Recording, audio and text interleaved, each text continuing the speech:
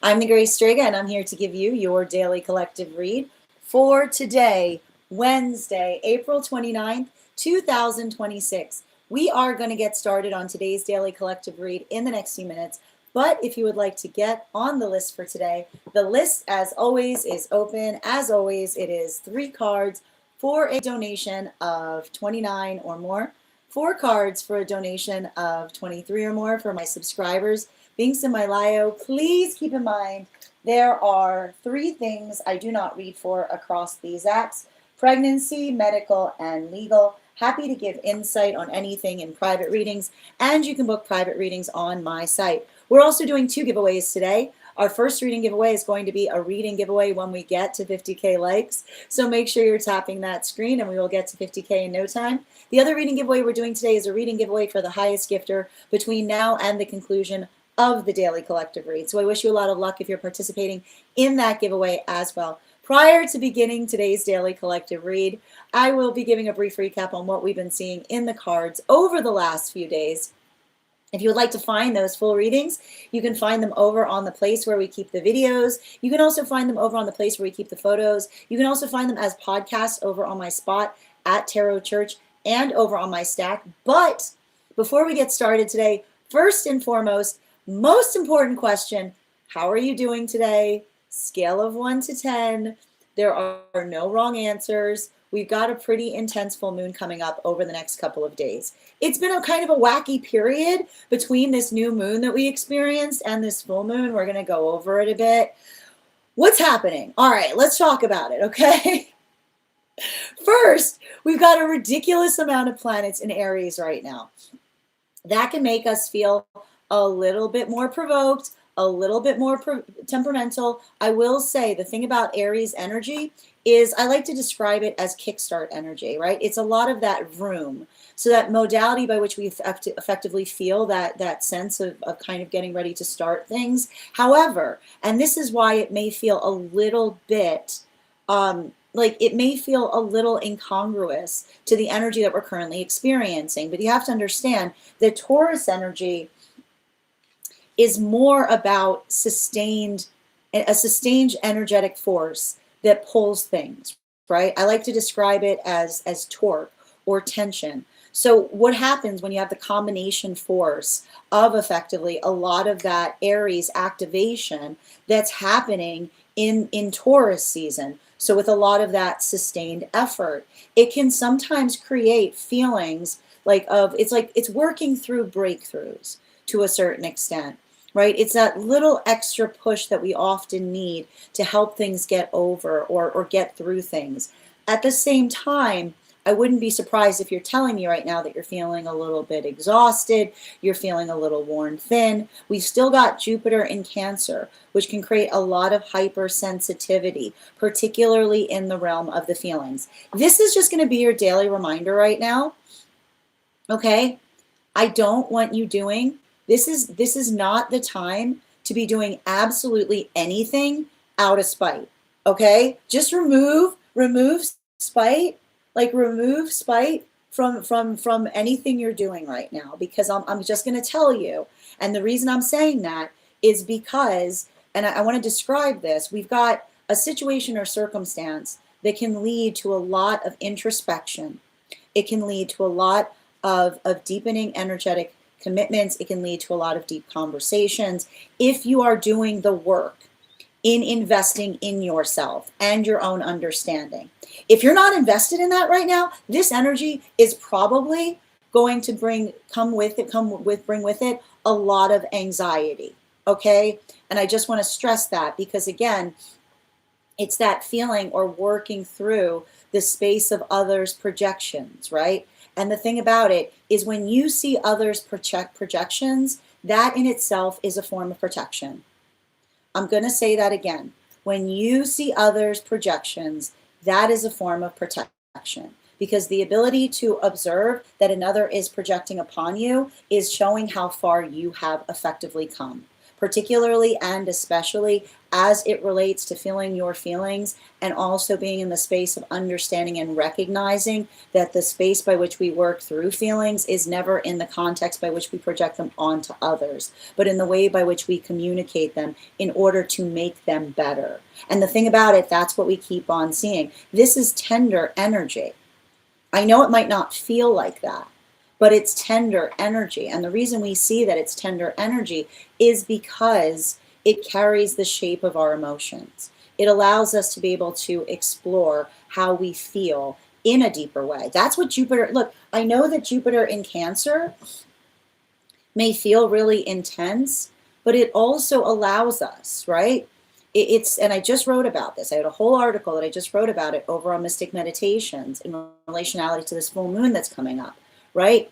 The ability to effectively plumb the depths of ourselves that allow us to rise to deeper levels of understanding. So I want you to take that into context, especially as we continue towards this full moon energy. Because again, a Scorpio full moon in Taurus season can be very transformative. But what's nice about the transformative aspect that we see, and this is why I like a full moon in Scorpio, a Scorpio full moon in Taurus season, because a full moon in Scorpio in Taurus season isn't just about the context of change, but the sustainable change that allows something to transform in a magnificent way. So I want you to make sure that you're honoring yourself if you're doing that work, and make sure that you're doing the work to be able to communicate how you feel, particularly in understanding, right? Particularly in understanding that the way that we effectively heal our relationships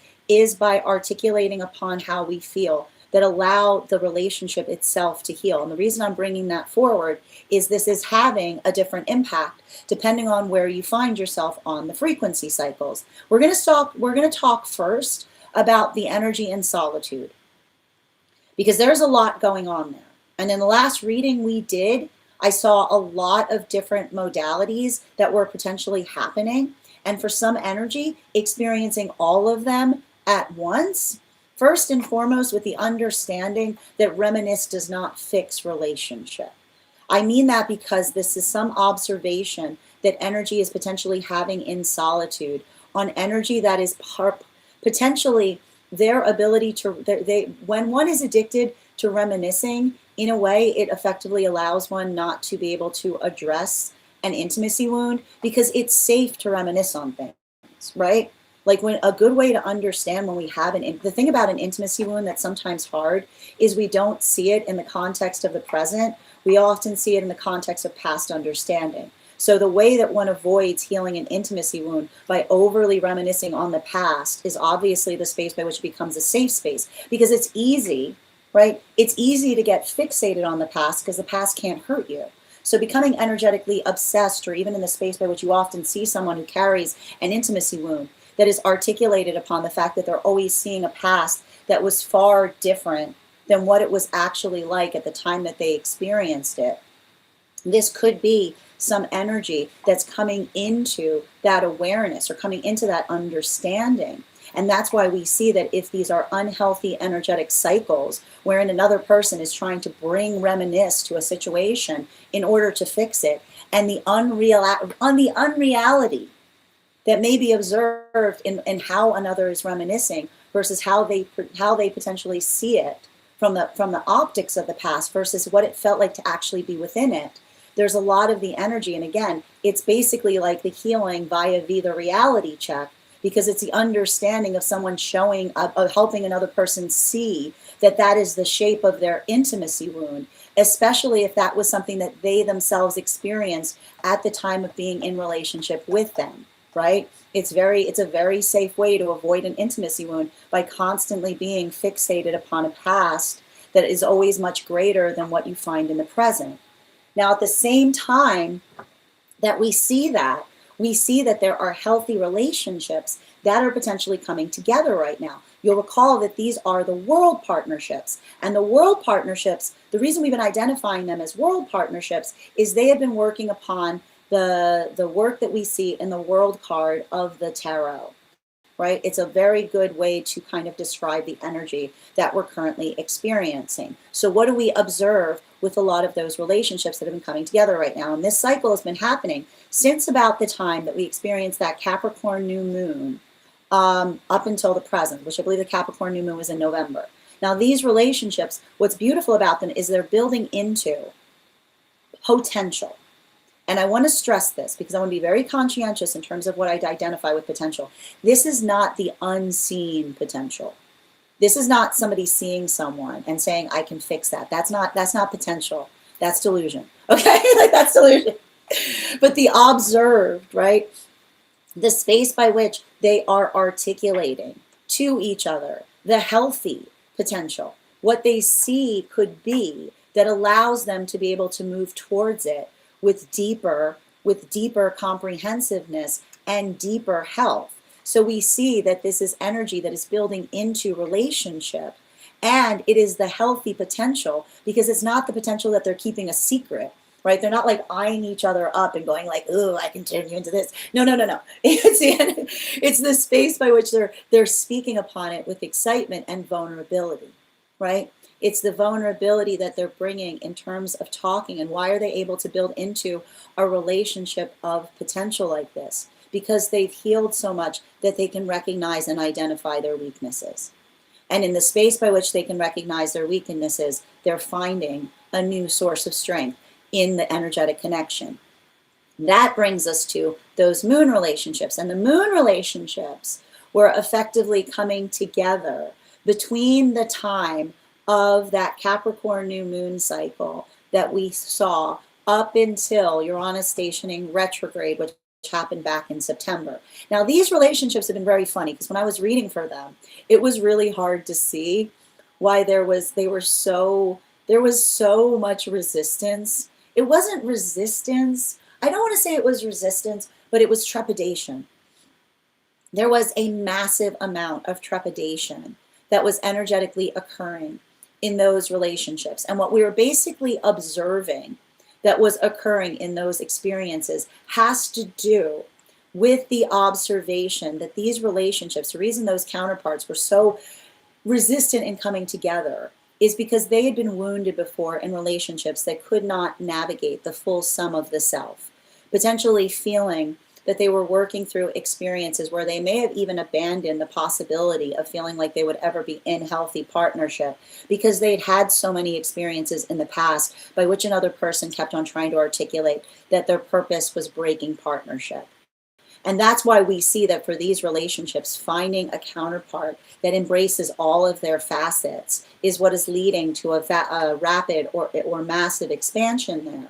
And even in the context by which they're potentially seeing that, there's a lot of that energetic flourishing that's occurring. And even in the flourishment that we see there, it's the identification of the possibility that is energetically growing specifically and particularly because the beauty of these relationships is feeling that they are finally safe in a relationship by which they don't have to exert a massive amount of effort in perpetually checking the health of the connection, but feeling the surety, which is potentially leading to deepening investiture in those relationships, deeper relationships that are forming there. And even in the context by which we see those relationships forming, we see that there may be an observation of the past that is occurring there, but it's the past that is revealed and immediately healed in the context of what was missing. Now, this brings us to the relationships that are deep within divine union right now. And these are those temperance partnerships. And the temperance partnerships were effectively coming together between the time of Uranus stationing retrograde, which happened in early September, up until the solstice period that we experienced this summer. They were working through the temperance lessons of the tarot. Everything is possible so much as the work is mutual. And what's interesting that we see that is potentially occurring there is that for some of these relationships, it might not necessarily be smooth sailing right now. There may even be a little bit of rockiness, but it is the rockiness that fortifies, because these are relationships that are potentially healing their relationship to argumentation. This is a summary of the work that we see that is happening with Aries, with all of those planets in Aries, because it's the observation that feelings don't damage relationship as long as we're able to convey what we have feelings upon. The ability to effectively express what is effectively helping us heal. So we see that even though there may be some argumentation there, it is the energy that is observing the difference between arguing with one another versus arguing for one another, which is the observation of being able to articulate and amplify how they feel, but not just how they feel, what they are effectively doing better. And every time, and almost observed in the space by which the argumentation becomes armor, because every time they argue, they feel like the relationship is a bit more strong. So it's the arguer that brings the stronger, the argument that brings the strength, that allows the energy to feel healed, because they're learning that it is safe to have healthy volatility in partnership because it forges a deeper connection. Now that is, but not in the space, but again, not because it's not the argumentation at one another, but toward the direction of the relationship that makes the relationship even stronger. Now that is where we find all of the energy prior to beginning today's daily collective read. But if you'd like to find that full reading, you can find it over on the place where we keep the videos, also on the place where we keep the photos. You can also find it as a podcast over on my spot at Tarot Church and over on my Stack. I would also encourage you to head over to my Stack to learn more about our next tarot class, which is going to be happening on Thursday, May 21st at 6 p.m. PST, 9 p.m. Eastern. We will be continuing our studies into the tarot with a focus on the court cards in the Pentacle suit. If you'd like to become part of that tarot class program, all you need to do is head on over to my Stack and become a paid subscriber. Your paid subscription to my Stack is your ticket of entry into our live classes each and every month. You will also find have access to a one-on-one chat with me and the other students to ask any questions that you may have in relation to anything we've learned and studied thus far. And if you become a founding member, not only will you receive a discount on the full year's worth of classes, but you'll also have access to over 20 hours worth of material in the Tarot Church Library class archive, as well as the opportunity of receiving a complimentary one-on-one mentorship class with me, where I will meet with you personally to assess where you are on your own personal tarot journey and give you the best insights in terms of how to utilize those classes to the best of your advantage, moving towards your tarot goals going forward. One of the things I tried to do in these classes was make them accessible to the absolute novice tarot reader as well as the seasoned reader. There's definitely something there for everyone. Don't let your lack of experience or your robust experience prevent you from joining us in these classes. And even if you don't become a paid subscriber to my Stack, I would encourage you to follow me there to stay up to date on any new offerings or services. I also post my weekly newsletter there, which will let you know about my in-person events, as well as my online live schedule, as well as my mystic meditation articles. I just wrote one today on navigating that full moon that we've got coming up. Finally, I want to let you guys know that on top of my standard life path readings, I also offer mentorship classes. These are for any of my students seeking a more personalized educational experience with me. I take a very limited number of students for this reason, as those classes are focused on each individual's personal spiritual goals and journey work. Those classes can be purchased on an individual level or as a monthly class series, weekly or bi-weekly, as your schedule permits. Also for my students seeking more consistent weekly tarot support, I'm very happy to offer weekly tarot insight packages. That is a package of 4 30-minute readings, again, weekly or bi-weekly, as your schedule permits, so that you can stay more consistent on your personal journey at a discount, as well as dream interpretation readings, which you can purchase per dream or as a series. If you purchase the series, I would encourage you to start to keep a dream journal, as we will meet weekly or bi-weekly with that journal and utilize the tarot to understand the key themes and messages coming towards you in the dream space. But let me know in the comments how this energy is impacting you personally, because it is going to hit everybody a little bit differently. That said, we are going to get started on today's daily collective read in the next few minutes. If you would like to get on the list for today, the list is open. It is 3 cards for a donation of $29 or more. 4 cards for a donation of $23 or more for my subscribers. Links in my bio. Please keep in mind there are 3 things I don't read for across these apps: pregnancy, medical, and legal. Happy to give insight on anything in private readings and you can book private readings on my site. We're also doing 2 giveaways today. Our first reading giveaway is going to be a reading giveaway when we get to 50K likes, so make sure you're tapping that screen and we'll get to 50K in no time. The other reading giveaway we're going to be doing today is a reading giveaway for the highest gifter between now and the conclusion of the Daily Collective Read. If you are on the hold list and would like to be added back to the list as well today, just let me know the date that you were added to the hold list. I'll be happy to add you back as well. And if you would also like to get on the list right now, it's a great time to get on the list. You will be the 3rd person read for. If you're joining us across the other apps, you can also get on the list today via my tree that has links in it in my bio. Welcome to those joining us over on the place where we keep the videos. Grand Rising Juanita.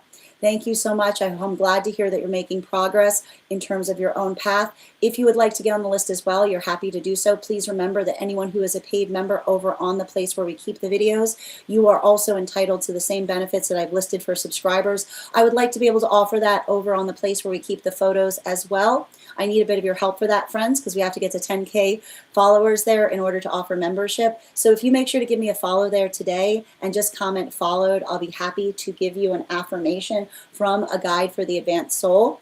And if you are already following me there, all you need to do is share this live with 3 individuals and comment share, and I'll be happy to do the same for you as well. How are you doing today, Nicole? Thank you for those likes. Thank you. I appreciate that. Kay Megan, good to see you guys. Please welcome in our mod, Kay Megan, for the day. So thank you so much for your help, dear. Yes, good to see you as well. Good to see you too. Isabel, that's a good answer for this moon. It's going to be fine. Yes, this new moon to full moon has been wild. Nicole, 6 out of 10, extremely unproductive, but rather be in the woods or outside instead of cleaning. Listen, I want you to recognize productivity comes in many different forms. What makes you think self-care is not productive? You got to kind of understand that. Self-care is really important to productivity as well. You're so welcome, Juanita. Working through breakthrough is definitely exhausted. Sending you support, Kay. And thank you so much for those heart knees, Dandy. Guys, please remember to recharge your heart knees today if you're joining us on the clock app. If you would like an animal oracle card on top of your 1 card. Nikki, thank you for those heart knees as well. No spite. Hi there. I am used to living in anxiety, so that's not something I notice a change in. Sending you support on that journey, dear. I hope these messages are helping. Absolutely. Grand Rising, Minnie. Happy to read for you on that astrology. If you'd like to get on the list is open. Welcome, Dandy. Good to see you today. And thank you as well. The fit. I love that you call it that, Nikki. How are you doing today, Per? Welcome. Good to see you, Kath. It's been a minute. How are you today? Excellent. And thank you, Per, for sharing the live. Always appreciate when you guys share the live. Oh, thank you so much, White Scorpion. I hope you're doing well today.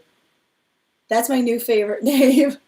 How are you doing today, C. Jules? Thank you for following. And for those who follow us over on, where is my book?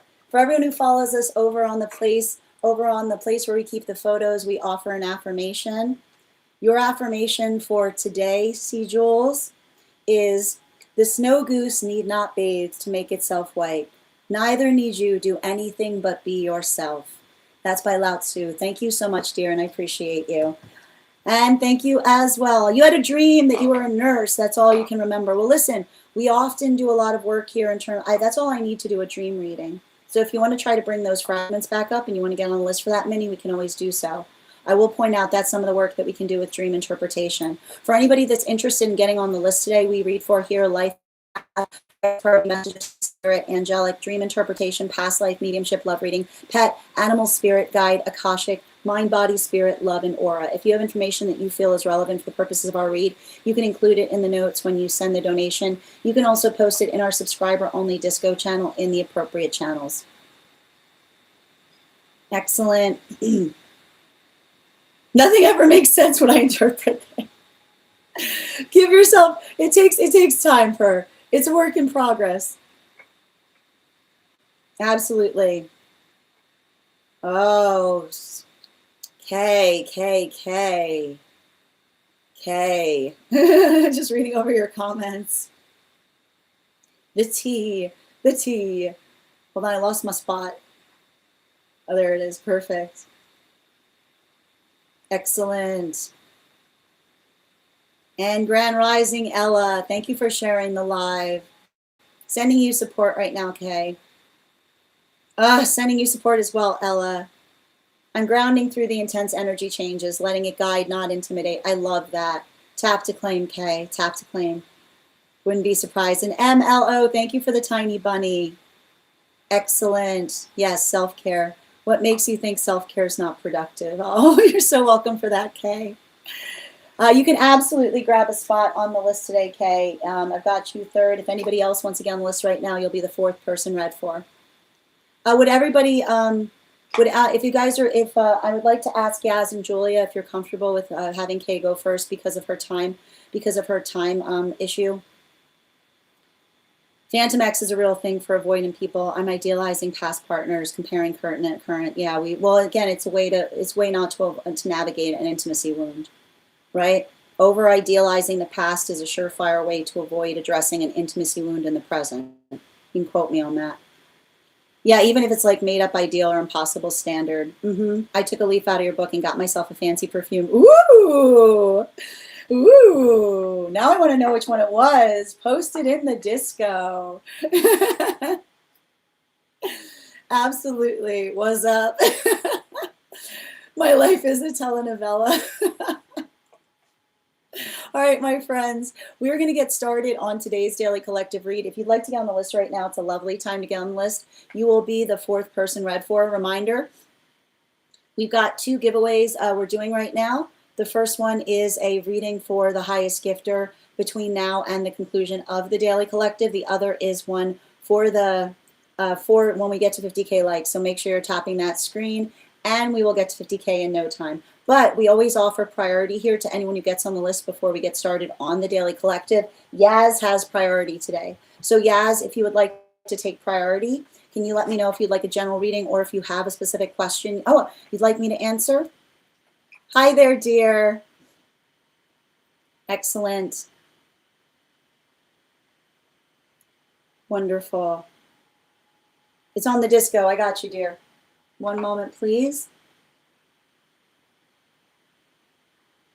Okay, I need a minute to read over this.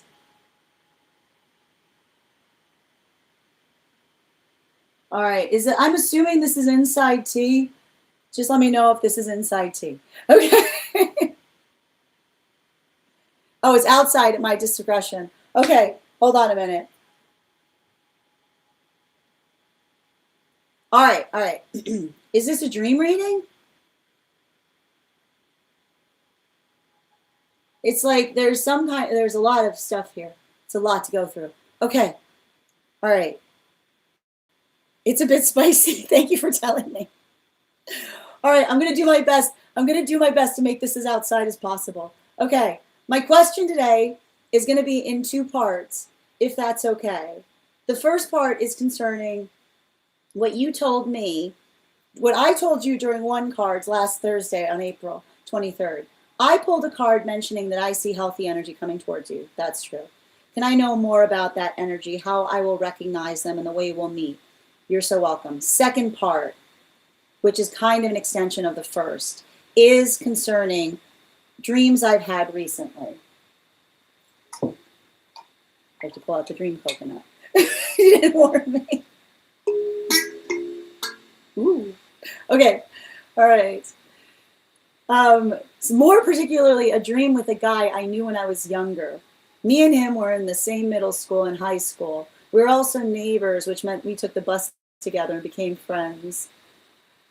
All right. Oh, there's a lot of synchronicities, including the fact that you guys share a similar origin and you were born on the same day.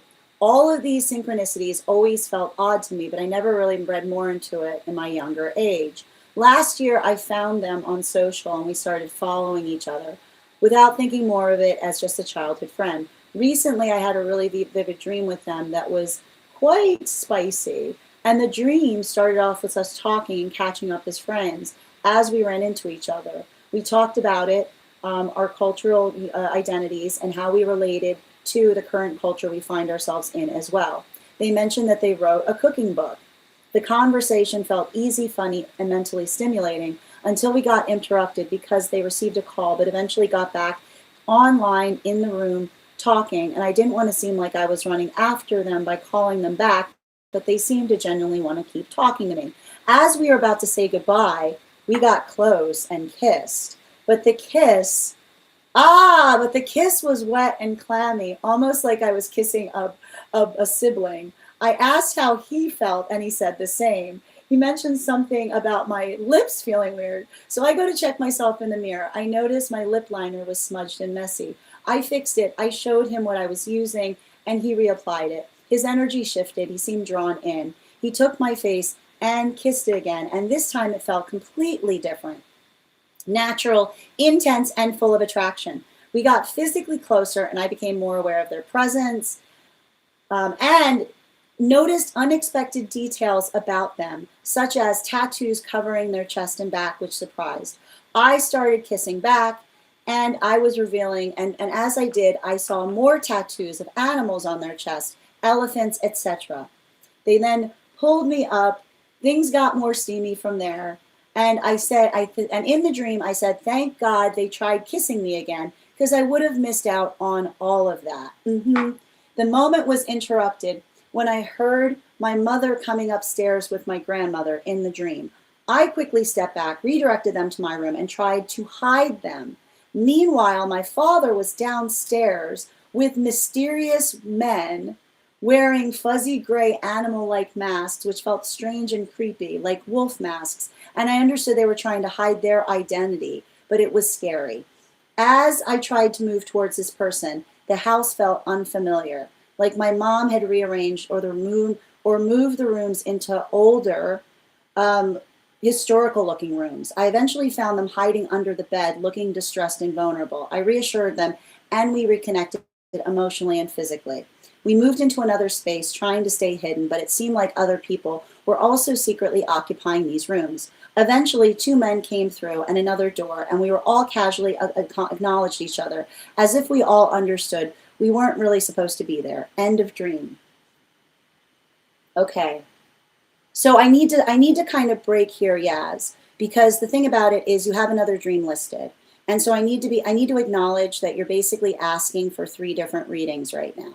So in terms of what I can do with the time that we have allocated, I can also identify the fact that we can do a dream reading based upon this particular dream, or we can draw around the healthy energy coming towards you.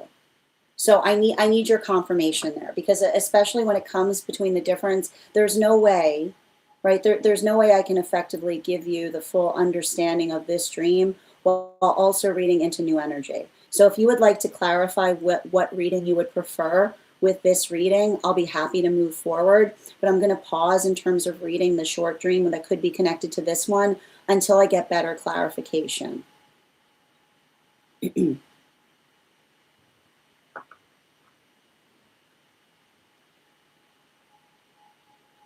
Yeah, we definitely got the crowd's decision on what they would prefer you read to. So if you could just let me know, we'll continue from there. Well, this is not your decision. It's Yaz's decision.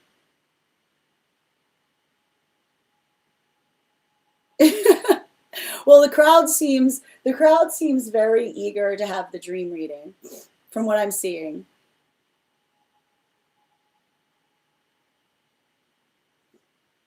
Yup. All right. Yes, it's entirely your decision. Do you want to do the dream reading?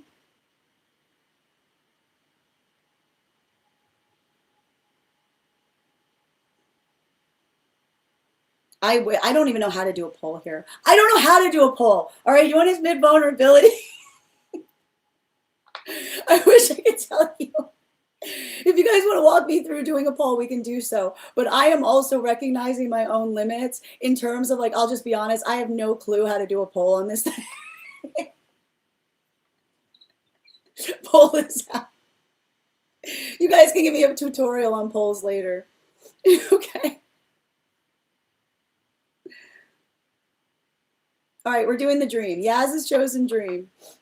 Me also. You see again. Okay, all right. We know our limits here. Okay, but mom does not do it. It's okay, Kay. I am here with you. Okay, I'm not judging you. You're not judging me. All right, this is a safe space. We'll do work on that later. We'll talk to Lucas. Lucas can bring us up to speed. We're all in the helping tree. Okay. All right, so now we're going to read on the other short dream, which is potentially connected to this one. All right. I was in a large bathhouse surrounded by people in their own baths. Another person that shares my own origin caught my attention, and I noticed another girl trying to flirt with them and kiss them, but they gently turned them down. After that, they shifted their attention towards me and we started talking. The connection felt natural and effortless. We joked about where we're from, and there was a mutual attraction. They leaned in to kiss me. You pulled back and you told them that you preferred to take things slow. They respected your boundary and seemed to genuinely appreciate it, which left you feeling like they valued your standards. Absolutely. All right, can I please get 4 cards for Yaz on this dream, please? 2, thank you. And 2 more. Okay.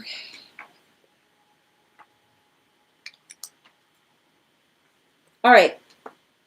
So the thing you have to understand is what we're effectively seeing that's happening in these dreams has a bit to do with the new energy that's coming towards you. And a lot of it is the observation of you making energetic peace with your own history. Okay? There's something very important here that we see. And it's interesting because I'll tell you right now, the dream looks like a relationship dream, but it is more a dream about personal identity. And why, and you have to understand that's coming through the visage of the energy. And I want to tell you, I know it's going to sound a little bit odd, but the dream itself is effectively a shadow work dream, right? This isn't a love dream, it's a shadow work dream because it's showing you, and again, what do we identify with shadow work?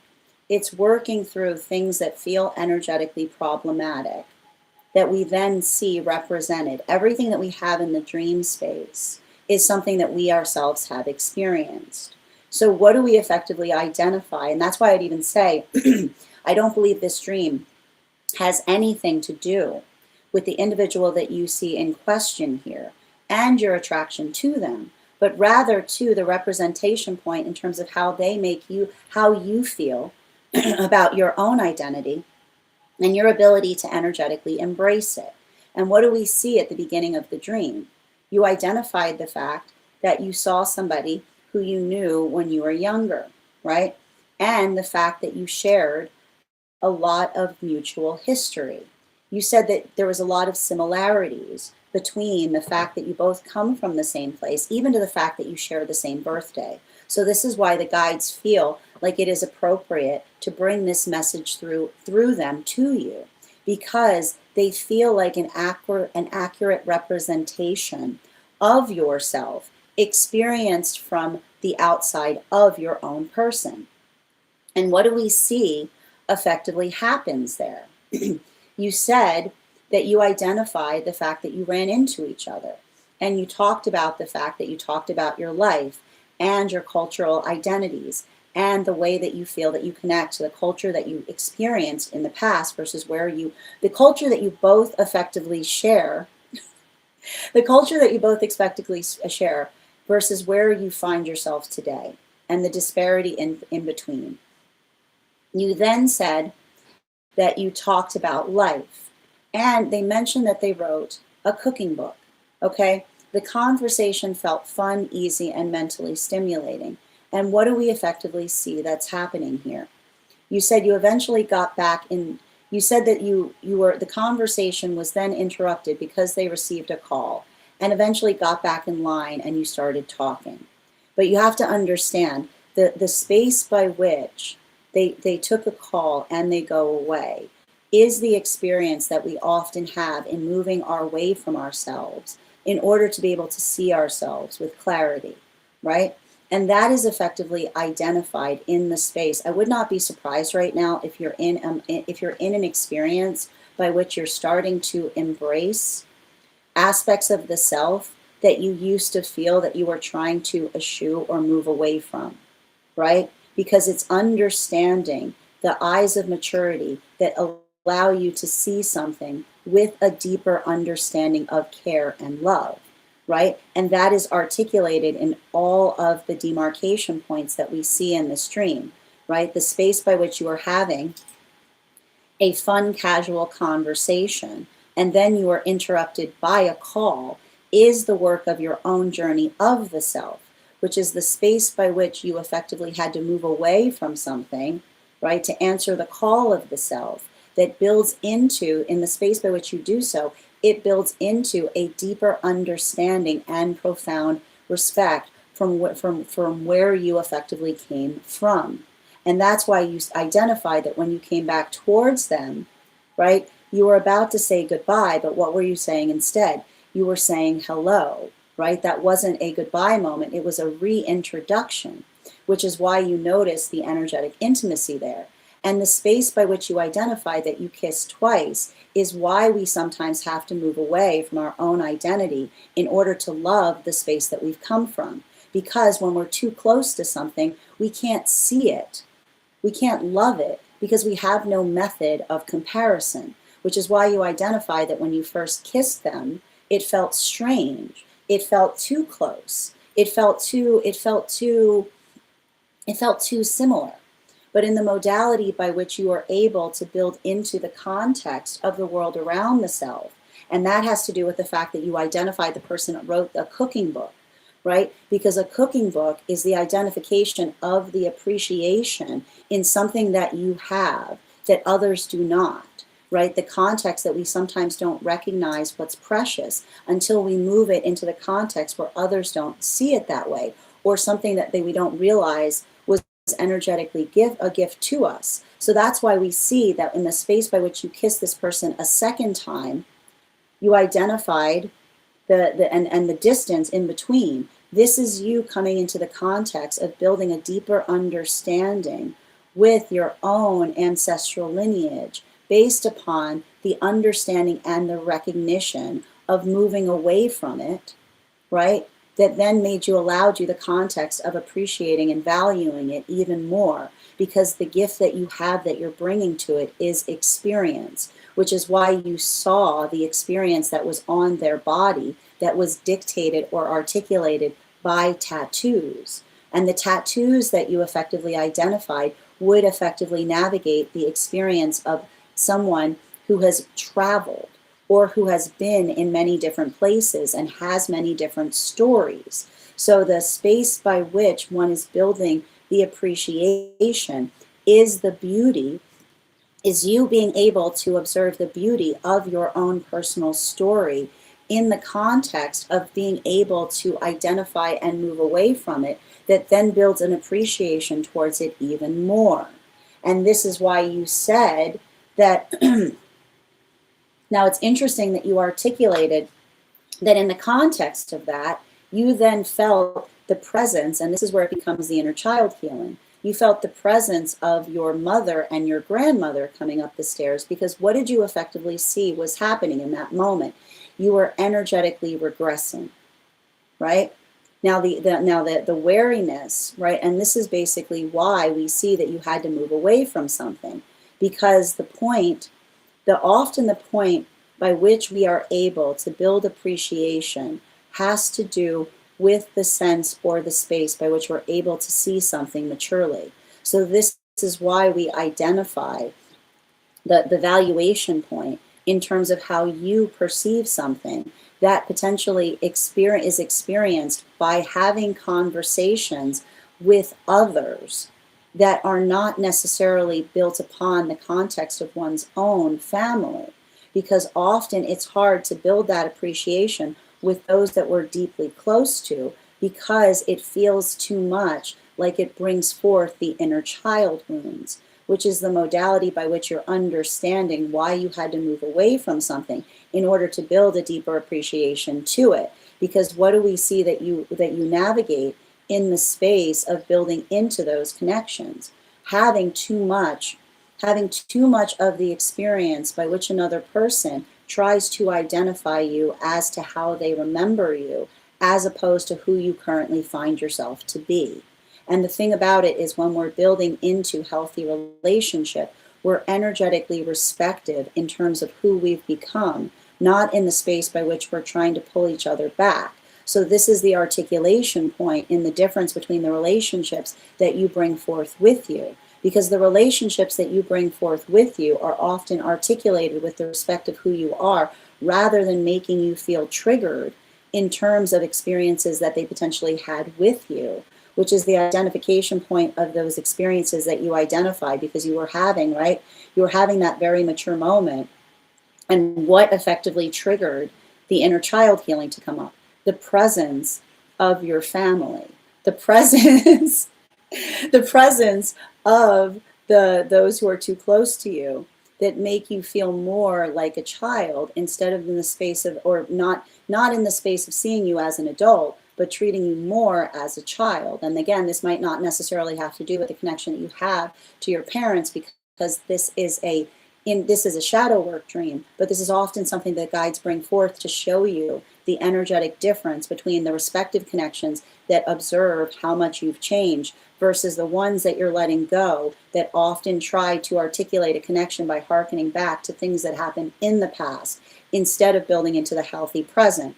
You then identified the fact that you said that now moving into that space as well, in terms of recognizing or identifying the space by which you saw your father and mysterious men wearing fuzzy gray animal-like masks, I would ask, I feel like the thing that we effectively see there may have to do with the acknowledgement point in terms of being able to build healthy relationships. Because the thing you have to understand is, in a healthy relationship, in the space by which we build into healthy relationships, others have to see us from a point of mutual respect. Because when another person can't see us from a place of mutual respect, then it's often the space by which they're not energetically respective of us. So there's something important that we see in that identification point as it relates to a desire to be closer to someone, but in the space by which another was not allowing the context of being able to identify. And this is what we often talk about in terms of the space of having to be tough instead of healed, right? When others feel like they have to be tough instead of healed, it often creates a space by which we don't feel like we can build a healthy connection with them, which is why we identify the space by which you may have navigated, that it felt like there were these individuals, right? these presences that were effectively distant from you, but the space by which another person potentially made you feel wary instead of helping you understand them in a better way. So this could almost identify an experiences connected to a desire to know someone more, but the feeling by which another person was trying to be tough instead of being vulnerable. Now this brings us to the short dream that you had in relationality to identifying a bathhouse or being surrounded people in their own baths, because this is a continuation point in you basically healing your connection to your own energetic history. You said that in the space by which another person attempted to flirt with someone and they turned them down and they shifted their attention towards you and started talking, and you said that the connection felt natural and effortless. This is where I see that you're getting a little bit of healthy healing, because this is actually the counterpart dream. So you're getting both of the things that you asked for here, because you asked me to talk about what that energetic presence is that you can expect. And my answer is, look to the second dream, because the first dream is showing how you've energetically healed, or how far you've come on your own healing journey, potentially as it relates to your experience in terms of integrating experiences of the past and building into the space of being able to look at something that you have a new healthy respect for.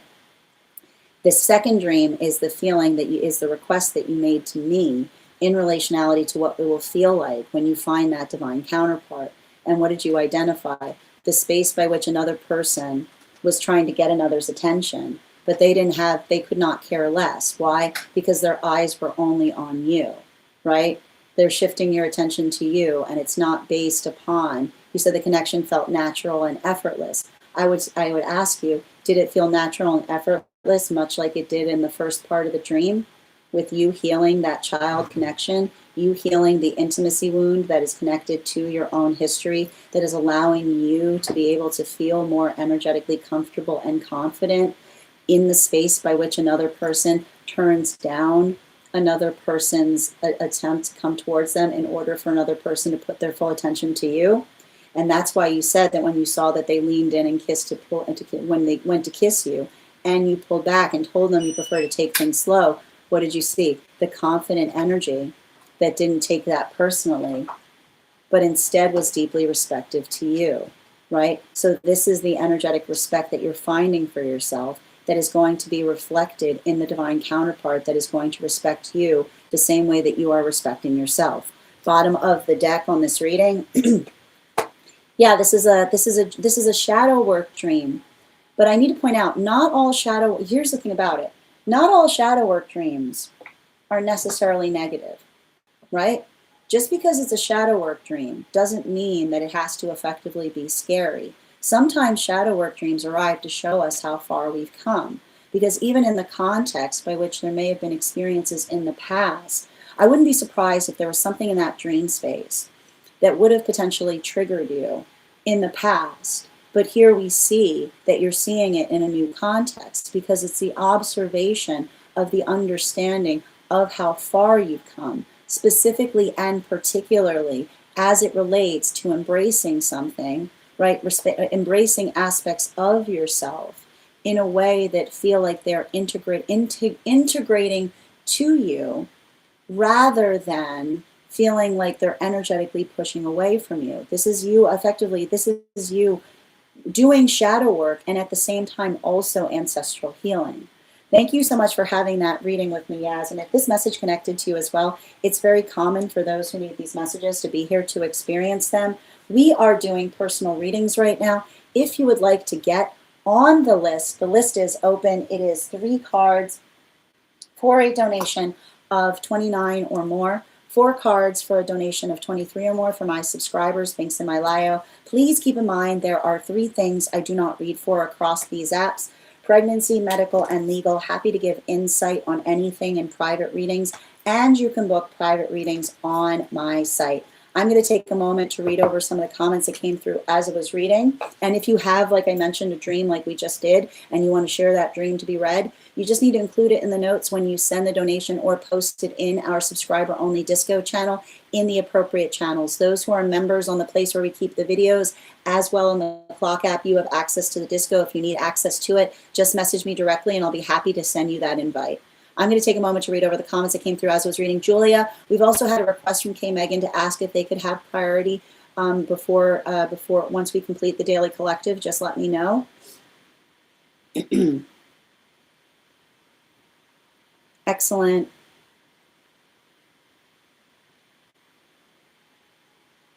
Yep. Y'all better chill. I love it. And again, can we just take a moment to celebrate K. Megan, who figured out how to do polls after I started the reading. We are all learning together, my friends. I do. Thank you guys so much. And Kay, I also know that you're on a tight timeline. So if you need to get off before I start the daily collective, I'm happy to read for you before we start the daily collective as well. Let me know what you would prefer, dear. Absolutely. How you doing today, Avatar? Good to see you. It is a bit spicy. Yep. If you're here, I promise I'll give you some outside tea. No, you have nothing to apologize for with the lengthy message. But I just love the fact that the way it worked out was you got both of your questions answered through the dreams. So there's that. Yes. Absolutely. Oh, he reapplied it. Yep. Yep. How you doing? Welcome, Avatar. Yes, this is wild. Yeah, I was trying to get her money's worth. New energy. Yes, we need the dream. I love it.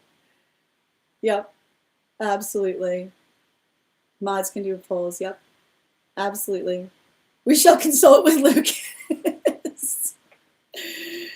Hi there, Phoenix. Safe travels, dear. You did it. I'm very proud of you, Kay. Yep, thank you. You'll have to show me how to do it next. Okay. Hi there, David. How you doing today? Welcome, Erica.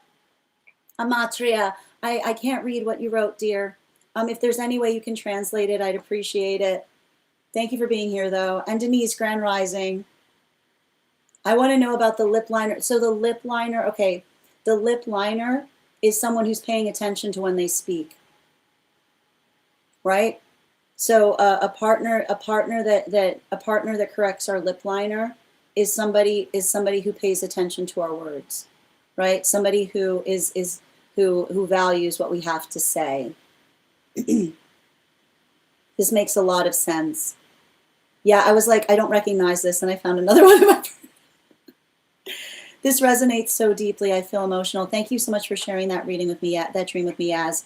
I've been trying to heal ancestral wounds lately, so that feels right.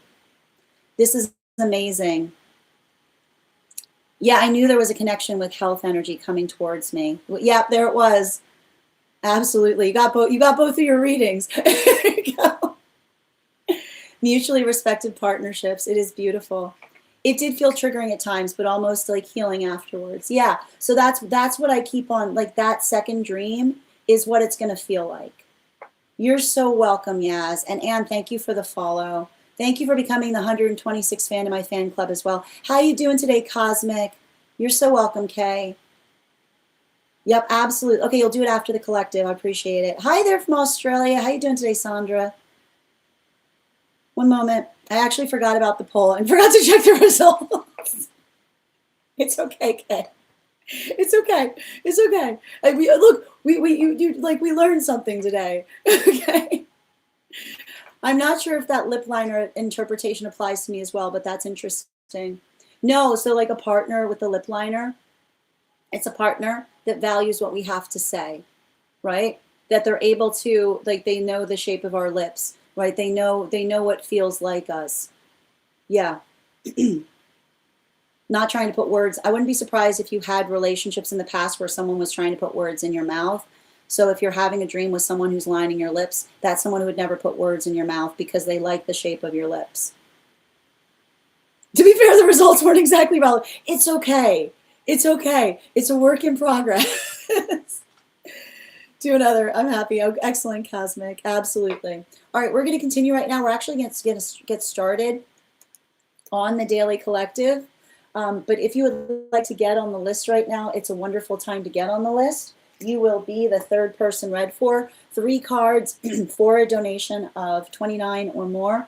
4 cards for a donation of $23 or more for my subscribers. Binks and my Lio. Please keep in mind there are 3 things I don't read for across these apps: pregnancy, medical, and legal. Happy to give insight on anything in private readings, and you can book private readings on my site. Erica, could you just give me the initials where you sent, and I'll confirm I received? I'm going to read the list now for anybody who's just joining us.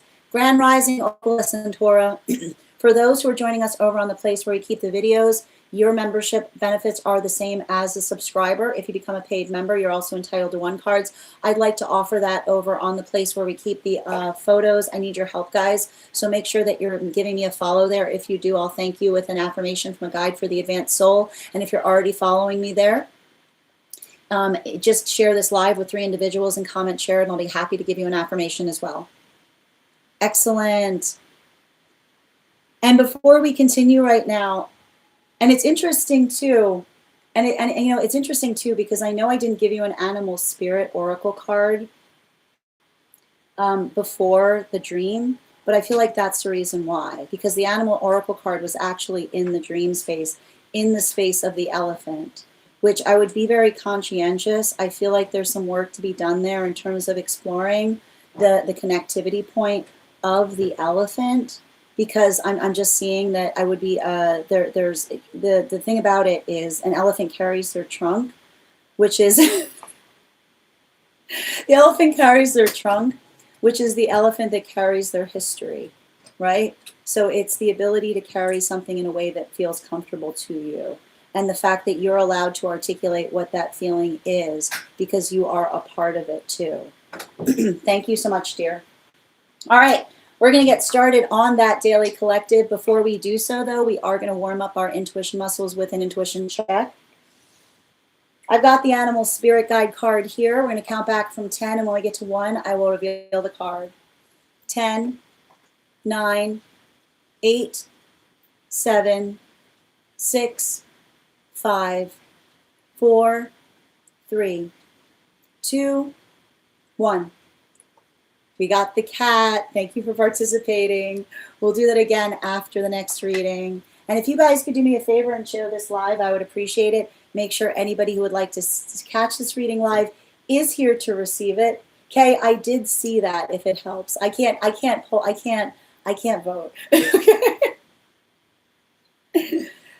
Yes, thank you for confirming. I've confirmed you, Erica. Thank you, dear. And also, please remember, we've got 2 different giveaways happening today. The first reading giveaway is going to be a reading giveaway when we get to 50K likes. So make sure you're tapping that screen. We'll get to 50K in no time. The other reading giveaway we're doing today is going to be a reading giveaway for the highest gifter between now and the conclusion of the daily collective read. Also, excellent, Julia. Julia, we've had a request. If it's okay for Kay to go before you because she's on a bit of a tight time schedule after we start the daily collective, just let me know if you're comfortable with that before we continue. Thank you. I appreciate you. Thank you guys for helping each other out. One moment, please.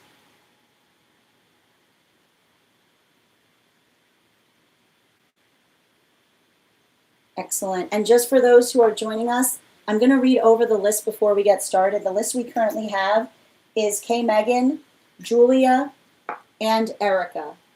Kay, Megan, Julia, and Erica. So if you have already gotten on the list and I haven't named you, just let me know. Give me the initials where you sent the donation. Also, if you are on the hold list and would like to be added back to the list, I just need to know the date that you are added, and I'll be happy to add you back as well. That said, no better time than the present. Why don't we get started? Welcome, everyone. Happy Wednesday. I'm the Grace Strega, and I'm here to give you your masculine, feminine, and non-binary energy update for today, Wednesday, April 29th, 2026. We are going to get started right now with the headspace of masculine. Can I get 3 cards, please, for masculine energy? What do we have today? 3 cards will be utilizing the Smith-Waite Centennial deck for masculine energy. We're starting right now with the 2 of Wands in its reversal, in combination with our 10 of Cups in its upright, as well as the 5 of Swords in its reversal. So let's talk a little bit about the energy that we're currently seeing and experiencing. I want to stress a few things right now. First things first about this energy is it's going to feel a little bit incongruous. Okay? I just want you to recognize that. And the reason is, and we're going to talk a little bit about this. So one of the things that we've been working through has to do with a lot of the energy that we see, that we navigate through Taurus cycles, has to do with consistency and effort and working towards things in stabilizing ways. Now, what's important to also notate there is the Scorpionic full moon that we've got coming through is all about rapid activation or moving quickly. So the thing about it, and I want you to understand, there's something really important to recognize and identify in relationality to this energy being one that effectively allows us to build into the context of prowess. Now, what does prowess mean? Let's get back to the origin of the word prow.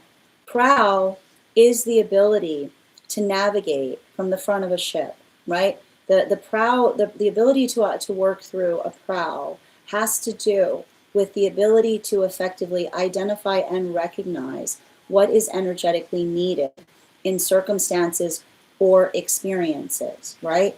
And the thing about it, and you'll often notice this, those with prowess do not require, ego gets in the way of prowess. And why do we say that ego gets in the way of prowess?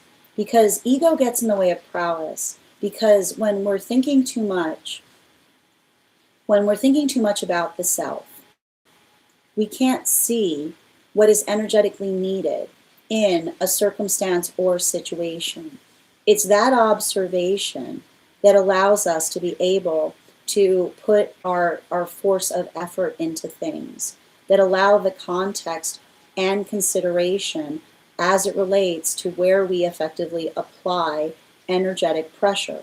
Now, what happens, particularly and especially when we're facilitating upon work of that nature, is being able to identify and articulate or work through circumstances or situations with a sense of healthy consideration. It's the adaptability that we effectively build into that allow us to be able to take holistic approaches to things. So we identify is, for a lot of the energy that's doing that work, having adaptability and having the space by which one is able to take a holistic approach to something allows one to be able to energetically heal effectively.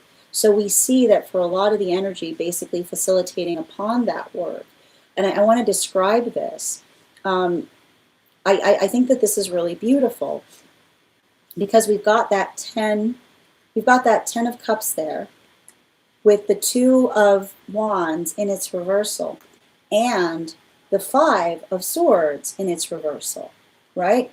And this is often, this is the conversation in being able to effectively take energetically universal approaches to things, right? And this is what we do, and this is what's beautiful when we heal our relationship to ego, because it's a space by which we understand that our job is not the need to effectively eviscerate or erase the egoic self, but to universalize our ego. And what does it mean when we have a universal ego? It's the beauty by which the space by which we hold ourselves is something that we would willingly, it's a space by which we would willingly hold another. It's the identification point of the mutual respect that we find for one another. So we see that for a lot of that energy, being able to articulate and express from a point of understanding and empathy allow the possibility of being more energetically effective. So I think that that's really interesting because I feel like I wouldn't be surprised if there's masculine energy, again, bearing in mind this is not based on gender, but what one feels most aligned to, embracing new possibilities as it relates to working towards manifestation goals that feel, right, they're healthy when they're energetically mutually agreeable, right? The mutuality of a manifestation goal allows for things to become energetically possible. So I feel like there's something beautiful about that because I wouldn't be surprised if there's a lot of the masculine energy that's doing that work to articulate upon, right? Because when we articulate upon those plans, we're able to find those that build into it in the same context or the space by which we find that energetic harmony. So I feel like there's a big word harmony coming through right now for masculine energy. Now let's read into feminine energy. For feminine today, I'm feeling the Tarot del Fuego. You know what? How we doing, feminines? I'm feeling some spicy Tarot del Fuego energy here right now. I love this deck. Can I get 3 cards? 3 cards, Tarot del Fuego. What do we got going on here? 1, 2, 3. Yep, we got the 10. Oh my gosh, I love it. Okay, look at this. Okay, this is great. Look at this. Look at this. Look at this. This is why I felt this deck. Look, we got double 10s here. We got double 10 of Cups, both in its upright. Right? We like that. We like that 10 of Cups in its upright. I'm totally happy seeing 2 10 of Cups in its upright right now.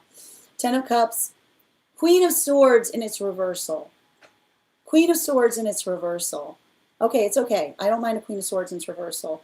And a 10 of Pentacles. And a 10 of Pentacles in its reversal. And I gotta stress, like, here's the thing about it. I gotta get, there's a little, it's a saucier 10 of cups. Okay, it's a saucier 10 of cups. It's a saucier 10 of cups is what I'm energetically seeing there. And why are we seeing, like, why is the word saucy coming through? Because, and I want to describe this,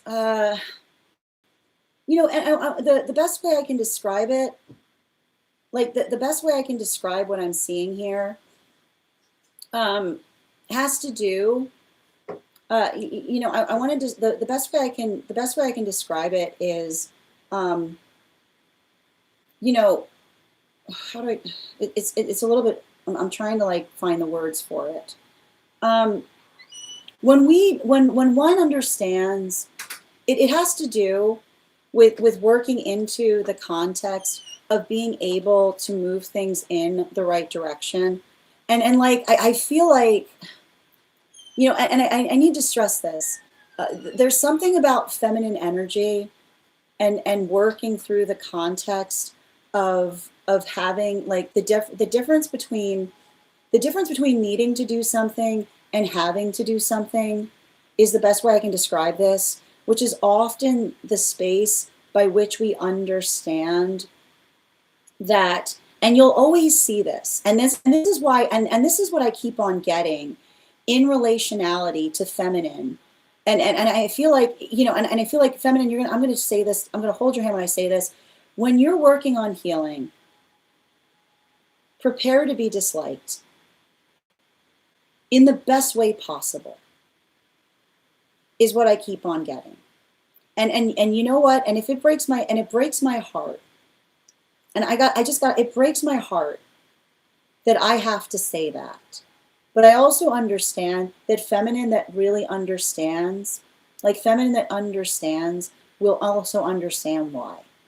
Because the space by which, right, the space by which there's something really tremendous that's happening as it relates to feminine energy, in understanding the toxicity of likability is often the space by which we work through, right? That when we understand that likability has nothing to do with the right thing, but the observation that when we're working towards what is right, it's not about likability. You know, like that's all there is to it, right? Like that's all there is to it. Like, and that's why you'll often see when you're working towards likability has nothing to do with it. Because you'll see a feminine out there doing the right work, and someone will come towards that feminine and be like, you're not being very likable right now. You're not being very likable. As if, because likable, right? Like likable, like that is somebody being like, aren't you supposed to be here? And this is feminine saying that feminine does not exist to appeal. Feminine does not exist. Do you understand that feminine does not exist for appealability? Appealability is not a manifestation goal. Appealability is not a manifestation goal. But those who do not value feminine energy will often try to catalog feminine by their appealability. And that's the feminine energy articulating upon that being the energetic issue right there, right? Because healthy energy is like, and that's why you'll often see feminine energy that works through that in the context of others, that understands the first thing you'll do when you're healing is shedding the desire or the need to be appealing, especially when it comes to honoring the self or honoring the journey of the self. And I feel like there's something important about that, particularly as feminine, coming towards other feminine and being energetically protective of them as well, right? Because that's the thing about it. When feminine's collective, right, feminine is protective. When feminine is collective, feminine is protective, which is often the space by which feminine says, you can't talk to them like that. And feminine saying that to feminine energy, right? Like that's feminine saying that to feminine energy, and also building into, and I feel like this is feminine that is getting more confident in articulating the things that they don't find energetically appealing, because that is feminine articulating and pointing to the direction of what needs to heal. And the thing about it is the space by which I keep on getting, the space by which we are protective is the space by which we don't avoid things, right? The danger that often comes to feminine in another person saying, don't look at that, is the space by which a space by which another is being patronizing towards feminine, because it's a feminine that cannot be energetically protected in the space by which we cannot see things. So there's something really important about that, because I feel like that's a lot of the feminine energy that is articulating upon the difference between being protective of others versus the toxicity of others that feel it's their duty to protect others, that identifies the source that needs to be protected from, because that is someone that is deep within their own egoic journey. Now, moving towards non-binary energy, and we're going to be utilizing the Aquarian Tarot for non-binary's headspace today.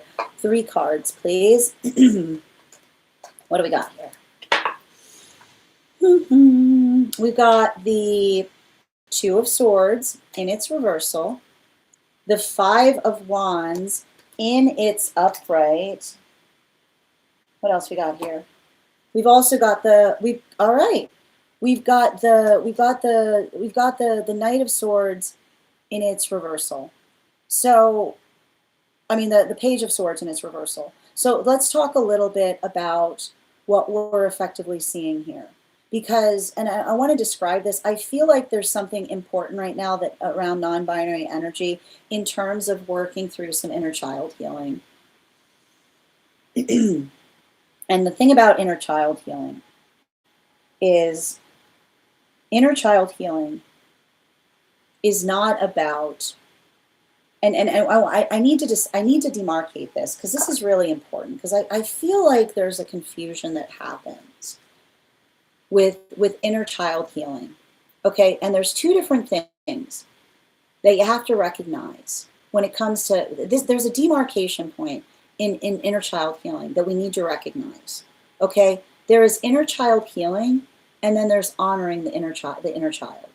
Okay, now what is the difference? What is the difference between honoring the inner child and inner child healing? Inner child healing is often wild, because the reason inner child healing is often wild is we have to become the energetic force that would have protected us from situations, right?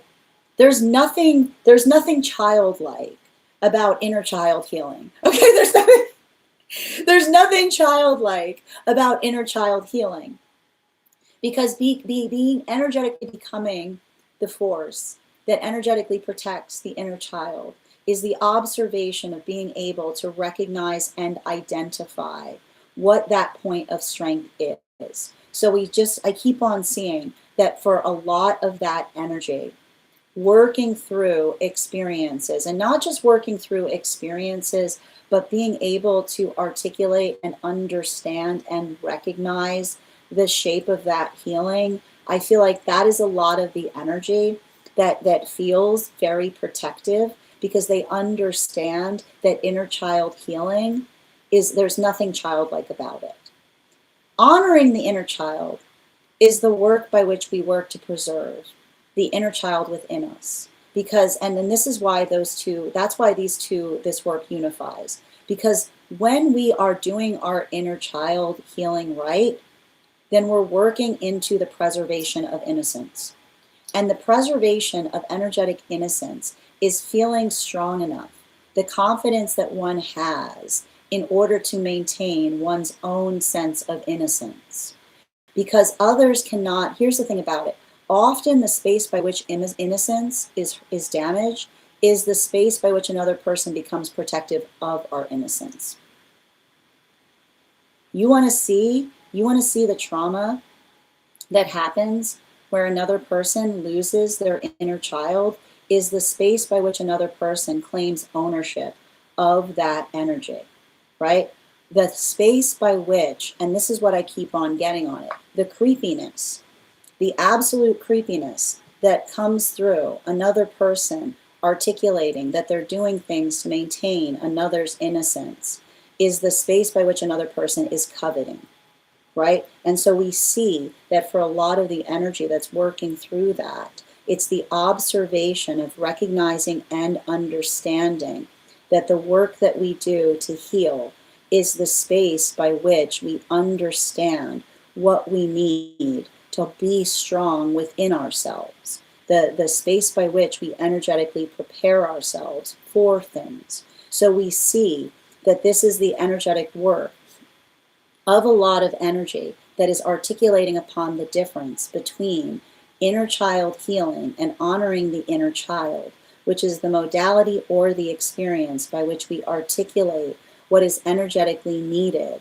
and the shape or the space by which we are energetically protective of it in the context of understanding that that is what would have potentially preserved or protected us in the experiences by which we feel that we were effectively hurt or traumatized. So I feel like there's something very important there, but it's very nuanced. So we see that that's a lot of the work that's effectively articulating upon the nuances of that by being able to understand and recognize the point of empowerment that arrives with personal understanding.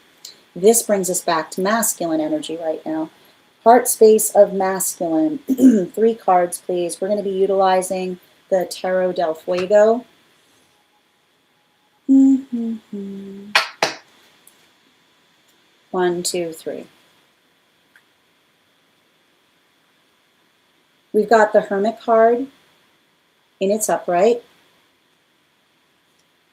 the Judgment card in its upright. Ooh, a lot of major arcana right now in the masculine space. And the 7 of Swords in its upright.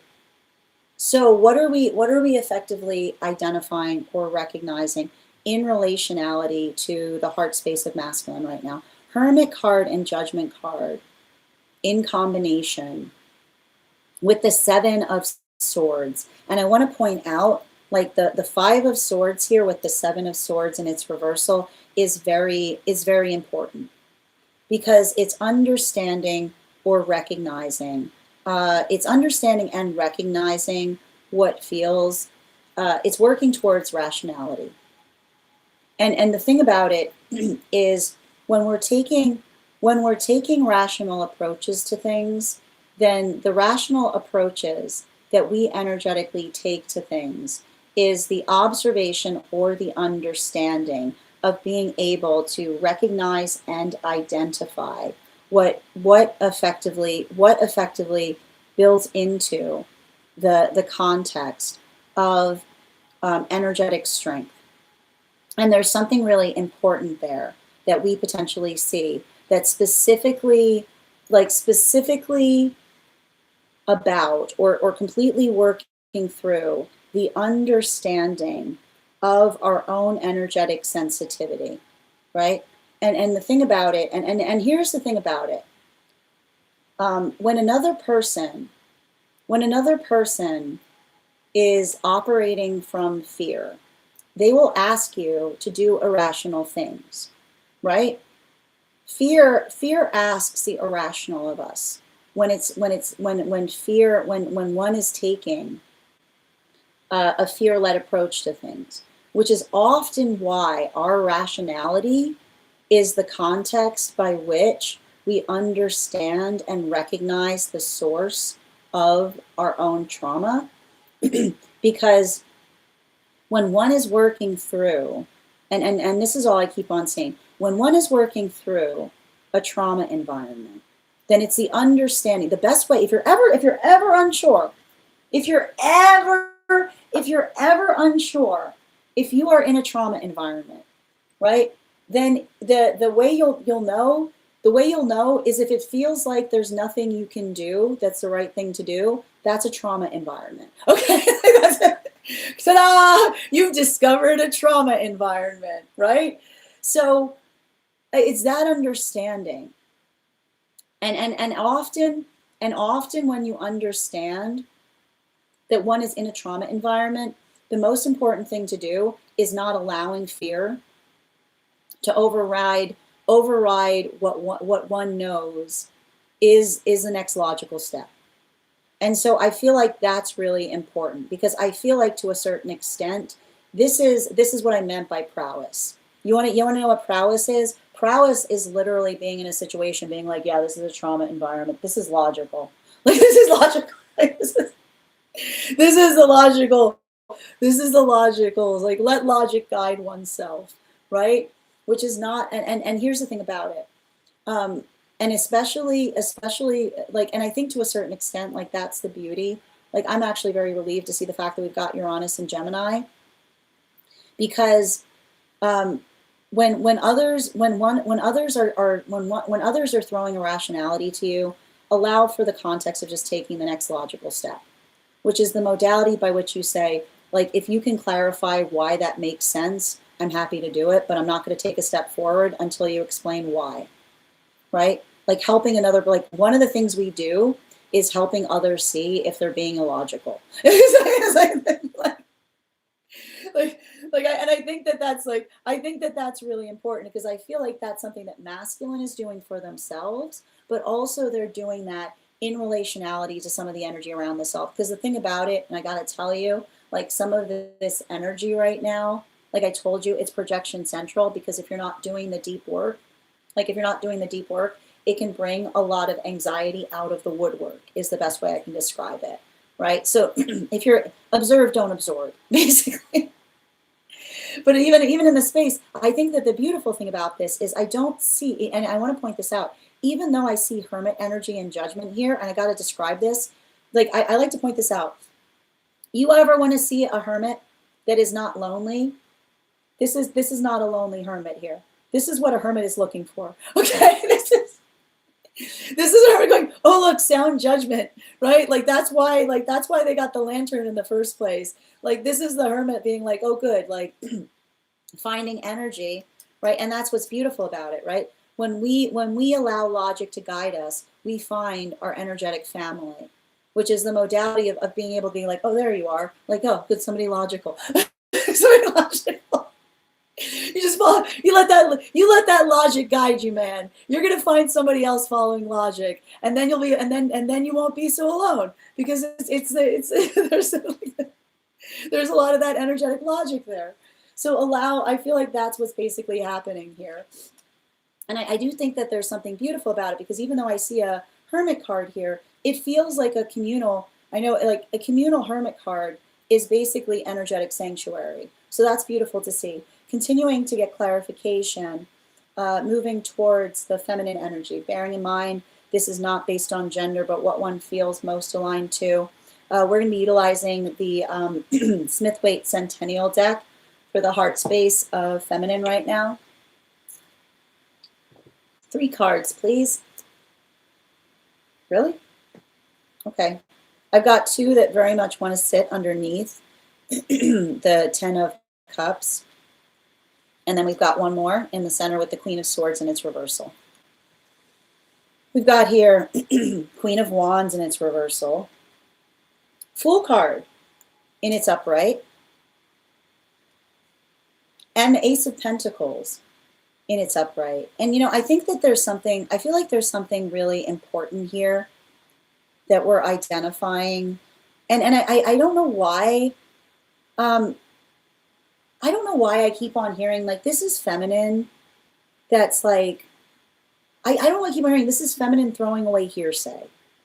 Which is like, and I want to point out something. The rumor mill is meant to grind things to a pulp. And I want to point this out. And this is often what you'll notice with feminine energy, right? When feminine energy comes into the awareness, that when you see a rumor mill, right, the only thing you should hear is wait for it, right? Because, like, when you find a rumor mill, then that's a modality by which energy is looking for things to grind their gears upon, rather than energetically working through things, right? And that's the funny thing about it. And that's why, like, a rumor mill is usually a wheel, is the way I keep on getting. And when you realize that a rumor mill is usually a wheel, it's the observation of being able to understand that things that are energetically, things that we hear spring from things. And we don't articulate upon the things we hear, but rather the things that we know, right? Because when we hear things, right, we hear what others aspire and desire for us to hear. It's very convenient, isn't it? Because often the space by which another person says, I heard, being like, is that a thing? Is that a thing? Or is that a feeling that you don't want to take responsibility for? Right? I've heard is like, I've heard it's like, and this is feminine being like, I just keep on seeing the feminine going, is that a thing that's real? Or is that a feeling that you have that you don't want to take responsibility for? Right? The observation of understanding, the point of observation, that when we know things, when we know something is healthy, we're able to point in the direction from which it energetically springs. And so that's why I think that that's beautiful, because I feel like in a way, this is feminine energy seeking healthy springs.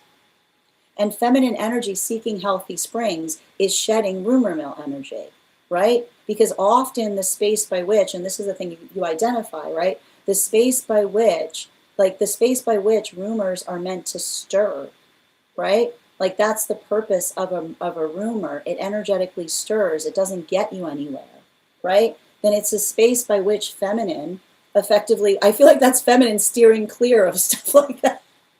Feminine being like, do, like just like, nope, like there it is, just like that. And that's why I see all of these heart space, like this is all the energy of the heart space of feminine, right? Being like, that's why there wasn't a third card, being like, oh, nope, wrong door. It's the energy. And that's, and I feel like that's what's beautiful about it, because that's an energy that's feminine that just goes like, oh, sorry. Like, oh no, I'm sorry, I don't stir. Like that's feminine going, I don't stir. So, and that's beautiful, because I feel like that's a lot of the feminine energy that's working towards practical approaches to things, or working towards the space by which they themselves energetically align to energy that is also sharing that point of sublimity. Continuing to get clarification, moving back towards non-binary energy's heart space. Can I get 3 cards, please? And we're going to be utilizing for the heart space of, non-binary, we're going to be utilizing the Tarot del Fuego. 3 cards, please.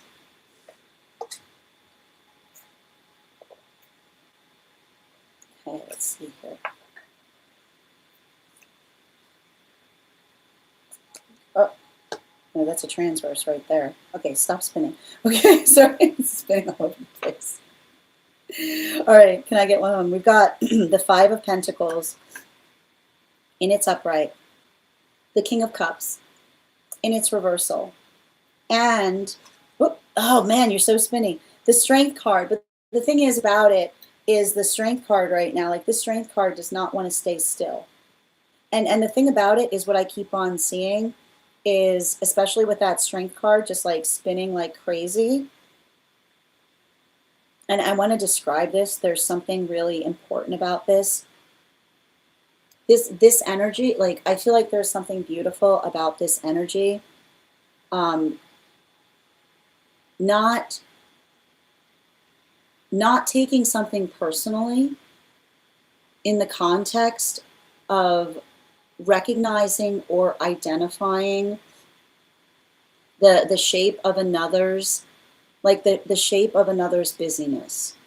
And I want to describe this here, because I feel like there's some kind of trauma here that I feel like some of the non-binary energy is releasing.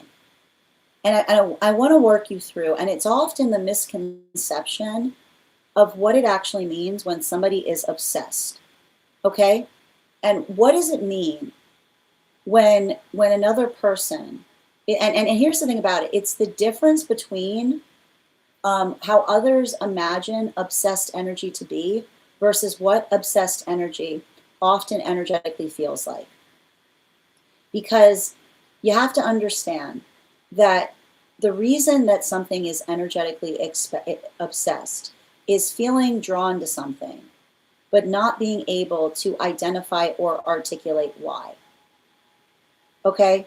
Like if you're ever worried, like, like if you're ever wondering if you're obsessed with something, then it's trying to gravitate upon the purpose of the energetic obsession, right? Because our obsession becomes purpose when we're able to define why it's so important. But we can also recognize, and I feel like there's a lot of energy here. I feel like there's something important about some of this energy healing from deep trauma in being another person's obsession. And what does it mean when we're another person's, when we are in the space of being another person's obsession? It's the desire of another person to want our energy, but without a reason, without a cause, or without an energetic need for it.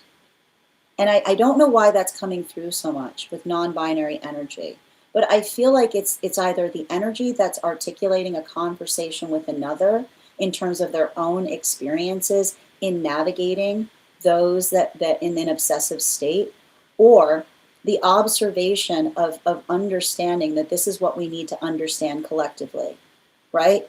That the sound of what's wild about obsession is often the space by which another person articulates, will not stop talking about how much they hate something. You want to see some shadow work in action? You want to see some shadow work in action, right? Watch someone that seems wildly obsessed with how much they hate another, because that, in a certain extent, shows you what they haven't resolved within themselves, right? That's the shape of their shadow work. That's the fact by which there's something about the understanding of what they energetically desire. And this is why I feel like this energy says, can be careful what you obsess over, right? Because the opposite of hate, the opposite of love, is not hate. Hate is often transmogrified. It's the space by which, and especially if someone holds unreasonable hate for something, it's the conversation that those who understand the nature of emotions often says. It says, why do you hate that so much? And do you actually love it in a way that profoundly confuses you, right? That modality of understanding that when we actually hate things, we can articulate the reason why, right? When we actually hate something, we can articulate the reason why. But when one is obsessed with another, it can often look like they're another's hating because one is not able to let go, right? So that is why I keep on seeing that it's interesting, because it's working through, I feel like there's a lot of the energy that's working through, like divining, right? The difference between what feels like rational hate for something, something that is contemptible, something that is detestable, versus those who often try to hide their obsession for something through the context of hate, but is immediately apparent to others because they have no cause or reason for feeling that way, or any clarification as to why those emotions are there. And often those who want to do that will create a story that allows them to be able to be obsessed in that way, which brings us back to the feminine energy and the rumor mill that we were talking about. You see the connection points? Getting us back into, moving back towards masculine energy, unconscious of masculine, bottom of the deck here. Oh, that's interesting. What are you doing there? Okay, we'll hold on to that. Okay.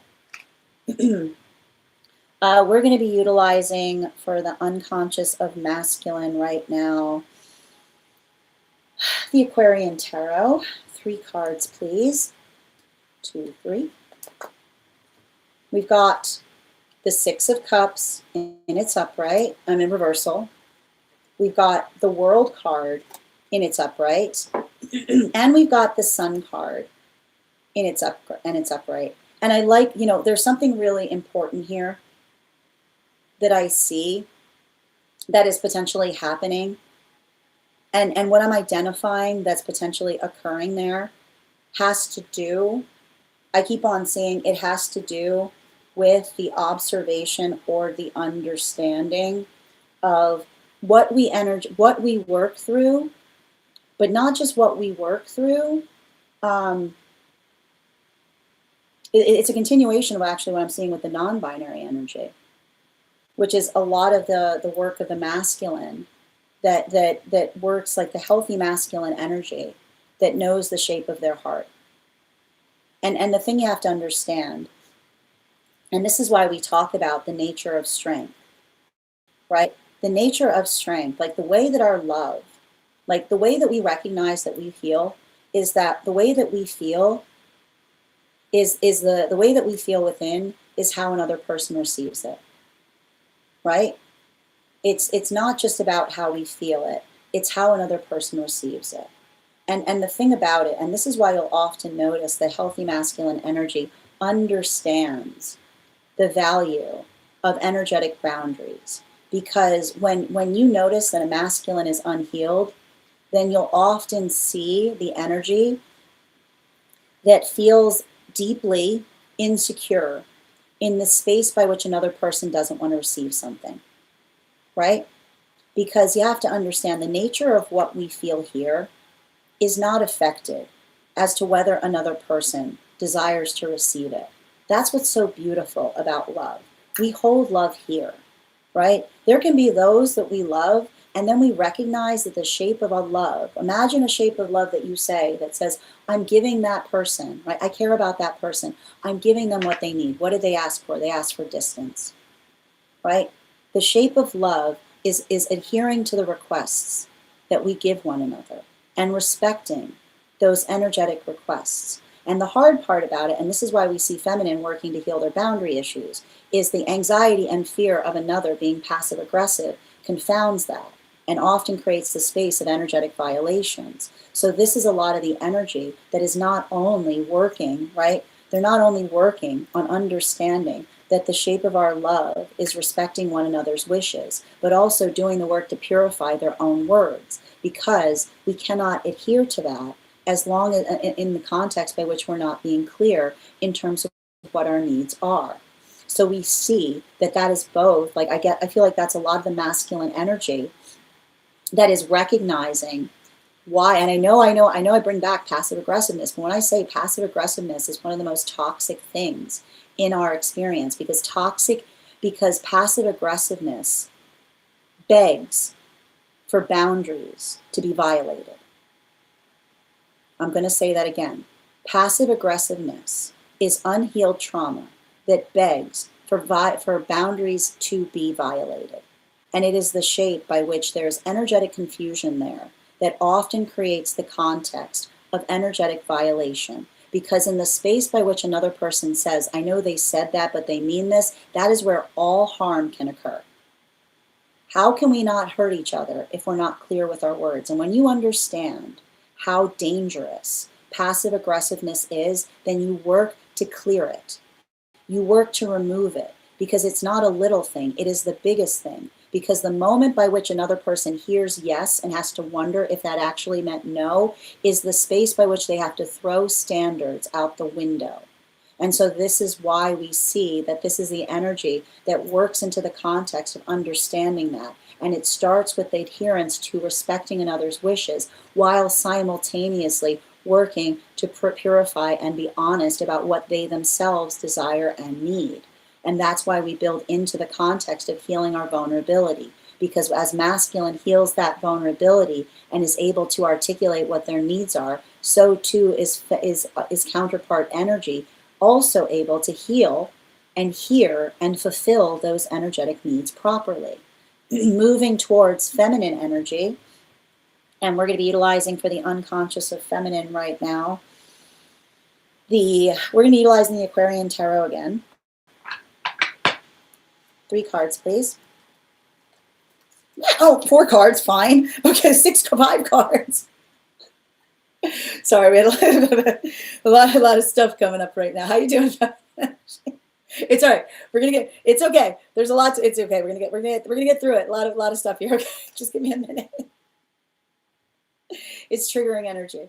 All right, we've got the 6 of Swords in its reversal with the Knight of Swords in its reversal. Okay, hold on. And ooh, yep. The Hierophant in its upright. We're not done yet. Okay, here are the extra cards. And the Page of Wands. Oh my goodness. Oh my God, there's so much Page on it. Page of Wands in its reversal. And the Five of Cups. And this is the thing about it. Feminine is so tired of having to be Atlas. And that's the thing about it. It's feminine constantly having to be in the space of being Atlas. When you recognize that feminine energy has been in an Atlas situation for quite a long time, which is the space by which another person says, can you just hold this for me? Right? And here's feminine. Feminine is not an energetic receptacle for everybody's feelings, for everybody's thoughts, right? Because that's often the space by which feminine, and you'll often see this when feminine's had enough of it, feminine's had enough of it. Because this is the space by which you have to understand, and I want you to understand this, right? When feminine is in their deep maternal, then it often feels like feminine is in the space of being another person's energetic receptacle. Because when feminine energy is in the space by which they have to energetically care, it's the understanding that the only energy that receives that is energy that is in need of it. Okay? Short window of time, right? This is why we talk about the feminine energy in the context of phases, because what often happens when an energetic culture is not healed is the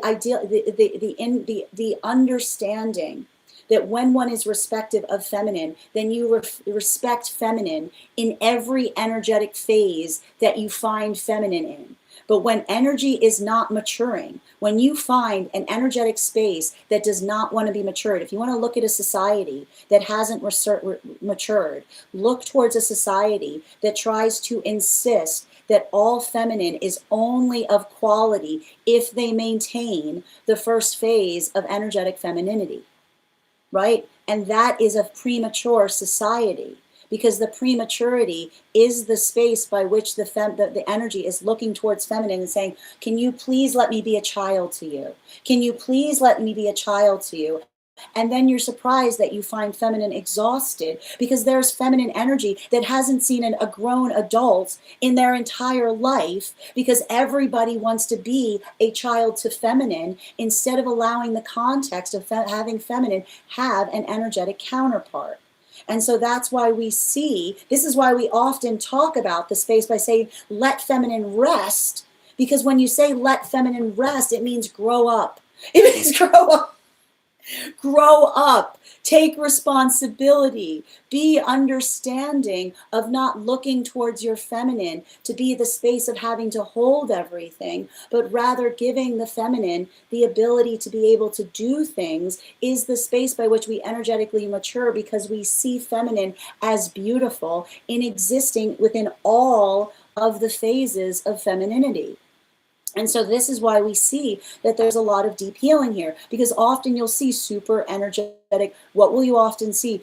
Childlike energy that claims to be authority, that tries to articulate that the only thing that feminine can do is of value is be in the phase by which they can move towards feminine as a child, right? The false maturation of energy that tries to articulate that feminine has no other value beyond the energetic maternal point is an energy that does not value their femininity, because femininity exists within more facets beyond the maternal. And that is not anthemic to feminine energy. It is the comprehension point of the full phases that we identify in the feminine space. So the understanding that feminine is an environment by which we celebrate and cultivate is the modality by which we honor feminine in all of their phases, not telling the feminine that once they escape the first phase, that they themselves are energetically worthless, because that is a society that articulates that they have not escaped the child phase of civilization. It's not the smallest thing. It is the most important thing. Continuing to get clarification. Non-binary, unconscious, 3 cards. We're going to be utilizing the Smith-Waite Centennial deck. These cards were here. We're going to pull from them. 1, 2, 3. We've got the 9 of Swords in its reversal. We've got the Hermit card in its reversal. We got a lot of Hermit energy here today. We got a lot of Hermit. It's good Hermit energy. Yeah. And it's a nine of wands in its reversal, because you have to understand. And I like this. I got to point this out. I know it's going to sound a little confusing. These 2 cards in combination. Here's the thing about it. Cards in combination can often equal the same thing. So I need to point this out. Okay. So pay attention.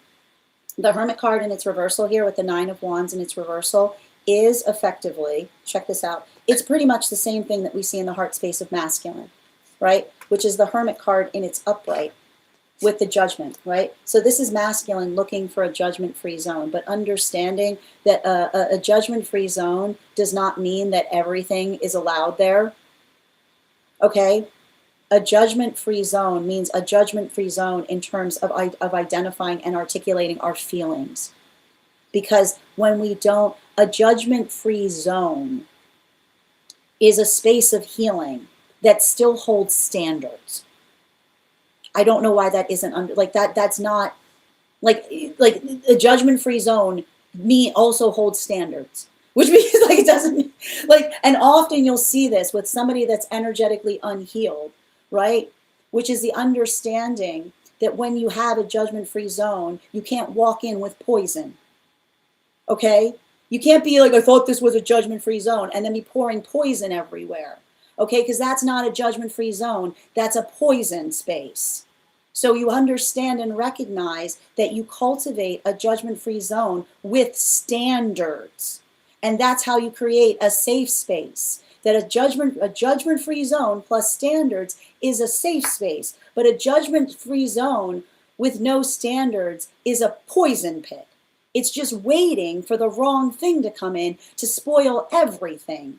Okay? And this is why we see, this is literally what the non-binary energy, this is what the non-binary energy is articulating in relationality. And that's the thing about it, because you'll see, right? Why? Because you'll see the most twisted person in the world, right? Someone who doesn't want to do any inner healing, walk into a space and go, I thought that this was a judgment-free zone. I thought this was a sanctuary. No, a sanctuary space does not mean that anything is on the table. That's an abattoir. What is wrong with you? Okay, it's an abattoir. Okay? The difference between a safe space and an abattoir is the difference of understanding a judgment-free zone with a purpose is working towards healthy standards.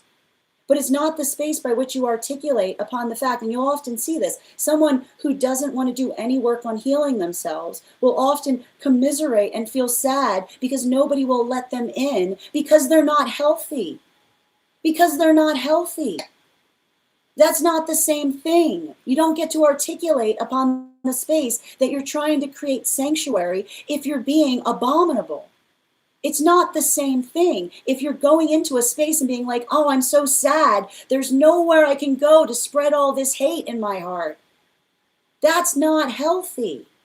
And the understanding of recognizing that standards are not anthemic to a safe space. Because if there's something that you want to spread in a safe space that hurts another person there, or if another person were to be aware of it, would be hurt by it, then that's not a safe space that you're creating. That's an abattoir. There's a difference. And the understanding and the space by which another person tries to act that they can't tell the difference is literally the sound of an immature energy trying to get away with something. And that is a conversation. And that's why we see a lot of this energy working through that, because this is often the energy that feels like they bear the brunt of others' projections, right? All of the energy that tries to articulate that they are the energetic source of problems, because confusion is not, things that are energetically confusing are always clarified through healthy conversation. But often notice that the energy that's most hurtful is the energy that points the finger and tries to articulate that another needs to be protected from something. without clear understanding of it. Bottom of the deck for masculine, bearing in mind this is not based on gender, but what one feels most aligned to. 8 of Wands in its reversal. I feel like this is a lot of the masculine energy taking up that same chorus, right? This is a lot of the masculine. I feel a lot of masculine energy that's energetically grieving, that's in the context of grieving, because this is the energy that often sees, right? Often sees the fact, like it's a space by which others see them and recognize the anxiety of reproach, but then understanding how hard it is to be able to do that work in the shape of others that don't want to do that heavy lifting. This is why we often understand that masculine energy that's healing feels like they carry a cross to bear.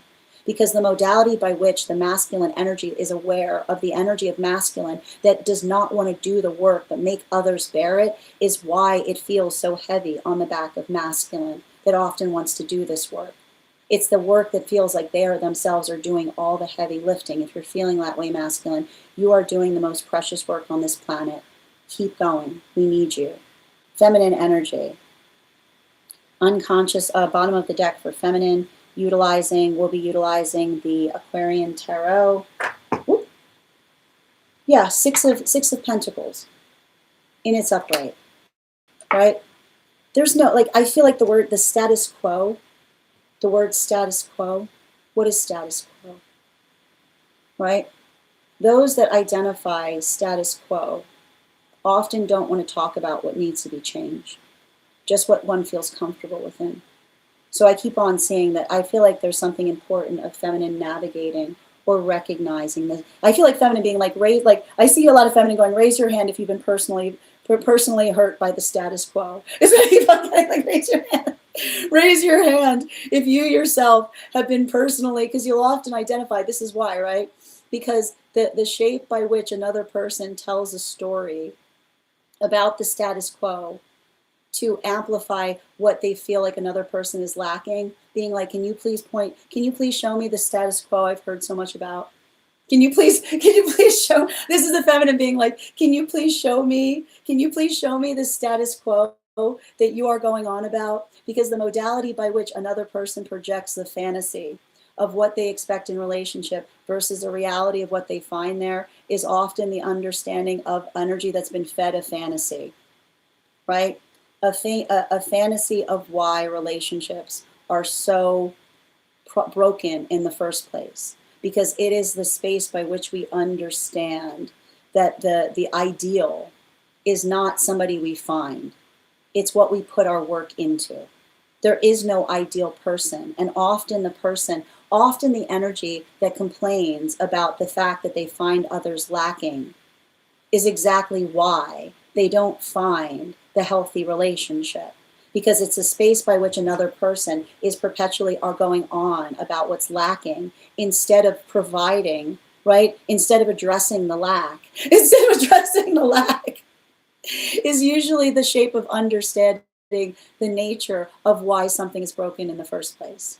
So we see that that's a lot of the energy that is that takes a lot of protectiveness in terms of understanding and recognizing when others are too overly driven and pointing out lack instead of talking about benefit. Non-binary, Tarot del Fuego, Knight of Wands in its upright.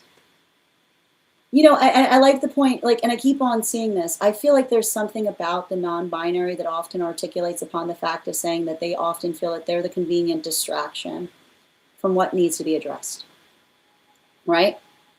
Because often the space by which another person projects is somebody who tries to point a finger and say, like, that is the source of something, because, and being like, why? Being like, because I don't understand it, right? Like the difference between saying uncomfortability is not reason, because those that often feel, those who are not responsible for their feelings make choices on avoiding uncomfortability. I'm going to say it again. Those that do not have control of their feelings and have not integrated their feelings will make choices to avoid uncomfortability. And so there they are in the space of their comfortability, and everyone around them is suffering for their comfort. But this is why we understand that when we care about each other, we navigate being uncomfortable in the best way possible, because it is the uncomfortability that we bring that allow new possibilities to occur. And that doesn't mean we contort ourselves, but a little uncomfortability each day is the sound of ourselves getting braver and braver, because it's not the space by which we avoid things, but the application of what we're uncomfortable with that allow us to become stronger within it. So I see that that is a lot of the energy that works towards that and helps others heal in the process of it, but is also proportional in relationality to recognizing and identifying those that are energetically appreciative of those efforts. That is our daily collective read for today. I want to thank you guys so much for being here and receiving it. Just a reminder, if you would like to book a private reading with me, it is a two-step process. You have to book the reading, you have to pay for the reading. Please make sure you do both. We'd like to have that reading. Most importantly, please remember that I will never, ever, ever, ever, ever, ever, ever, ever, ever reach out to you for a private reading. I will never DM you. I will never PM you. I will never slide into your inbox and tell you that I have a very important message that only I can deliver. The only way you can book a reading with me is if you book one on my site, so I would encourage you to do it there. A couple of updates before we move into personal readings today. First and foremost, thank you to everyone who participated in our recent class on the court cards in the wand suit. Our next class will be held on Thursday, May 21st at 6 p.m. PST, 9 p.m. Eastern. We will be continuing our studies into the tarot with a focus on the court cards in the pentacle suit. If you'd like to become a part of that tarot class program, all you need to do is head on over to my stack and become a paid subscriber. Your paid subscription to my stack is your ticket of entry into our live classes each and every month. You will also, as a paid subscriber, have access to over 9 hours worth of material in the Tarot Church Library class archive. It's not necessary to catch up. I'll be doing my best to give you an update on everything we studied prior to beginning that next class, but the material is there for you to receive as you're ready to receive it. You'll also have access to a one-on-one chat with me and the other students to ask any questions that you may have in relation to anything we've learned and studied thus far. And if you become a founding member, not only will you receive a discount on the full year's worth of classes, you will also have access to over 20 hours worth of material in the Tarot Church Library class archive, as well as the opportunity of receiving a complimentary one-on-one mentorship class with me, where I will meet with you personally to assess where you are on your own personal tarot journey and give you the best insights in terms of how to utilize those classes to the best of your advantage, moving towards your tarot goals going forward. One of the things I tried to do in these classes was make them accessible to the absolute novice tarot reader as well as the seasoned reader. There's definitely something there for everyone. Don't let your lack of experience or your robust experience prevent you from joining us in these classes. And even if you don't become a paid subscriber to my stack, I would encourage you to follow me there to stay up to date on any new offerings or services. I also post my weekly newsletter there, which will let you know about our in-person events as well as our online live schedule, as well as my mystic meditation articles. I just wrote one recently, just came out today, on navigating this full moon that we've got coming up.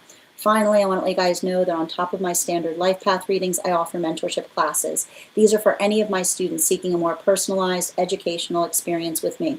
I take a very limited number of students for this reason, as those classes are focused on each individual's personal spiritual goals and journey work. Those classes can be purchased on an individual level or as a monthly class series, weekly or bi-weekly, as your schedule permits.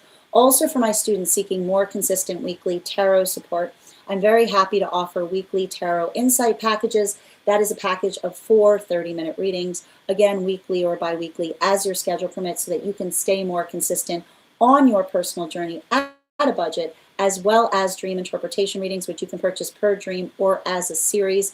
If you purchase a series, I would encourage you to start to keep a dream journal, as we will meet weekly or bi-weekly with that journal and utilize the tarot to understand the key themes and messages coming towards you in the dream space. I want to thank you guys so much for being here today and sharing in these messages, and we will do this again tomorrow.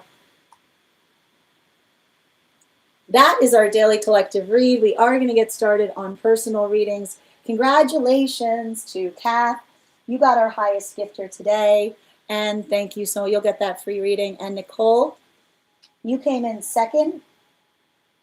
So you will have an additional card in your one card reading. If anybody else would like to get on the list is open. We've got 4 spots left for today before the list will be closed. I'm going to take a moment to read over some of the comments that came through as I was reading.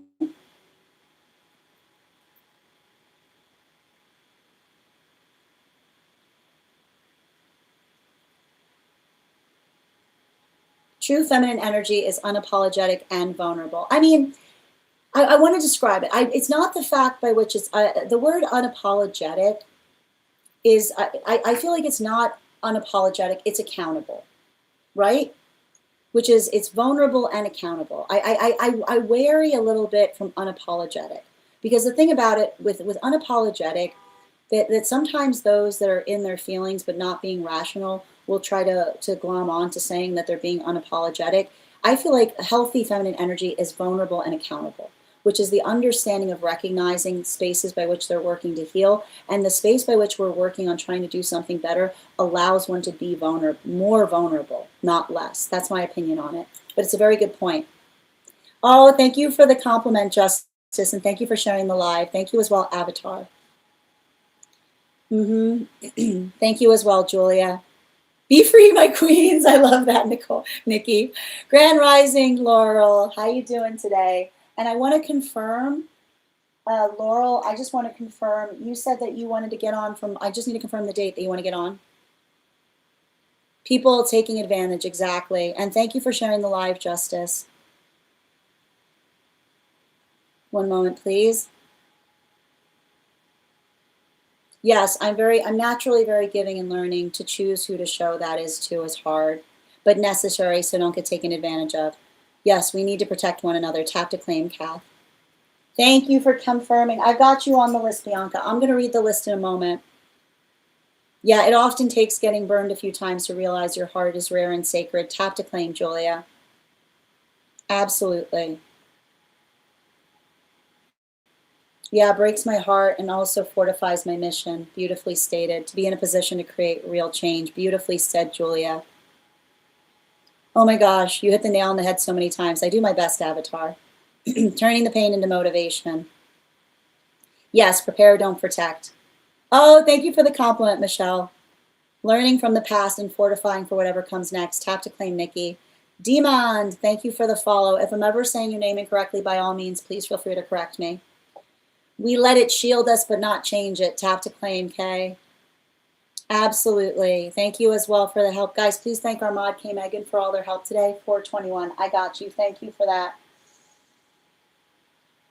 Laurel, I have you marked off as having had that reading.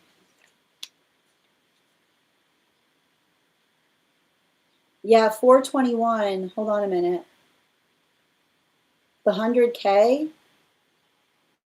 Oh, wait, because we moved it. Wait, we moved it to the 24th, but you didn't get it that day, did you? Because I don't have it marked off. Yeah, you had to go. I remember. Okay, yeah, we're good. Yep. All right, we're good. All right, never mind. We're fine. I got you on the list. Okay. 1 second. You would have saved me 10 years of therapy. I'm sending you support right now, Avatar. Absolutely. Yeah, this is so true. Fear-based thinking asks for irrational action. I'm getting flashbacks. Absolutely. Yeah, someone logical, out of wandering around looking for safety and logical people. Absolutely. Hi there, Lexi. Thank you for that gift. Trying to make lasagna with pumpkin sheets. Oh my God, actually, that sounds delicious. I want to know how that goes. What are you putting? Are you still using tomato sauce? No, I'm invested. Okay, I'm invested.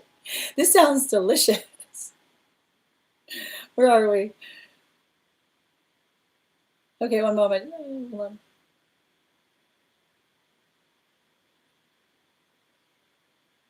I support you, but I'm not, sure if it counts. You've incurred Bridget's wrath. I can't do anything for you there. I know, I'm trying to lower the carbs today. I get it. Trying to get our vitamins and antioxidants in. Yes, crying in the corner. Hi there, BWX. Be well. Could you describe, yes. Yeah, it's for those who identify as non-binary. So that is for those who fall. Those are for either for those who fall outside of masculine or feminine, or those who fall betwixt and between. So there's different ways that could effectively navigate, because for those who are non-binary, the way that one carries one's non-binariness is subjective upon one's personal experience. I hope that helps. Absolutely. Ooh, zucchini lasagna sounds delicious. Yes, right. And hating with no reason is wild. 100%. Thank you for confirming, Justice. Yes, just to make sure when you slice it. Yeah, absolutely. Very good point. Bridget knows what she's doing. That's spoken like a champ right there. So basically, BX, well, whenever we read here, we say masculine and feminine is based on what you feel most aligned to, as well as non-binary. Absolutely. Yes, just to clarify. So just to clarify here, okay, the identification, just to confirm, we're doing masculine. We read for here masculine, feminine, and non-binary energy, not based upon what you feel most aligned to. I hope that clarifies. Yes, I hope that. And if you have any other further questions, feel free to let me know. Yeah, I wanted that recipe too. Post it up in the disco. Thank you for helping to clarify, Kay. Mm-hmm. Absolutely. Yes. And you're so welcome, Mamo. And thank you for sharing the live. Thank you as well, Justice, for the hashtag. Grand Rising, Siobhan. I love that comparison. Atlas should never be a woman. I mean, no one should be in an Atlas position, but the space by which we often see that feminine's been put in an Atlas position for quite some time is how we work to heal it. Yeah, feminine is tired or tiered, as you put it, Per. Beautifully stated. Cynthia is so real right now. Thank you, Bridget. Was I yelling? I didn't feel like I was yelling. I was being emphatic. 8 and left no crumbs. Thank you. Here, let me shake. Yeah, this is a wonderful read. Thank you, Allie, for being here and receiving it. Thank you as well, Laurel. What do you want to be rich in, user 865? Rich is an adjective. What do you want to be rich in? Open mic drop. Hi there from Uganda. Oh, sending you support, Justice. I don't have kids, but I'm a mom to everybody. I think I don't even know how to be a woman with my experiences. Don't say that, Per. Your ability to identify and feel connected to the energy is in whatever way feels connected to you. Hi there, Donnies. How you doing today? And we already got to 37K help. Thank you guys for helping us get to that point. So real. Thank you, Avatar. Yeah, the worst person you know says, I thought this was a judgment-free zone. Beautifully stated, Kay. Absolutely. Mm-hmm. Lots of new words from me today. Thank you. Exactly. You're so welcome, Justice. I don't have... Thank you as well, Bridget. Yes, unrealistic expectations. Definitely. Thank you as well, Mamo. I need user 170. I don't understand the question you're asking me. I need you to state it in a way that makes sense. Yeah, I need you to maybe try to rephrase or clarify what you're asking me. You're so welcome, Per. And Mamo, thank you, and Justice, thank you for both sharing the live. Always appreciate when you guys share the live. Yep, I got you on, Laurel. You're in good shape. Mm-hmm. Is Nicole's experiencing glitches? Is anybody else experiencing glitches? Yep, I got it, Kay. Thank you. That was beautiful. You're so welcome, Nicole. Astrology will probably be the next one we're reading for. So we usually go in order. So we did harmonic, and then we did this. So the next one we read is going to be astrology. It's not on, so the way it works here, Nicole, is it's not on certain days, it's consecutive. So again, the way we're doing it is usually harmonic, masculine, feminine, non-binary, and astrology. So, hi there, Sister Shine. How you doing today?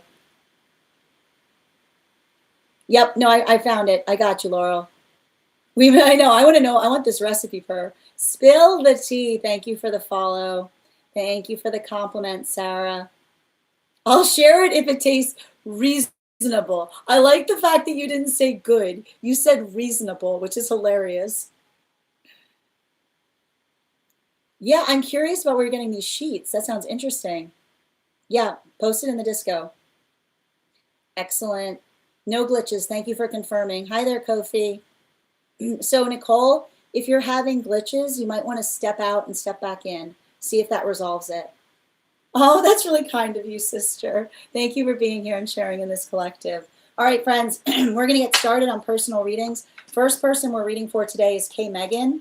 If anybody else wants to get on the list, it's 3 cards for a donation of $29 or more.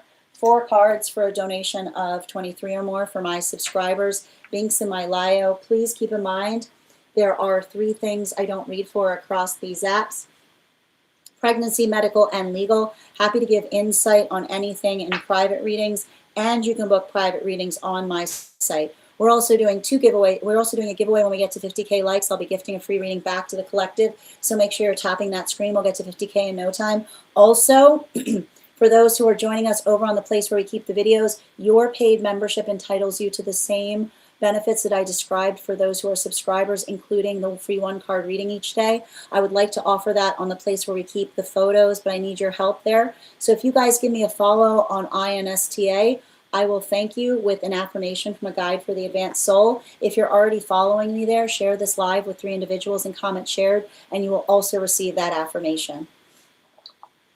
Thank you for confirming where your question is, Kay. And before we continue with Kay's reading, let's warm up those intuition muscles with an intuition check. Emperor, thank you so much for my animal spirit guide card the other day. I deeply appreciate you. All right, I've got it here. We're going to count back from 10, and when we get to 1, I will reveal the card. 10, 9, 8, 7, 6, 5, 4, 3, 2, 1. We got the fire dragon. I'm not surprised. I already can feel this reading coming through. All right. And I'm going to pin up Kay here. Guys, make sure. Astrology edit. I'm happy to read for you if you'd like to get on the list. The list is open. I've got 4 spots left before the list will close. Oh, Kay's already pinned themselves. So make sure to give Kay some love and also thank Kay for all of their help in modding today.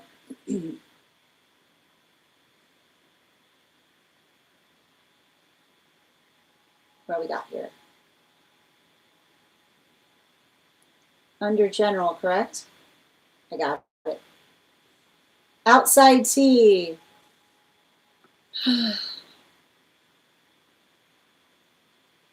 Okay. So I put in my 2 weeks notice and I'm leaving. The person I felt connected to, hold on a moment.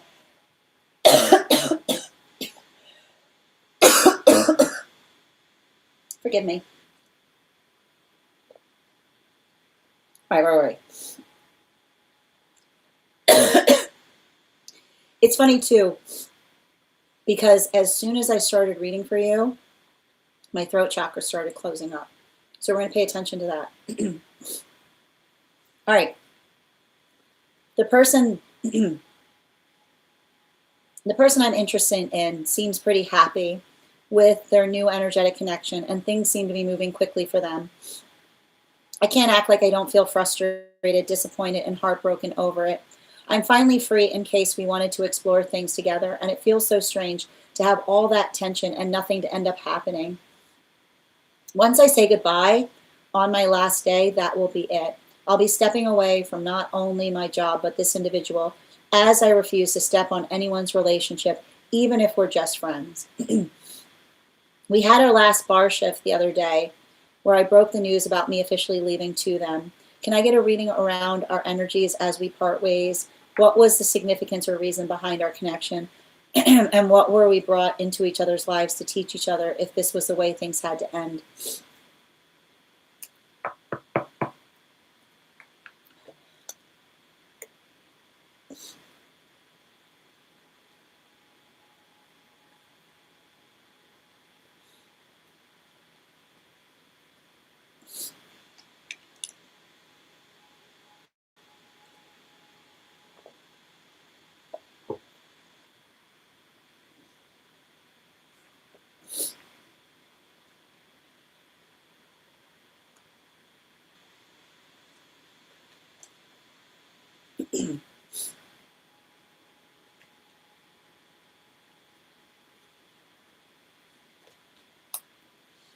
And Nicole, thank you for getting on the list. I've got 3 more spots today before the list will be closed. Wow, double chariot energy. I mean, honestly, it's not here. But I feel like I keep on hearing the word backfire.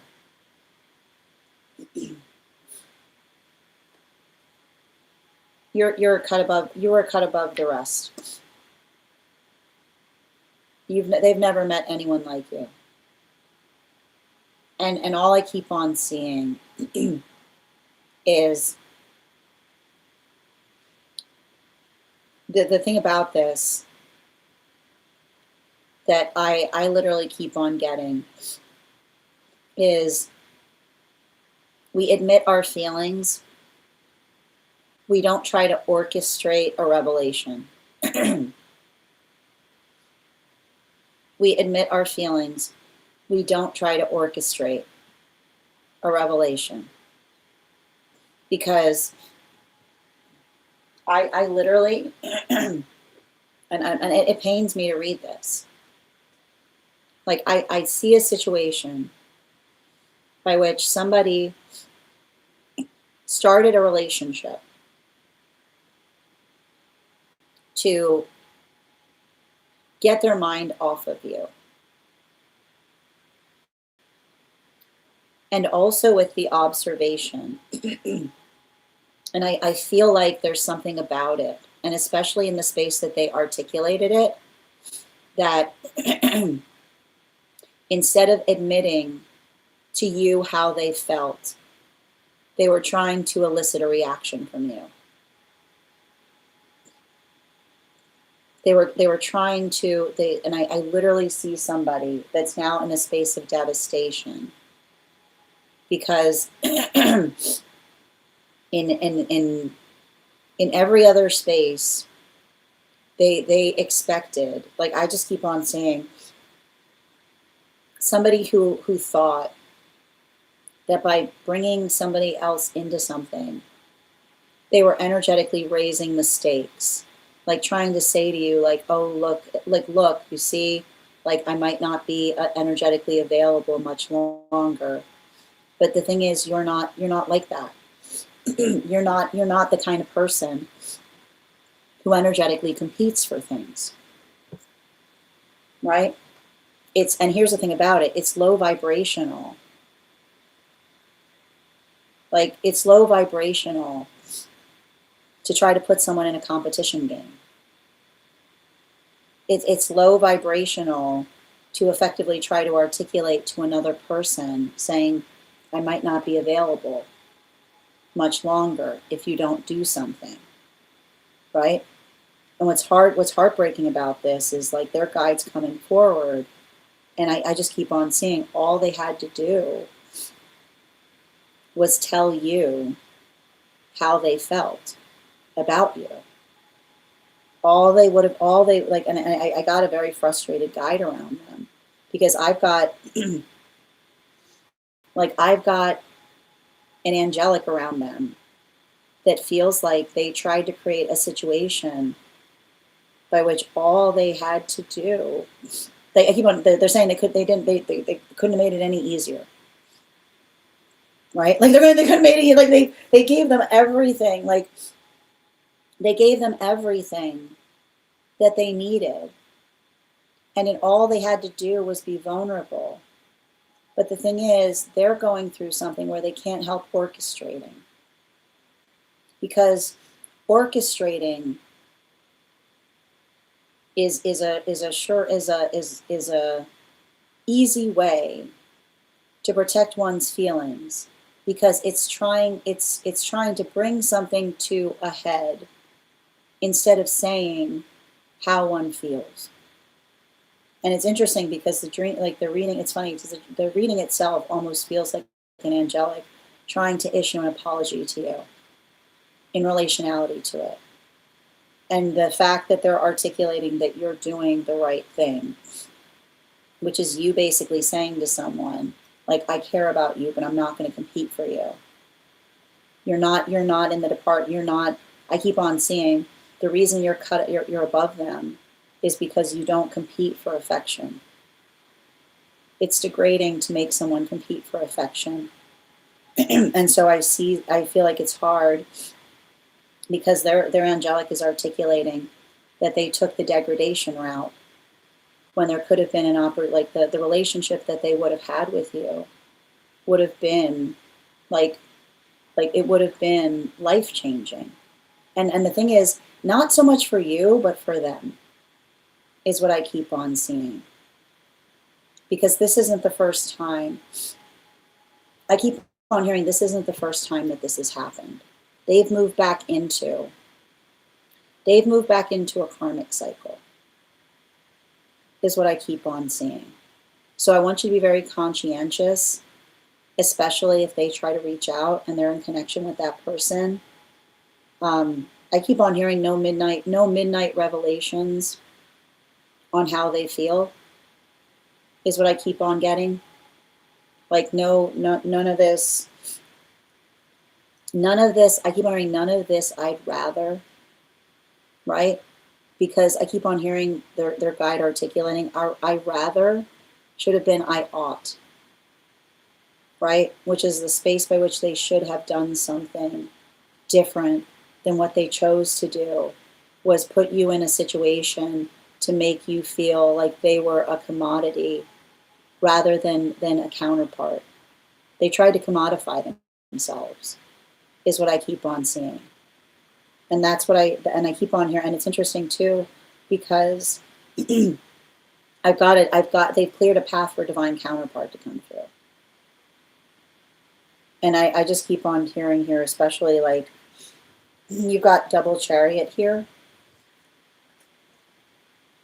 Like I see you having overcome a karmic cycle, and I see them returning back to one.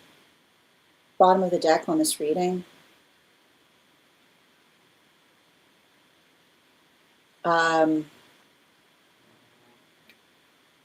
Especially with this Six of Swords here.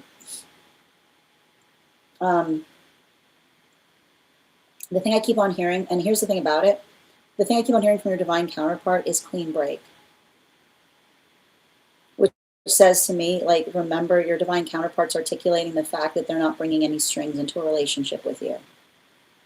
There's no, I keep on hearing no strings attached because they're real. Is what I keep on hearing. They're saying no strings attached because they're real. Because like the space by which they identify that they would never facilitate using you to leave a relationship, nor would they try to tempt you to come towards them by trying to indicate that they might be getting more invested in one, is what I keep on seeing. So remember, I just keep on hearing the same message coming through on the energy of divine counterpart that says, like, you'll recognize them. You'll recognize them because they'll be absolutely free. You'll recognize them because they'll be absolutely free. They're not going to be using you as an escape hatch. And I keep on getting, the thing about this was not a new connection. I don't know if they were articulating that this is someone new. This feels like someone who's been very old in their life. This feels like somebody they keep going back to.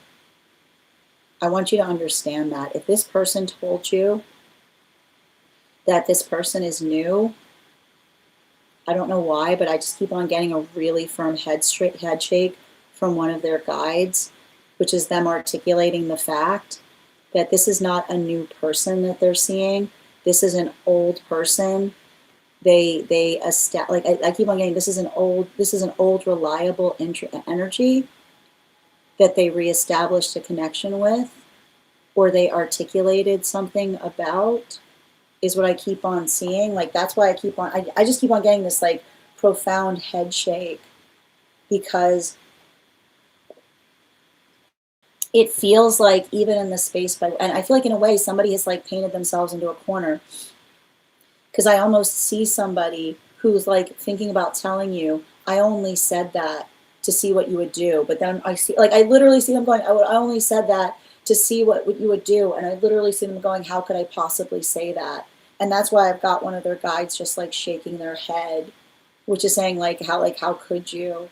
Because that's exactly what I mean in terms of like not doing things for reactivity, but moving with intentionality.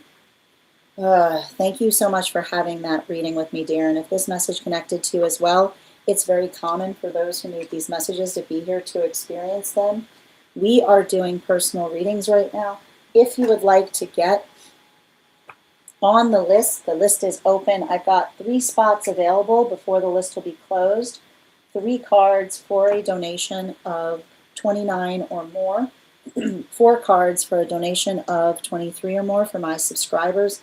Links in my bio. Please keep in mind there are 3 things I do not read for across these apps: pregnancy, medical, and legal. Happy to give insight on anything in private readings, and you can book private readings on my site. Just going to take a moment to read over the comments. We're also at 48K likes, friends. When we get to 50K, I'll be gifting a reading back to the collective, so make sure you're tapping that screen and we'll get to 50K in no time. Angel, thank you for the follow.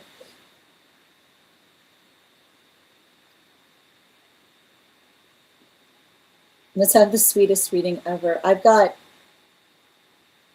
a divine counterpart connection for you, very, very close, okay? Especially with that, Knight of Cups coming up. No, like that's what I meant with the coughing. Like I see somebody who like all they had to do was clear their throat chakra. Like that's why there was so much focus on it. Like that's why the guide is so upset. They're literally like, I'm seeing a guy going, they had everything there. All they had to do was like, I see the guy going, all they had to do was speak it into being. All they had to do. All they had to do. Yep. Mm-hmm.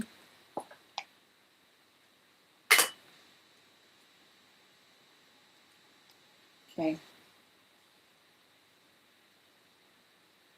So remember, it's interesting too, because like I keep on hearing your counterpart will come clean with you. I don't know, like that's the thing about it that I keep on seeing that's a little bit, like the thing about it that's a little bit muddy is I keep on hearing your counterpart will come clean with you, which is the space by which they're going to come towards you without any connection, but they're also going to be honest, is what I keep on seeing. So remember that too.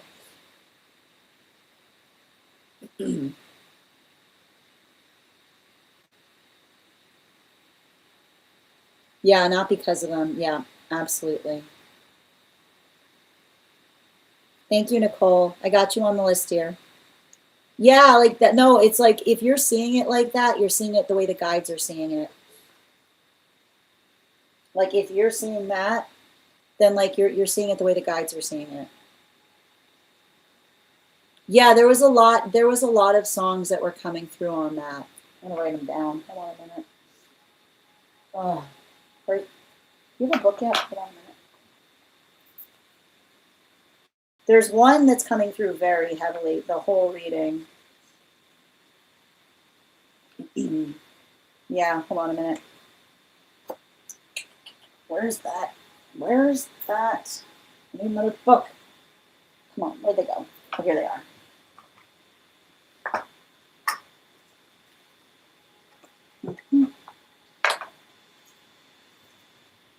Oh, come on.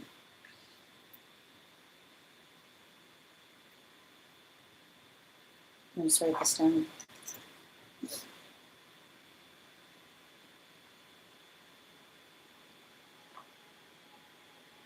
All right. Yeah, that song was coming through very, very much when I was, okay, so if you want to ask me about that song later, I'm happy to give you that song. Okay.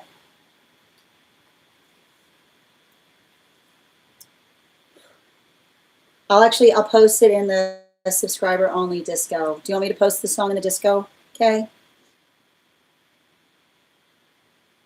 Mm-hmm. Yeah.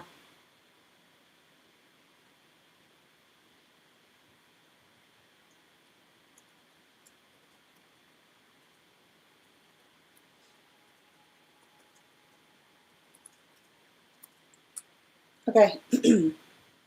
The song, I posted the song in the disco for anyone interested. Hi there, Jess.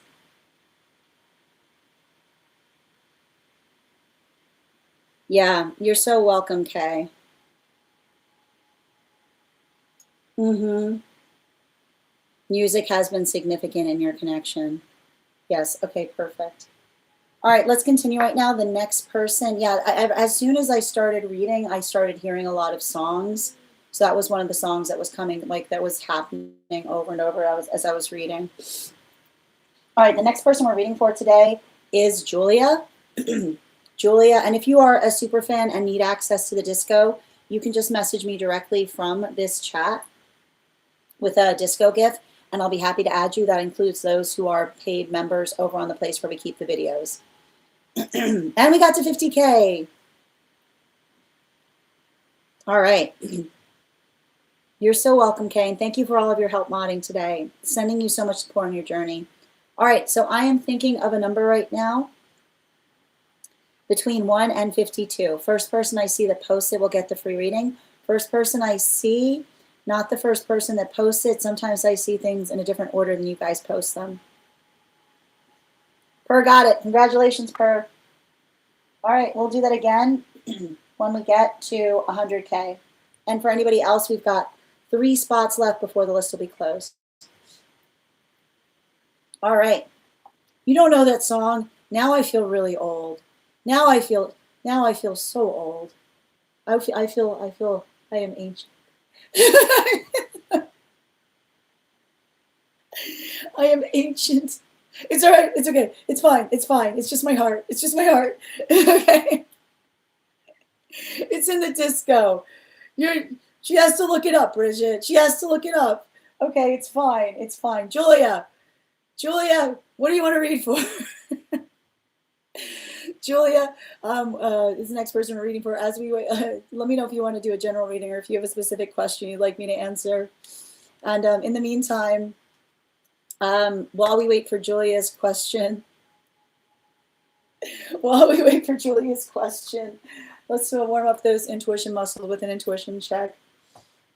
I've got the animal spirit guide card here. We're going to count back from 10, and when we get to 1, I'll reveal the card.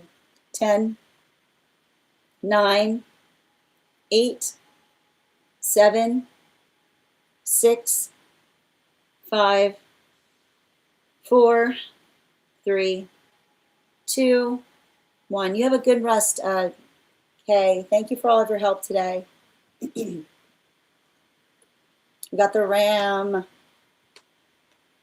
right. Is Julia here? Where's Julia?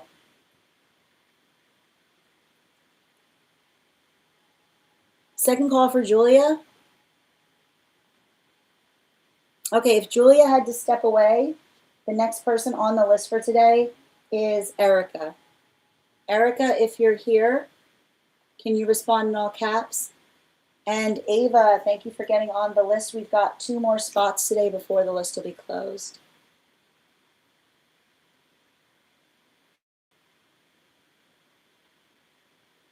One moment.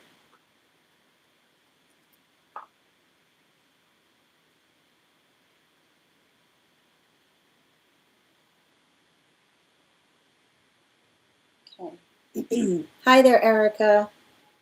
Are we doing a general or do you have a specific question?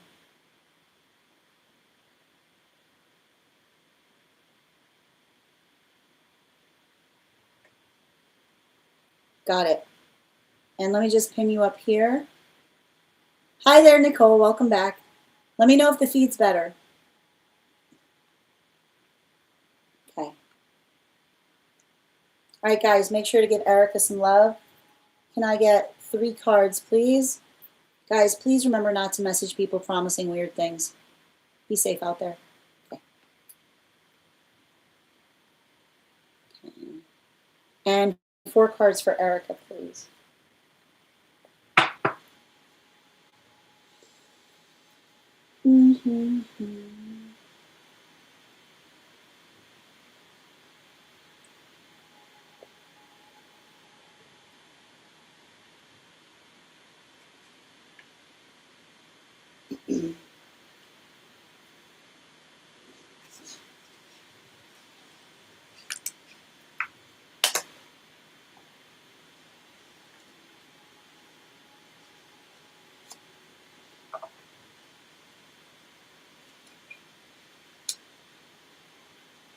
Are you guys having an argument about locationality?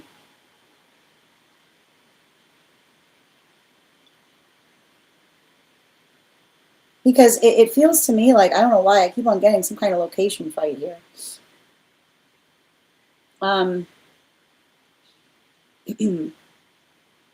So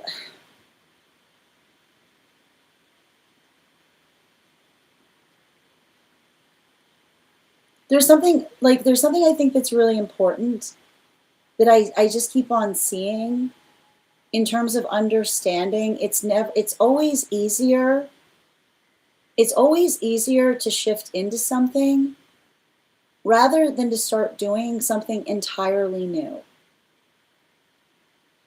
is what I keep on getting. And I think that that's really important, because I see somebody trying to make some kind of locational decision or trying to observe like where they are versus where they want to be, and trying to decide, like it's saying to me, like I feel like I keep on seeing someone trying to decide like if there's something to do that feels like ripping off a band-aid or being energetically patient about something, is what I keep on seeing. And the thing about it is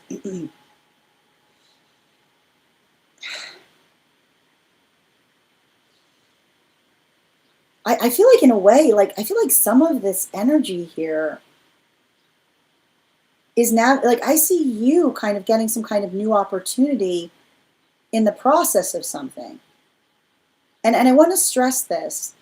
I feel like I see you being able to take something on so long as another person starts helping you with something, is what I keep on seeing. And I feel like that's the conversation that you need to have with somebody. It feels, oh, thanks, yeah, perfect example, as Strega knocks over something, which is, you know, the thing is, when we have a conversation with someone, like, and I think that there's something that needs to happen in terms of helping somebody understand that something needs to change. Because it feels to me like the thing about it is I feel like I see somebody that's having a hard time figuring out or understanding where they want to go. And I want to describe that it feels like somebody who's trying to like go back to something in a way, and having to help them understand that there's no going backwards, there's only going forwards. And I keep on hearing the words like new reality coming through, which is understanding, like the understanding the new reality is working into the context of being able to change plans, particularly and especially as it relates to potentially doing something sooner than you are anticipating. As it relates to, like, I don't know why I keep on hearing like rushing some kind of plans forward. the hard thing about this is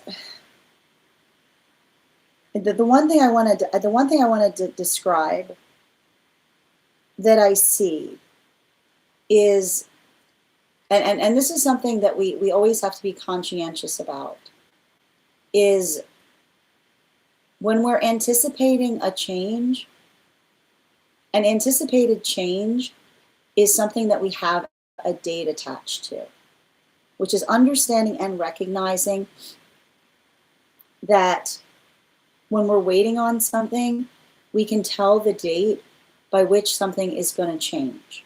It's not like a change is not an amorphous state.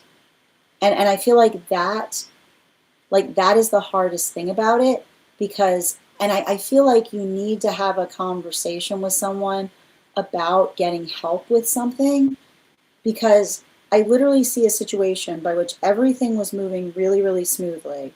Everything was going fine. And then suddenly, right, like there was some kind of new responsibility that was kind of thrust upon you.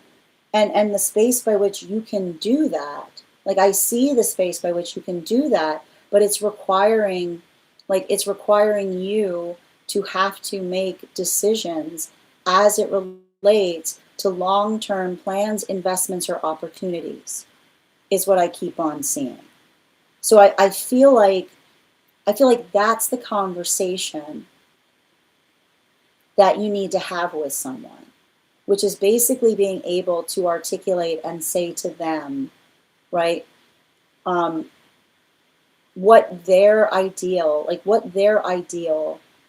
of day-to-day looks like, with the understanding that, and I think the one thing you have to clear with somebody is there's sometimes things that happen that we return back to, and then there's sometimes things happen and we have to navigate the new reality of it.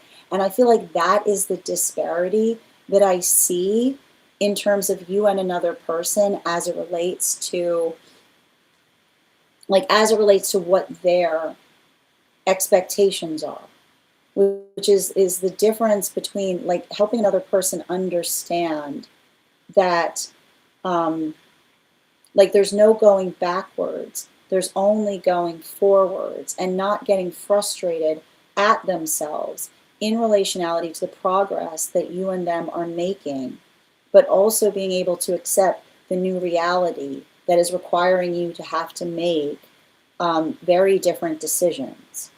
I want to give you some bottom of the deck messages, so something to keep in mind as you go forward from here. Yeah, especially with the Queen of Swords. The Queen of Swords in its reversal. I want you to understand you're much stronger. You're much stronger than you give yourself credit for, is what I keep on seeing. And you're not in an environment, the most important thing I see that you're kind of having to recognize is like, I feel like there's something important about something that's occurring that's making you need care too, is what I keep on getting. You need care too. And I want to describe, if there's something that's happening wherein another person articulates the fact that they can't help doing something, that is the sound of it being okay for you to get help with something. If somebody perpetually is doing something and they can't stop doing it, that is exactly the sound of understanding it's okay to bring someone in to help with that, because it's the observation in understanding the difference between what we can control versus what we have no control over. So I want you to make sure that you're making empowered choices. And the best way to make an empowered choice is to say or explain to another person, this is what I'm doing. This is why, this is this is why I'm doing it. And this is when, and this is what can change. If this changes, then I can effectively, like, then we can consider doing something differently. And I feel like it's hard because I see a situation that's almost requiring you to have to make a lot of choices. But the space by which you make choices is understanding and recognizing that, especially when we're in partnership, we never make decisions alone.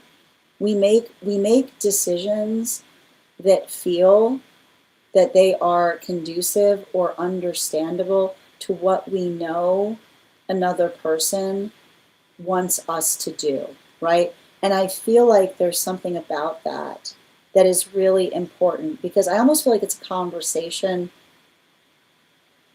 that you have to have with another person about the state of mind that you find them in, is what I keep on seeing, which is helping, which is understanding and stating to another person. Like I see you like almost saying like, we don't say things, like we don't say things we don't mean. Because when we say things we don't mean, it's hard to be able to tell what we're supposed to do versus another person being hyperbolic. So I feel like that's really important. I think the one thing I see between you and another is making sure that there's absolutely no hyperbole between you, which is you saying to another person, if you say something to me, I will take it literally. If you say something to me, remember, I'm going to take it literally. I'm not going to try to demarcate whether you meant it or not. And I feel like you stating that is going to allow a conversation to continue without having to like I keep on seeing, because somebody saying like I was being hyperbolic can often feel like it destroys relationships, because it's a space by which we say like it's not our responsibility to have to determine what another person is being hyperbolic about versus what they actually mean. Thank you so much for having that reading with me. And if this message connected to you as well, it's very common for those who need these messages to be here to experience them. We've got 2 more spots on the list today. If anybody would like to secure those spots, I'm going to take a moment to read over some of the comments that came through as I was reading. User 83, you have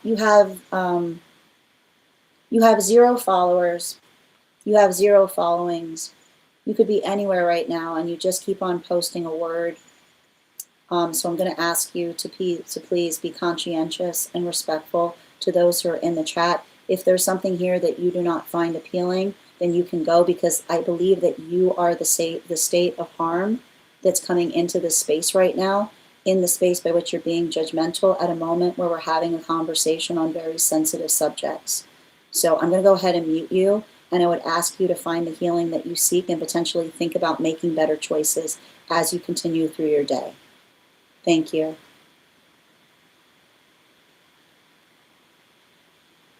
Apologies for that, friends.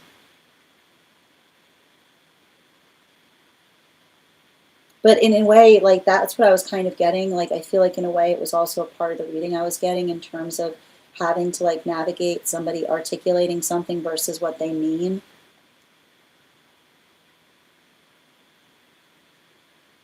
Mm-hmm. Excellent. You know, I knew you knew that song, Bridget.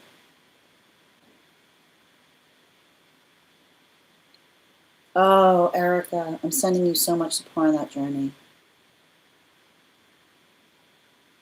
Absolutely. Thank you, Rosin, for the compliment. Hi there, Nikki. Just bear with me a moment. I feel like the hardest thing, the one thing I'm seeing more than anything right now, Erica, in relationality to what I was reading on, is having a conversation with someone in terms of whether, like, having a conversation with someone in terms of the difference between, like, being energetically, like, being, stating things versus meaning things. And even in the space by which when we care about each other, like, we understand that saying, I didn't mean it, like doesn't make it feel like it hurts less. Because it's like, it's a space by which one says, like, if you didn't mean it, then why did you say it? Right? It's not about being honest with each other.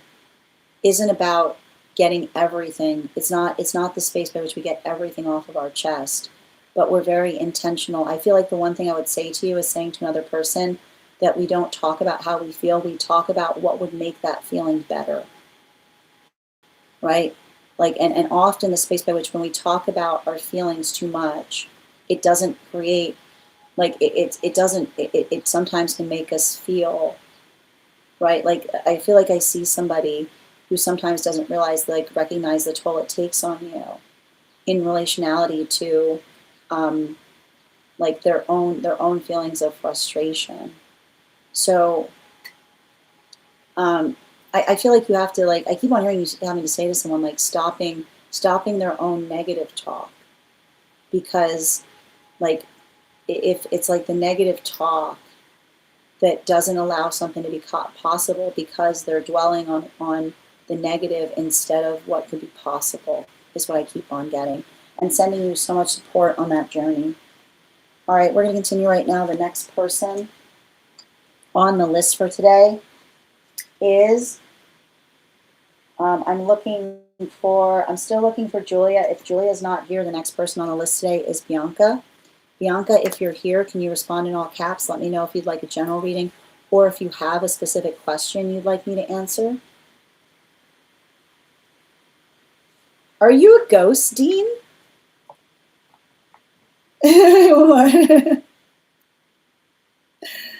One moment, please. Hi there, Nikki. It was 12, dear. Hi there, Minnie. All right, let's continue right now. Inside tea. I got you, dear. One moment. You're so welcome, Per.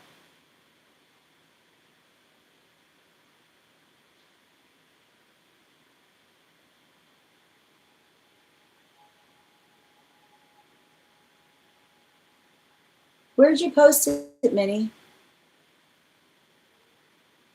Can you tell me what section?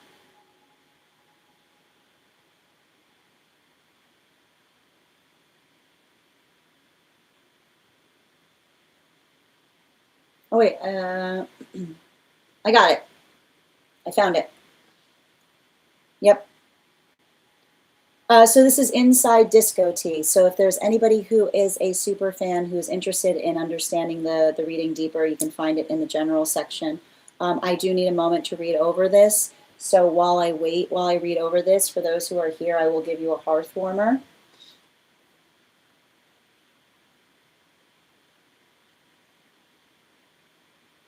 What is one thing that you're doing to move more fearlessly through your own experience? Yes, I found it, Minnie. I appreciate it.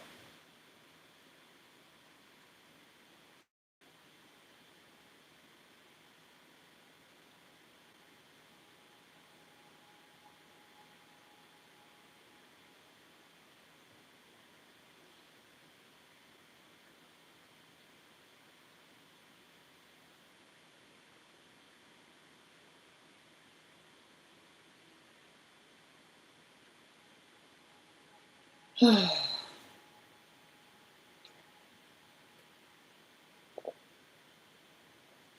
moment, please.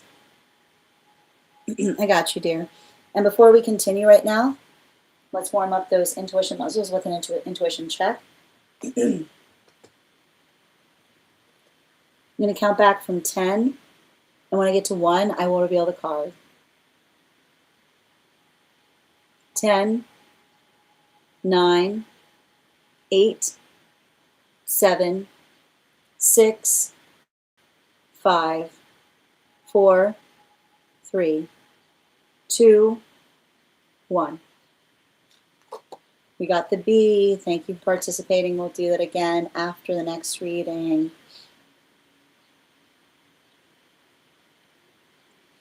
Mm-hmm.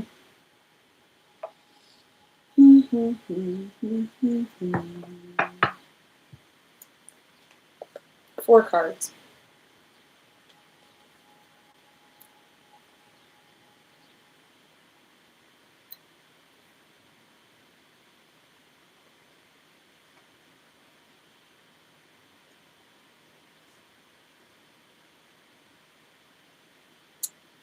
You know, I have to stress when I'm seeing here, it's reading a bit like the damage is done. Because it seems to me, it's somebody who made the choice of laying down an ultimatum instead of having a conversation. Right? Like when I identify that to a certain extent the damage is done here, it's literally I see, like, and it's interesting too because I've got an angelic around here, around this, that literally says there never needed to be an ultimatum where there could have as easily been a conversation, right? Because now you see the full shape of what is energetically unhealed in a familial system, right? I feel like you just need to write that down. And if you're experiencing that, recognize that you're being the mature one, right? And the maturity is found in saying something that you would have willingly done, right? Something that you would have willingly done if another person had the vulnerability to be able to articulate to you why it was energetically important to them, right? That's all it would have taken, is all I keep on seeing, especially with the B. Do you see how easy it would have been for them to effectively articulate to you that it would mean everything to them, right? Like, that's all I keep on hearing. Like, that's like, it's interesting because this is what I'm seeing here. I just keep on hearing the same thing from a guide, which is saying if all they would have had to do was ask instead of tell. And now you see the shape of what another person's healing from. Now you see the shape of a person who, instead of having a heartfelt, this could have been a beautiful moment. This could have been a beautiful moment between you and them, by which they effectively expressed to you the fact that it would mean everything to them, and you could have given it to them as an offering or as an energetic gift, because it's the understanding of them being able to share to you why it means so much. But the space by which they are articulating it, I keep on hearing ruining the context, right? They've ruined the sacredness of it. I want you to understand it. You're going to do it now, and it's not going to feel sacred, because sacredness is never forced. Sacredness is a gift that we give to each other, right? So what they've actually done is they've ruined the sanctity of the energetic space of doing it, specifically because they've made it about them instead of about you. So recognize that that is them. That is that energetic tendency, right?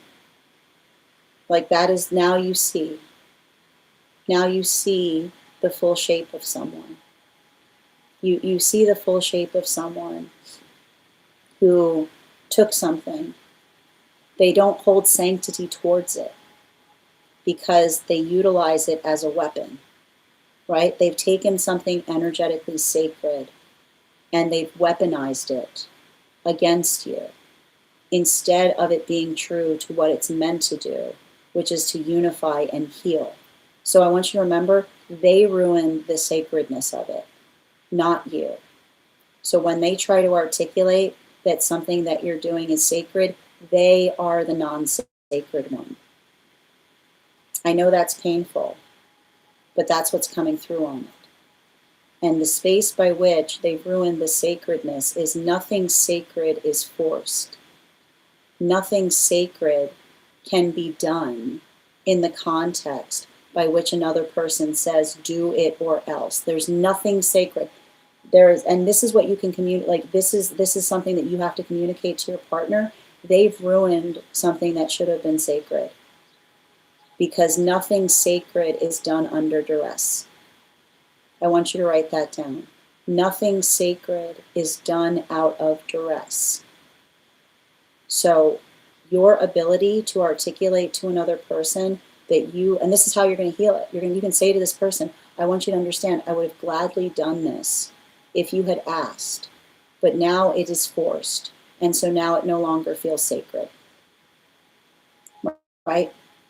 Because that is the modality of understanding someone that effectively is more, right, their choice or their feeling of them trying to articulate that, right, was potentially trying to create a rupture point between you and them.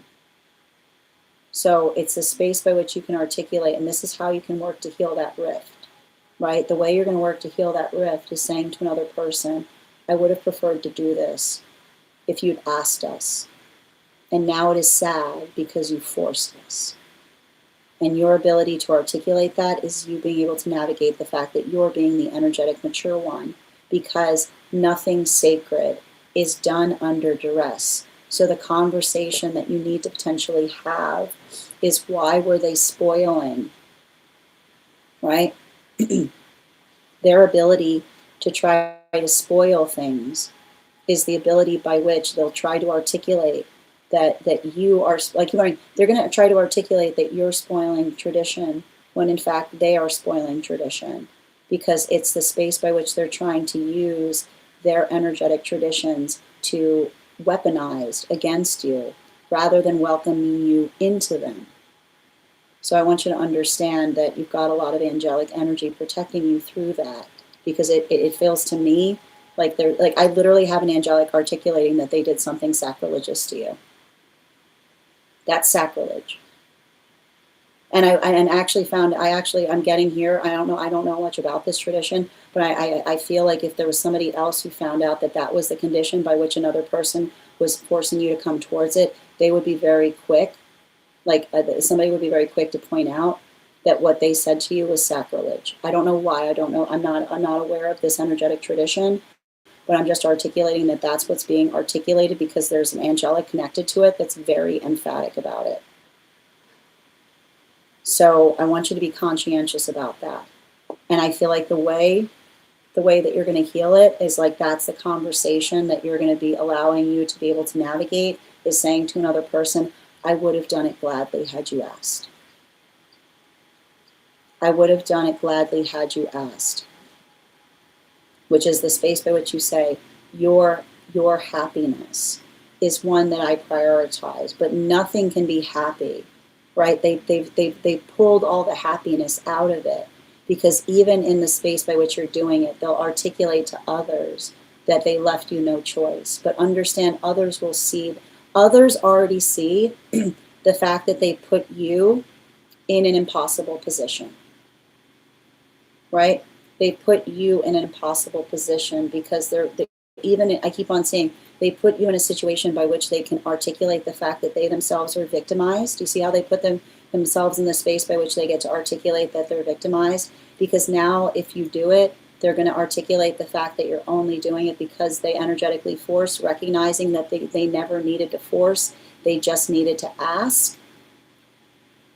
Especially if they didn't bring it up if they didn't ask for it previously, right? You see how they just immediately escalated it, right? Now you see them, is what I keep on seeing. Now you see them.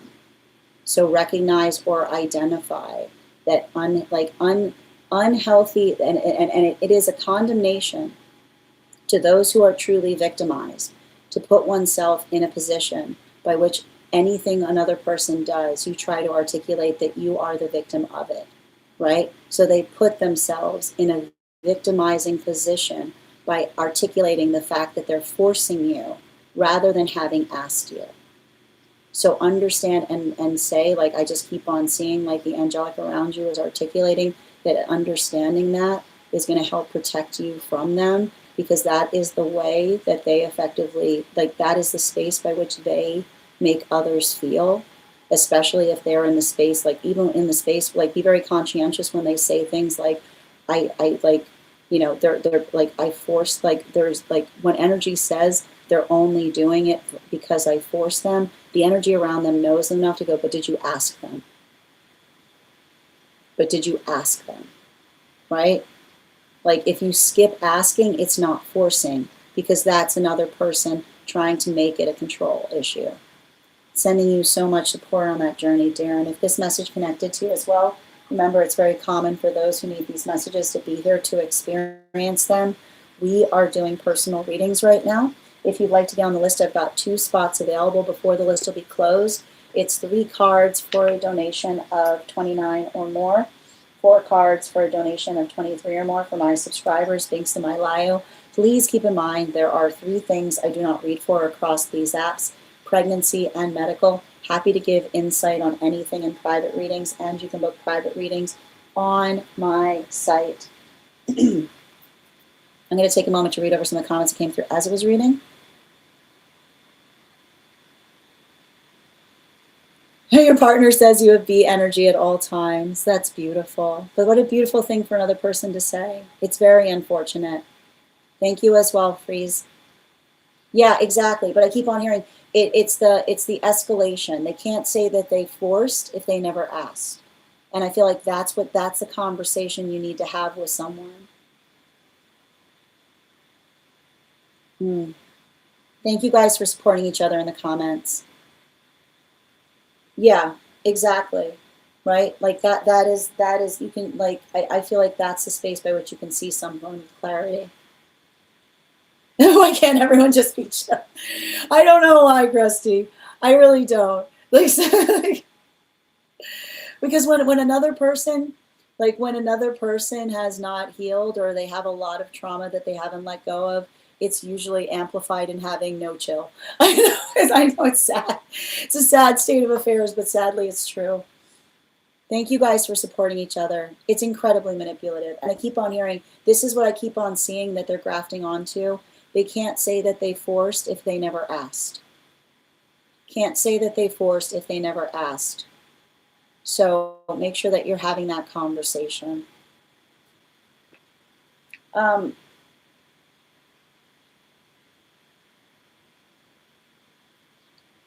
on.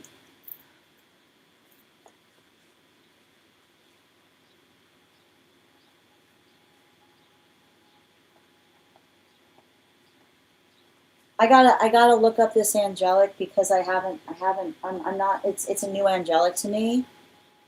And if you send me, I've written them down here. If you send them to me, if you send me a message over privately, I will send you what I get back from it. But it's interesting because they are like, they're taking it. Like the thing about it is, like, it's interesting too, because they're articulating that they're taking it very personally, because I just keep on seeing, like, they've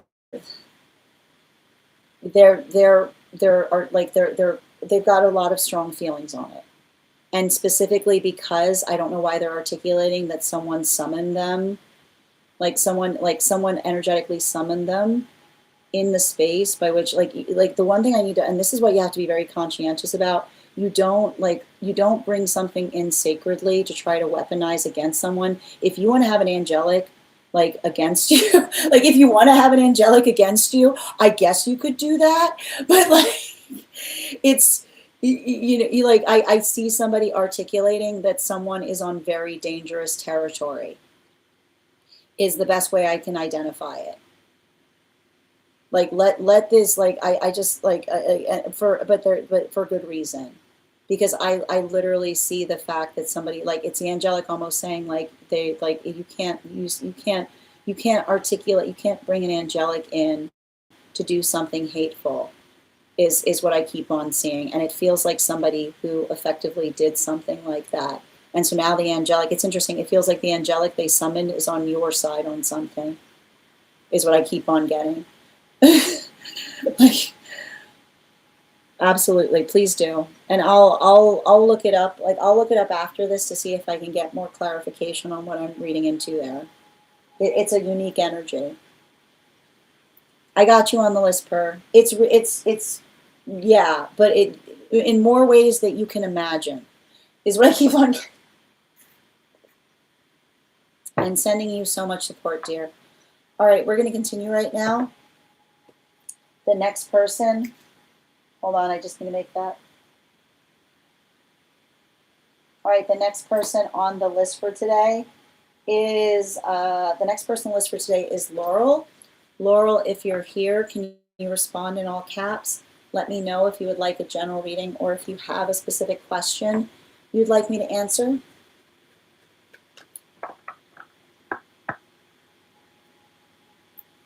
Oh, welcome, Chaos. Thank you back. Roman, you must be mistaking me for someone else. I have no idea what you're talking about. Please make sure that you're taking care of yourself. Hi there, Laurel. How are you doing today? What? What? Why are you? Oh, do you want me to tell you or not, Nikki? I don't know what to say.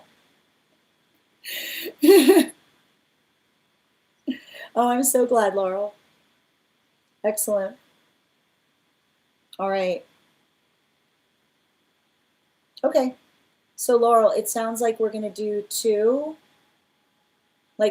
on current on work and two on locate on home. It's a very confusing statement. Thank you, Bridget. Like, what are you asking for, Nikki? Tell me what you want. I can read the list. Okay. Well, okay, so for those who are interested, the list we have right now is we've got Laurel, Kath, Nicole, Ava, Per, and I've got one more spot available on the list before the list is closed for today. Oh, okay. Oh, that's what you meant. Okay, I understand now. We were all very confused.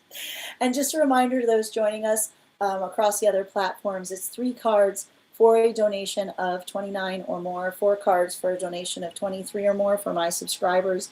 Links in my bio. Please keep in mind there are 3 things I don't read for across these apps: pregnancy, medical, and legal. Happy to give insight on anything in private readings, and you can book private readings on my site.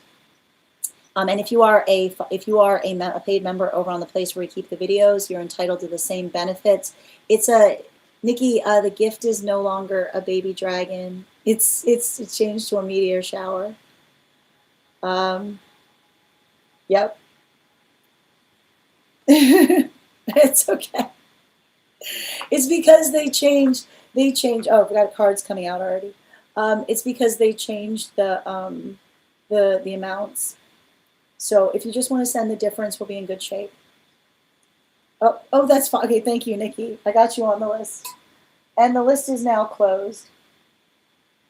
But if anybody wants to get on the list, or I'm going to try to get on tomorrow, but I'm not sure exactly on time. So if you get on the list today, you will be read for on Friday. So again, if you'd like to get on the list today, please, you'll be first. You'll have priority for Friday. You might be able to have a reading on tomorrow, but let's confirm Friday for now, just to be safe. All right, let's continue.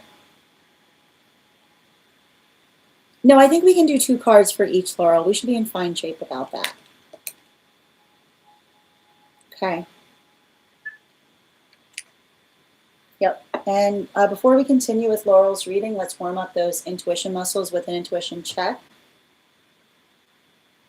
I've got the animal spirit guide card here. We're going to count back from 10. And when we get to 1, I will reveal the card. 10, 9, 8, 7, 6, 5, 4, 3, 2, 1. Well done, Kath. Before we continue, I need to step away. I'll be back in just a moment and we'll continue this reading, so just hold tight. I've already got one of your cards out, Laurel. Thank you for your patience.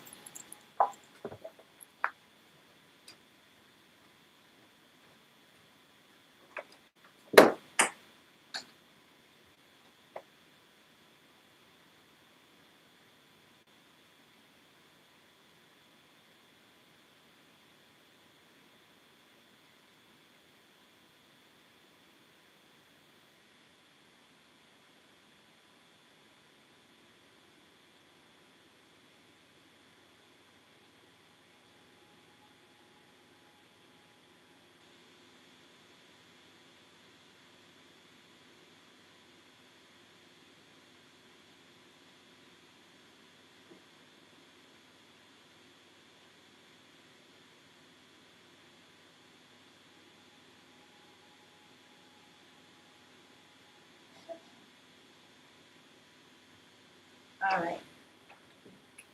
All right, where were we? Thank you guys for your patience. Okay. And let's see here.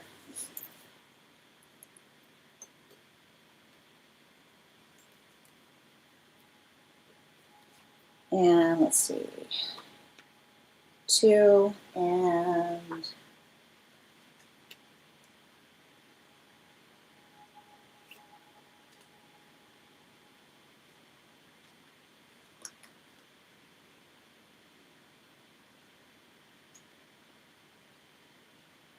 so I feel like in the space of career right now, I feel like I see you getting incredibly focused. I'm going to pin you up here, Laurel. Guys, make sure to give Laurel some love. And the thing about it is,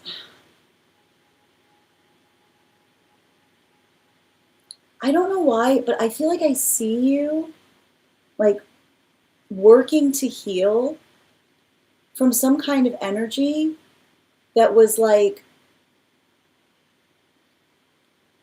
I don't know, I just keep on hearing immature energy will make fun of you as you're trying to take something seriously. I feel like there's something really important about that I'm seeing. Because it's interesting because like I'm reading for you from a career perspective, but like when I'm seeing for you like working to heal from a career perspective, it actually feels like in a way like I almost see you having to have to lay some standards down. And I'm not sure why, but it feels like, and I want to describe what I'm seeing here.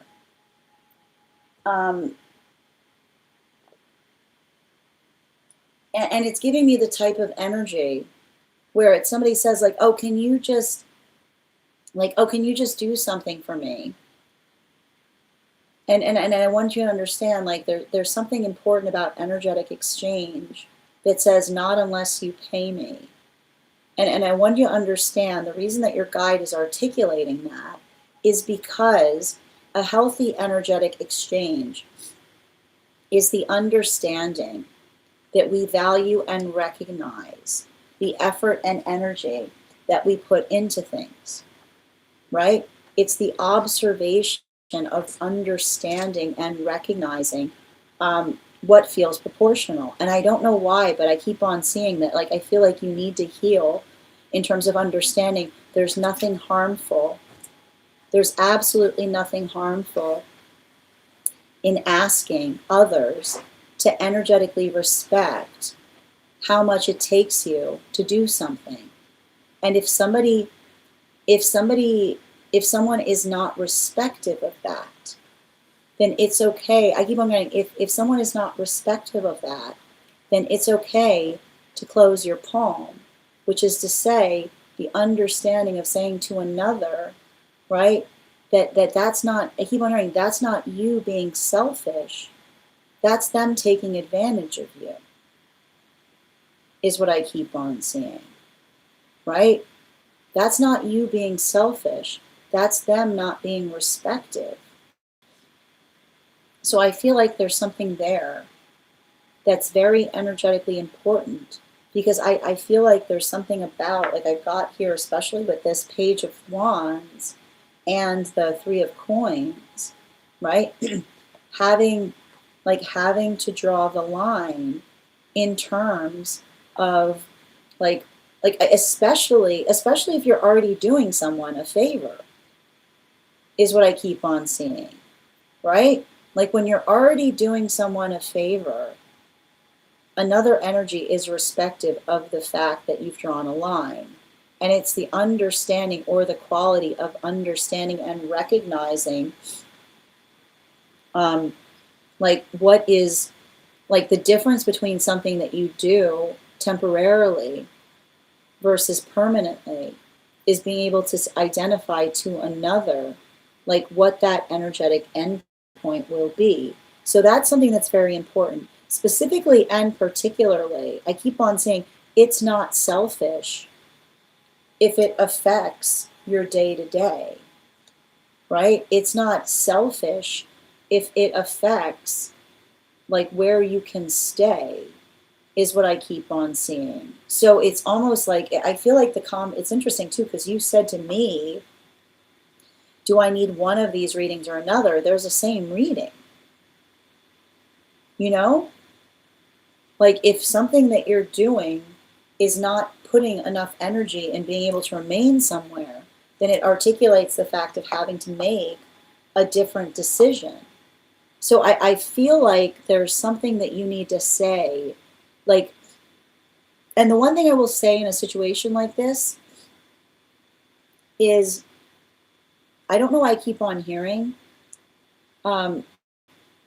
payment comes in many different forms.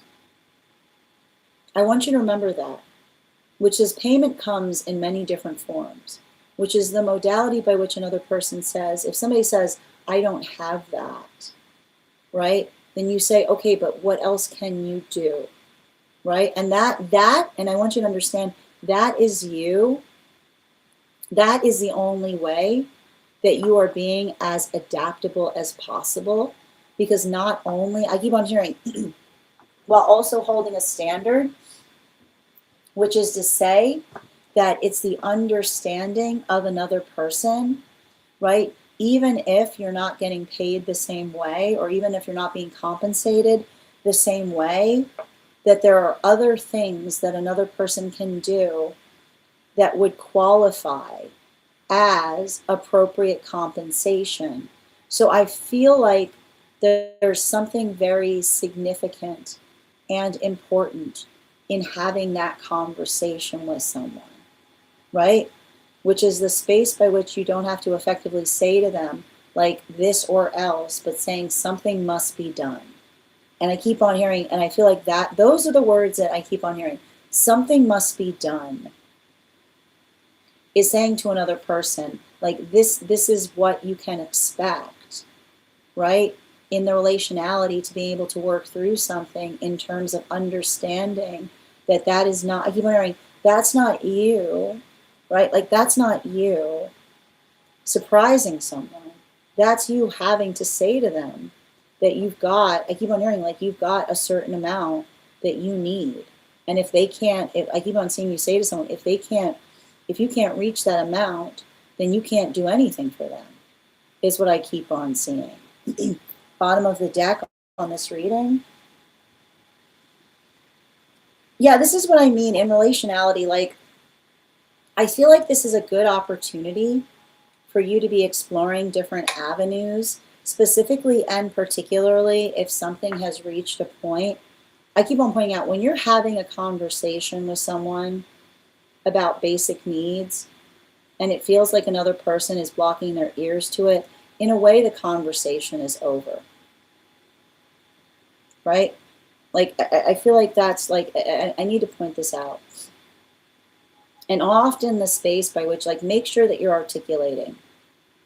Like, make sure that you're telling someone that you're not, like, this is making sure you're telling another person the reality of a situation is you saying to another person, right? Like, I would like something to be different, but this is what you can energetically expect. Because I just keep on seeing a situation or circumstance by which you yourself are articulating to another, like not only how you feel, but what, like, and I want to point out, like, the conversation of you saying, like, there's a difference between saying to another, like, helping another person say that this isn't a choice that you're making, but this is you operating upon a need, is the way by which you help them understand the fact that this is not, like, that's not you being selfish, that's you being sustainable. So make sure you're having healthy conversations in terms of what is sustainable. Thank you so much for having that reading with me.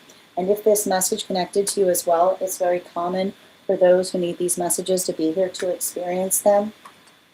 We are doing personal readings right now. If you would like to get on the list is closed today, but you can get on the list for the next time I've gone live, and you'll have first priority, which means you'll be read for before we start the Daily Collective. I'm going to take a moment to read over some of the comments that came through as I was reading.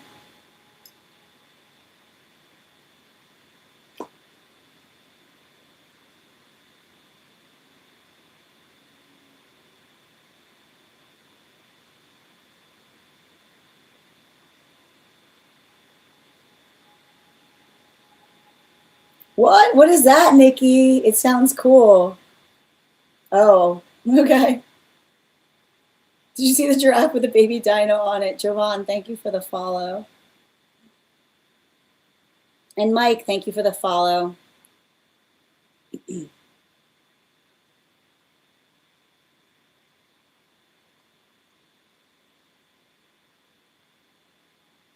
I've left a trauma environment, and then they tried this. What? That's wild. Why would they do that? That is wild. I'm glad to hear new opportunities are coming in. Yeah, don't let it affect you.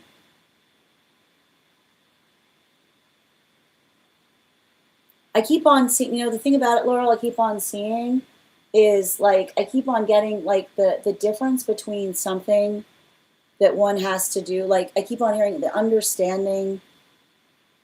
Wow. Like the understanding in terms of others, like what is necessary versus what is permanent, right? Like I feel like it says to me, like it was identifying that says like others recognizing that and appreciating that is you being able to say to somebody that like I keep on hearing, especially if circumstances, like I keep on hearing extraordinary circumstances require us, like extraordinary circumstances require us to do something, to do things out of the ordinary, but it doesn't require us to have to sustain what is inordinate, was what was basically coming through, if that makes sense. I'm well, Omar. Yeah, equal energy exchange is important. Mm-hmm.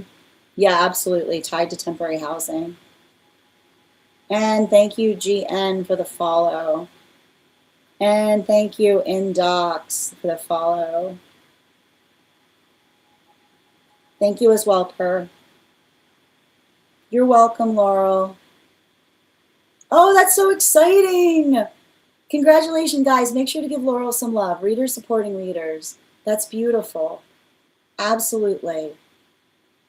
And listen, make sure that, head over to, go ahead and head over to the, go over to our general services section in the disco and promote where you're going to be. Okay. Absolutely. You're so welcome, dear. I feel like I feel like I see you right now. Like the one thing I'm seeing is like not getting frustrated, but this is you kind of finding the place by which you are like, I keep on hearing like this is you like looking for like the right comfortability place. So just be patient with yourself as you do so. Absolutely. All right, we're going to continue right now. The next person on the list for today is, we've got here Kath.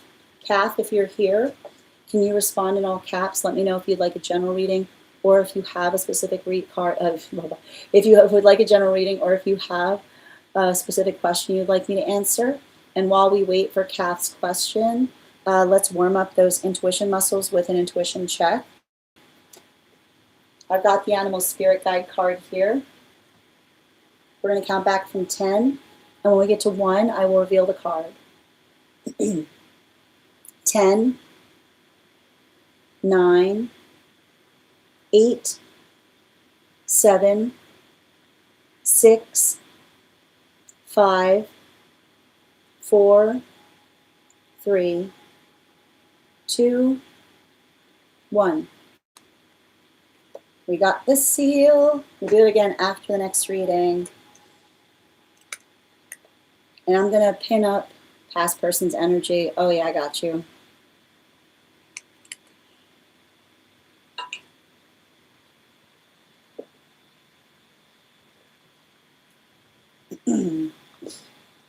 Four cards, please.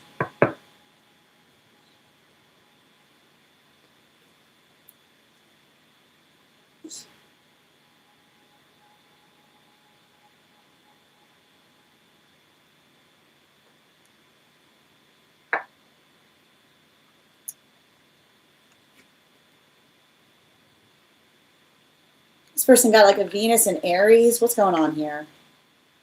Ugh.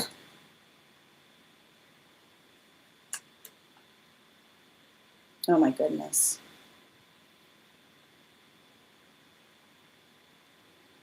I don't know why I keep on hearing this, but like, why wouldn't you want your partner on a high horse? I gotta stress this. Like, it's giving me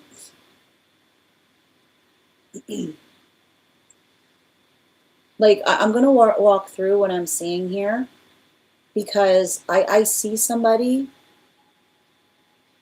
that has a high threshold of volatility in relationship. When we haven't healed from our trauma, then we look to our relationship to satisfy our volatility needs. I'm going to say it again, okay? When we haven't healed our trauma, we look to our relationships to satisfy our volatility needs.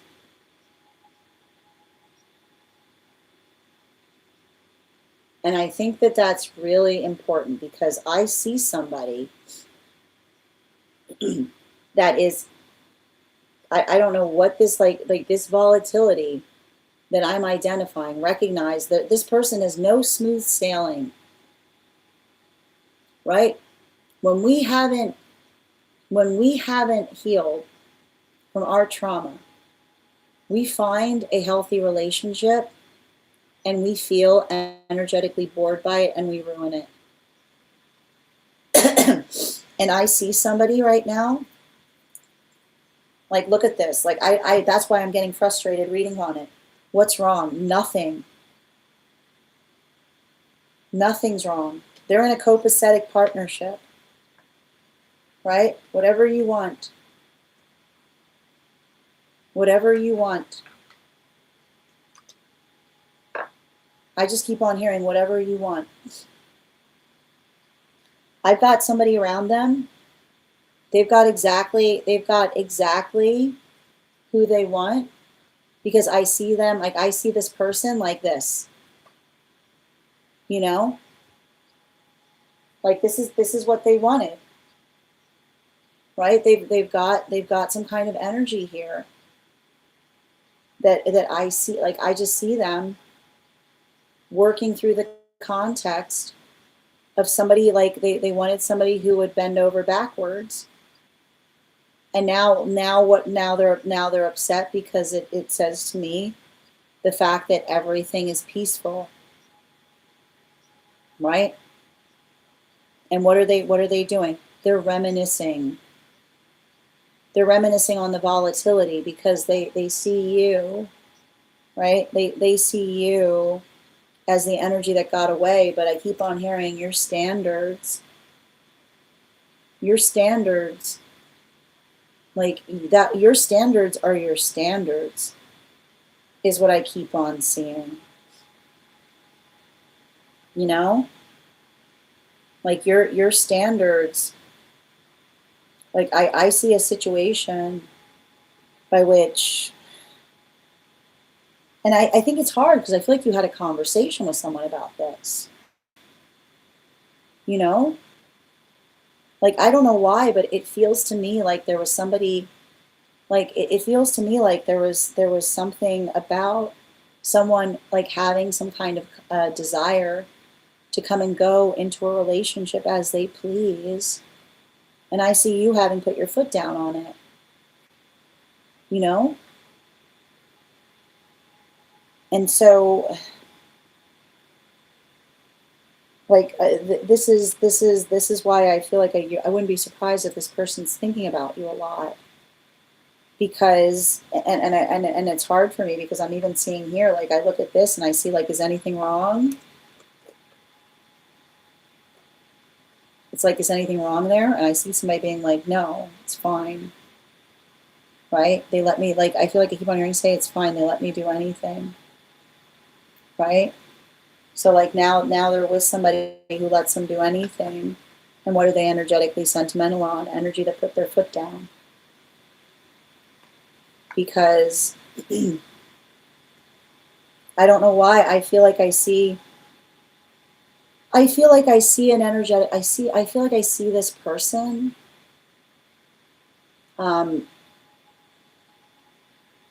I see some kind of energy around somebody. And I want to point this out. Healthy counterpart energy is not demarcated by being able to feel like one can get away with things. Right? There's no getting away with things in a healthy relationship, because it's the mutual agreement that we bring into things that allow things to be possible. So everything I'm identifying here has to do with a circumstance or experience by which I see somebody that got exactly, they got the counterpart that they were articulating or trying to demand you to be, which is just being okay, right? With just being okay with their own inconsistency. And so I've literally, like, what's wild about it is I literally see somebody that's found that, right? Like, I've got somebody here who has found found a relationship where another person, right? Like, they're just like, like they're fine with it. And now they feel the fact that they have no connection in it. Because they feel the sense, I feel like they feel the sense that that person doesn't care about them. And I feel like I see them waxing poetic on the fact that you had so much of that energy there. Like, I see somebody who recognizes the fact that, like, you wanted to build something with them. You wanted to build something with them that was real. And I see that they kind of rejected that. Like, they rejected a real partnership for some kind of shallow relationship. So I would be very conscientious if this person keeps coming back to you or tries to, like, articulate. Like, this is why, and I want to point something out. It's not unhealthy to say to someone, I can't be friends with you. Because, and this is what you have to understand, that's not you being immature, bottom of the deck. If we care too much, like, I need to point this out. Look at that, Three of Pentacles. The Three of Pentacles came out with the Page of Wands. Because if it feels like you know what you want with someone, like, you know what you want to create with someone, and they don't want that, but they want to be friends with you, that would be you living a lie. That would be you having to feel like that is an effort. That would be you having to be in a disingenuous friendship, which is the friendship by which you're trying to maintain it, but you're constantly feeling disappointed because you know it's not friendship that you aspire to have with another person. It is okay to say to someone, we cannot be friends. And you can articulate to someone that that's the reason why, right? You can say to someone, that's not you having an ultimatum. That's you saying that it wouldn't be energetically healthy for you to try to perpetuate a shallow connection with someone who you desire deeply to plumb the depths with. So I feel like that's the hard part about it, because I literally see someone being like, like, I see someone being like, why can't we be friends? And you being like, because it wouldn't be a true friendship, right? A true friendship is mutual manifestation goal and it remaining friendship. So don't let somebody try to tell you that you're being the immature one when you're handling something maturely, which is, and again, the truth is, maturity is saying to someone, no, we can't be together, and no, we can't be friends, because friendship is not what I aspire and desire to have in relationality to you. And that is you being honest in terms, right? That's not you giving someone an ultimatum. That's you protecting your heart space. Thank you so much for having that reading with me. And if this message connected to you as well, it's very common. I wouldn't be surprised if this person's popping up in your dreams, because when I see stuff like this, like, often, like, this type of energy will try to show up in the dream space like wild. If this message connected to you as well, it's very common for those who need these messages to be here to experience them. We are doing personal readings right now. The list is closed today, but if you want to get on the list for the next time I'm on live, you will be the first person read for. You also have priority, which means you'll be read for before we start the daily collective. I'm going to take a moment to read over some of the comments that came through as I was reading. Hi there, Empress. Thank you for the follow.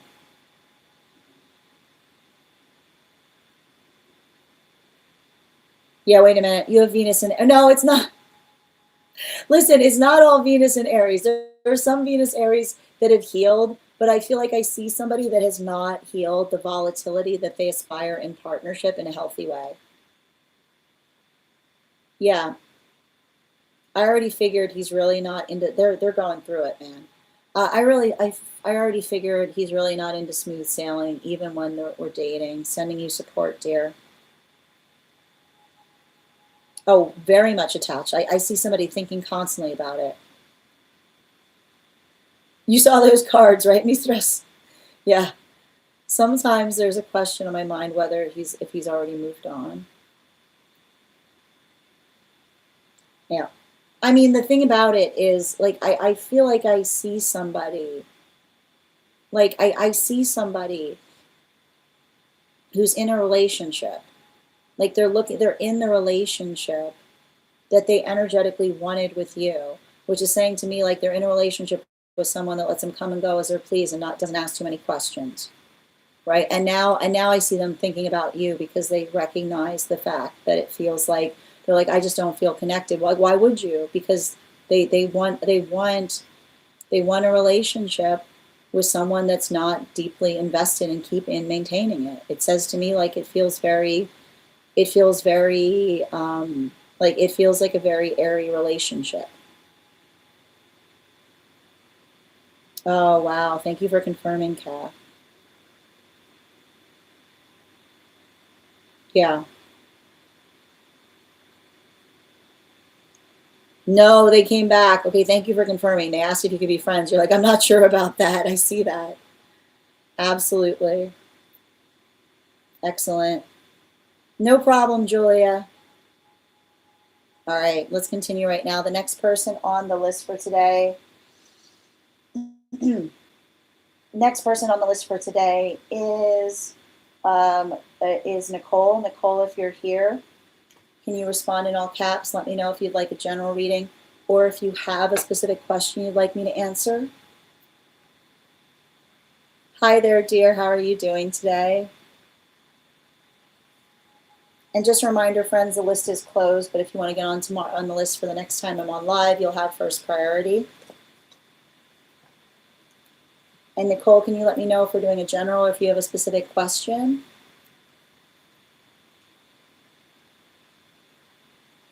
It's on the disco, but it's really just high priority. Oh, excellent. Okay, perfect. You're so welcome, Kath. Sending you support on that journey. And Jasmina, thank you for the follow. I'm doing well, thank you. And before we continue right now, let's warm up those intuition muscles with an intuition check. I've got the animal spirit guide cards here.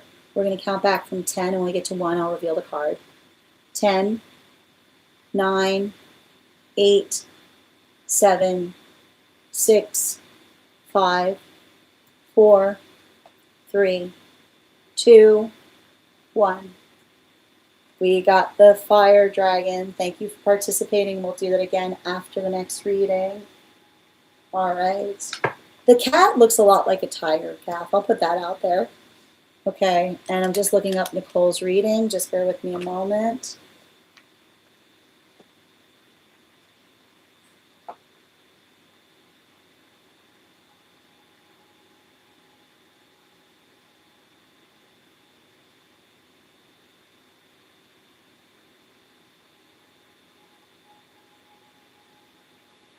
Got you.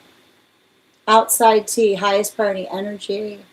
Highest priority on what I need to hear most right now. I can't decide. No problem, dear. Not a problem. And one moment, please.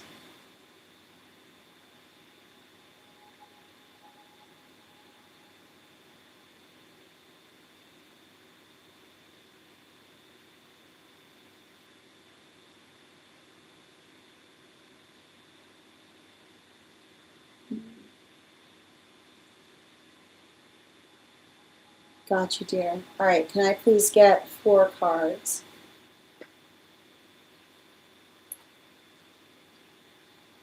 For Nicole, and 2 more, please.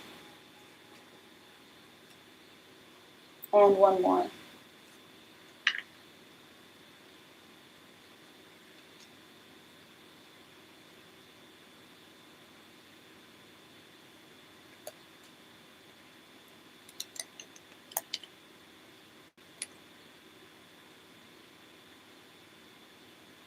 You know, the one thing I'm seeing, and I think that in a way, like, I want you to understand I know this is going to sound like, it feels to me like what you're currently going through is the hardest part of something. And the reason I'm identifying that, it has to do with, it feels like somebody never really understood you.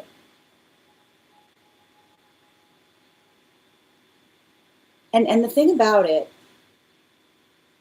is, and I think that you kind of understand this, when somebody shows you their true colors,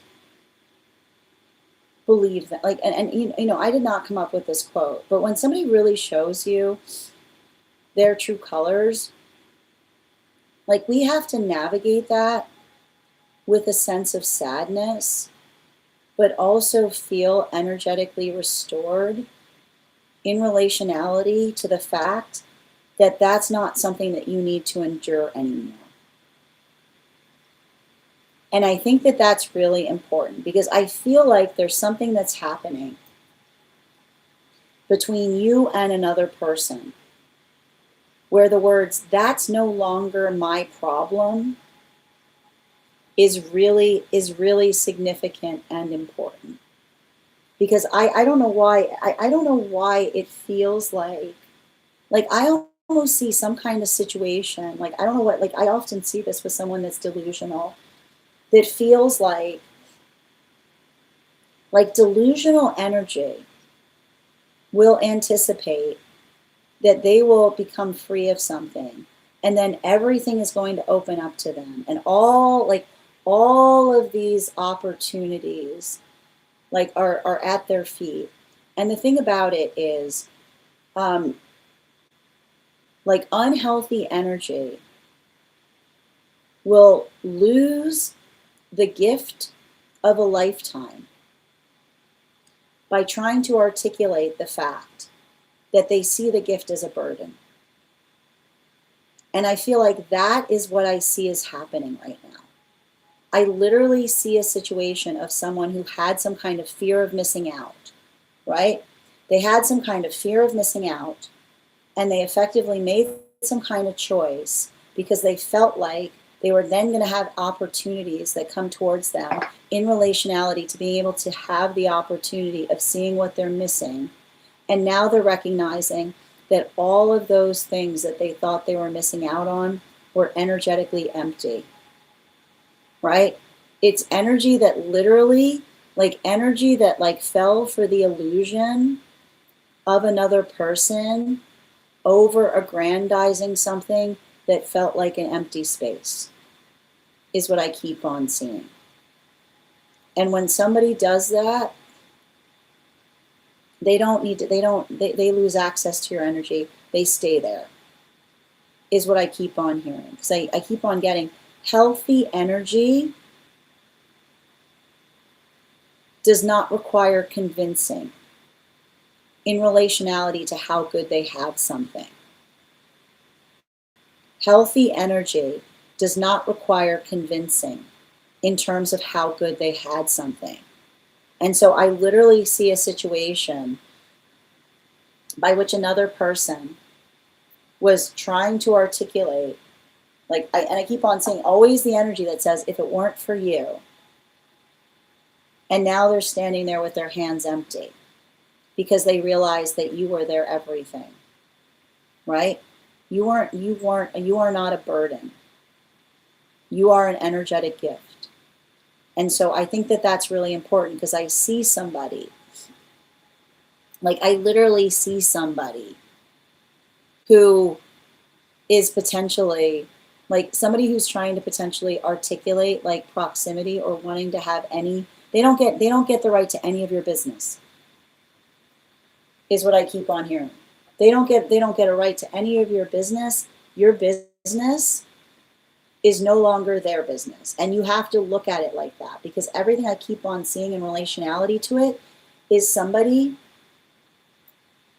who's like effectively trying to like maintain or sustain a connection that doesn't make any energetic sense. And the reason it doesn't make any energetic sense is specifically and particularly due to the fact that they themselves were not being energetically respective in terms of energetically appreciating what you brought into their experience. So don't allow the context. I keep learning, don't get in argumentation with them. Don't be reactive if they try to fight with you. Because when I keep on seeing, remember, unhealthy energy will try to use an argumentation point as a point of entry, right? The space by which another person feels satisfied because they can still get into our skin, like under our skin, that makes them feel that we still have some sort of relationship. When somebody tries, I keep on hearing, like when somebody tries to get under your skin in that way, you go cold and you stay cold, is what I keep on seeing. Don't let them, and especially if there are modalities or experiences where it feels like they're trying to create conflict on you, or they're trying to make a big deal out of something that is not energetically important, is what I keep on seeing. So be very conscientious of that. Bottom of the deck on this reading. Yeah, this Emperor energy, right? Like it feels like it feels hyper controlling, right? Like it feels like somebody, like I keep on hearing you have to say, like, the words, "that is no longer your responsibility," is how you heal that. Because you don't, I keep on hearing, you don't get to have your cake and eat it too. You don't get to articulate, you don't get to articulate the fact that you don't want anything to do with something and then expect that one has access to things, is what I keep on seeing. So make sure that you're being logical in relationality to it. And I keep on hearing, if someone's coming towards you in a way that's not appropriate, don't match that energy. Take note of it. Document it. Articulate it. Let it, don't, like I said, don't go volatile. Don't go volatile. Go specific. Don't get volatile. Go, don't go volatile. Go, put them on notice, right? Even in the space, even especially, right? Especially if they want to communicate with you, you communicate through somebody, is what I keep on seeing. No direct communication if you see somebody like this. It's okay to have, it's okay to have an intermediary. Thank you so much.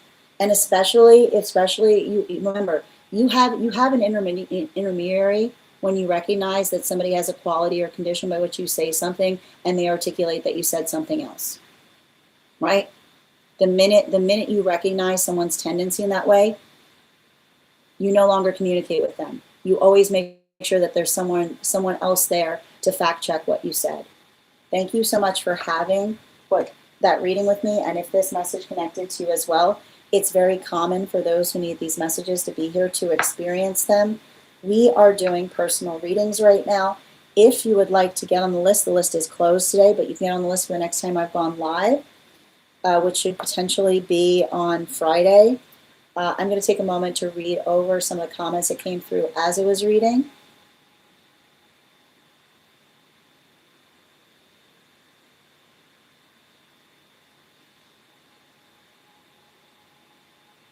Hi there, Nicole. No, don't be upset. I thought of that even before the last reading. Oh, you did? You saw the fire dragon. Yes. You typed the whole thing out. Figured highest priority. It's okay, dear. Yeah, no one else has seen those colors, so it's difficult to go through. But that's the thing about it, right? That's what I keep on hearing. You document those colors, right? That's what your job is. Absolutely. Yep, the grass is always greener. Autumn, thank you for the follow. It's easier to ruin something shiny instead of fixing what they had. Absolutely. The list is closed today, Stella. Absolutely. I'm sending you so much more on that journey. Mm-hmm. I love that you use that word and then said respectfully. No, it is. And that's what I keep on seeing. Like, you have to be the responsible one, which is not, I keep on hearing, don't let it be between what's happening between you, but just like taking the next logical step. Absolutely. Grand afternoon, Smart. You're so welcome, dear. Sending you so much more on that journey. Hi there, Brianna. How you doing today? Hope you're having a beautiful day as well. Oh, well, it was a good experiment, Per. It was a good experiment. All right, the next person we're reading for today is Ava. Ava, if you're here, can you respond in all caps? Let me know if you would like a general reading or if you have a specific question you'd like me to answer.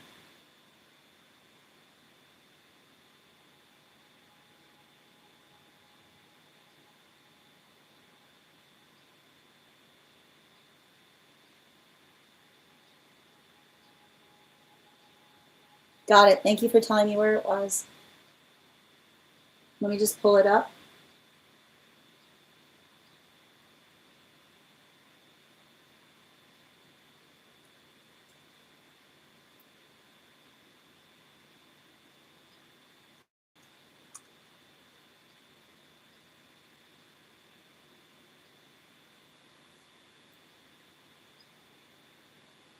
All right, one moment.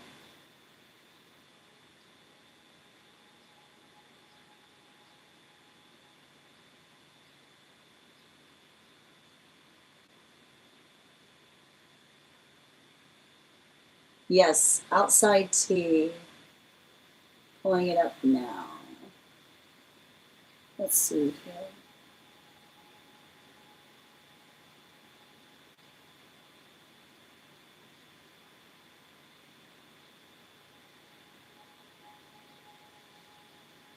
And before we continue right now, let's warm up those intuition muscles with an intuition check. I've got the animal spirit guide cards here. We're going to count back from 10. And when we get to 1, I will reveal the card. 10, 9, 8, 7, 6, 5, 4, 3, 2, 1. We got the seal. Thank you for participating. We'll do it again after the next reading.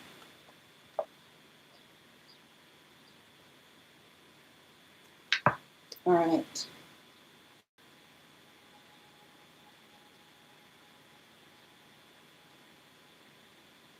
I know it's very popular. It's coming up a lot right now.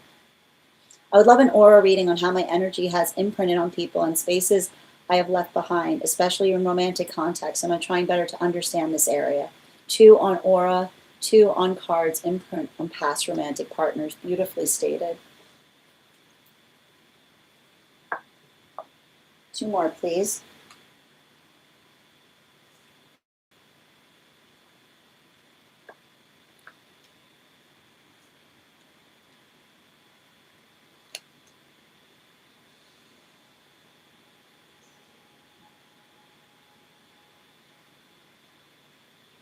I mean,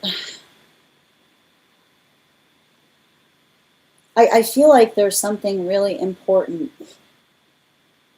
in the space by which, and I feel like I don't know why I keep on seeing, um, you,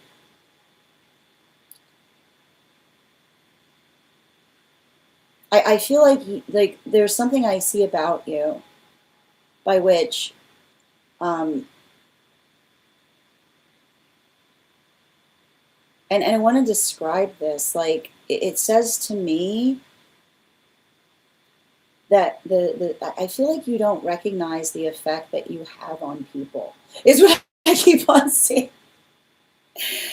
And especially like you don't recognize the effect that you have on people in like a positive way, because I keep on seeing, I don't know, like it's funny too, because I don't know what you look like, but the space by which another person, um, I don't know why, but it almost feels like some kind of quality by which energy has a tendency of trying to feel super overprotective of you, or identifying, I keep on getting like the shape or the space by which another person tries to be like, I wouldn't be surprised if you had a lot of relationships that got ruined because another person was being overprotective about you,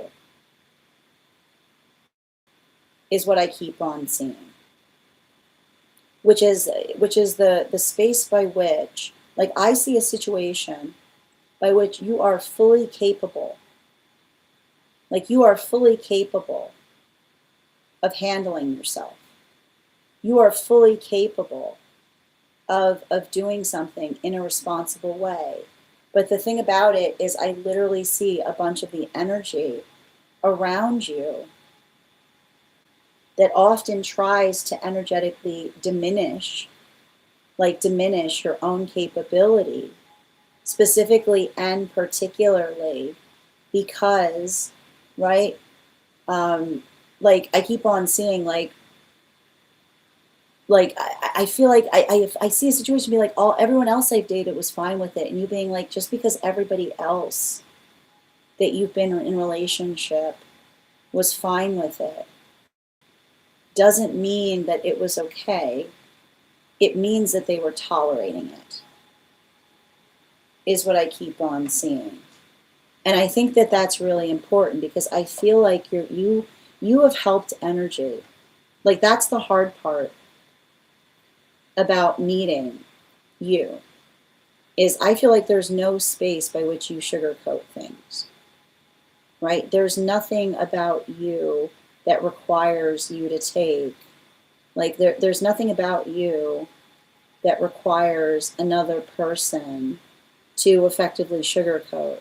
But what has happened in your wake is I feel like you've corrected a lot of energy in recognizing the difference between what another person was perpetually actually liking versus what another person was claiming to like but was actually tolerating.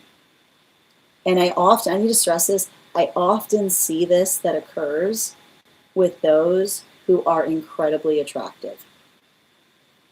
And the reason I put that, like, and I like to describe, and it's hard too, right? Because often, I need to point this out, like, this is often what happens when others have a lot of, appeal, then sometimes they don't recognize the difference between another person, like, what is the space by which another person actually likes something versus like what another person is tolerating, because, like, I keep on hearing, because they're so energetically desperate to maintain a connection that they'll put up with it without saying something. That doesn't happen with you. That's the gift that you give someone. Because I see the space by which you clarify very quickly and you say to someone, I don't like it. And then I see them saying, another person saying, everybody else has been fine with it, and being like, fine is not like. Fine, the space by which another person says fine means they're tolerating it. It's not that it was ever something that they found appealing. So I literally see energy that is absolutely dumbfounded when you walk away from situations, because they realize that simultaneously you are the realest person that they've ever met. And suddenly they have to look back on everything and question everything that they were receiving. Because I just keep on seeing them going through the experience of going, that was the realest person I met. I know they were being authentic with me. What does that have to say? If I know that person was being authentic, which means that their reasons for energetically leaving were true, right? They're not saying something to try to get something out of me, but because of the space by which you have the ability to tell someone, you could, like, I feel like I wouldn't be surprised if you're honest to a fault, but there's no fault in being honest. Being honest is a gift, so long as you're building into authentic connection, because everything I just keep on seeing here is the energy being absolutely dumbfounded because they have to immediately question everything that came before you in the context of the truth that you delivered to another. Bottom of the deck on this reading. You know, here's the thing about it. I don't think you do this in a negative way. Like, that's the thing about it. I literally see a situation by which I see somebody that knows there isn't a mean bone in your body, right? But that's the space by which, again, like, I almost see a situation by which you recognize that it would be meaner for you not to tell somebody the truth. But that's why I see somebody, like, I literally see situations or circumstances by which another person suddenly has to look at something and realize, right? I feel like they almost like, there's almost like a space by which they scrutinize once you depart in terms of understanding, like, what another person said to go easy on their feelings versus the truth that you try to give to somebody because you care about them. And I wouldn't be surprised if you've had situations by which another person gets upset with something that you said, and then only later, when they've healed, fully realize that what you were giving them was not meant to hurt them. It was meant to be a blessing. Because I just keep on seeing that you're the type of person that cares enough to say to somebody something that's important, even if it means potentially damaging the relationship that you have with them. So I literally see energy that the further away that they get from you, they hold you even closer as they come to understand something that you said in a way that they weren't ready to receive at the time that you articulated it to them. Thank you so much for having that. It's painful. I wouldn't be surprised if you get a lot of apologies longer that you go through life. But I keep on seeing, like, I keep on getting the apology. It's like, it says to me, like, the apology, it feels bittersweet because it's someone acknowledging that they're not taking it. Like, I see you kind of, and I keep on hearing, your divine counterpart will honor the things you say for that reason, because they'll understand that you're not saying them to hurt, you're saying them to heal. Thank you so much for having that reading with me, Ava, and if this message connected to you as well, it's very common for those who need these messages to be here to experience them. We are doing personal readings. The list is closed today, but if you want to get on the list for Friday, you'll have priority, which means you'll be read for before the Daily Collective. And I'm going to take a moment to read over some of the comments that came through as I was reading. Ina, thank you for the follow.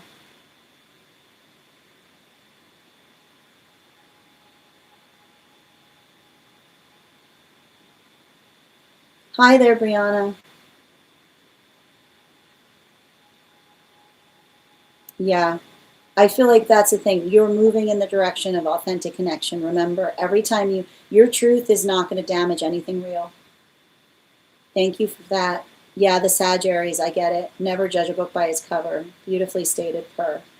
Hi there, Rainbow. Good to see you today. Muna and Michelle, thank you for the follow. All right, let's continue right now. The next person on the list for today is Per. Per, if you're here, can you respond in all caps? Let me know if you'd like a general reading or if you have a specific question you would like me to answer. And as also for anybody waiting for one-card readings for super fans, we've got 2 more readings today before we move into that. So we'll be starting that in about 20 minutes. If you're a paid member, over on the place where we keep the videos, your paid membership also entitles you to a free 1 card. It is, Per. Thank you for inquiring. I'm in good shape.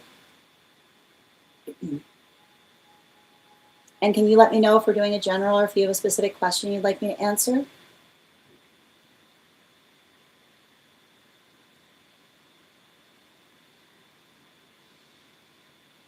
Dream on the disco. Love it. Just bear with me a moment.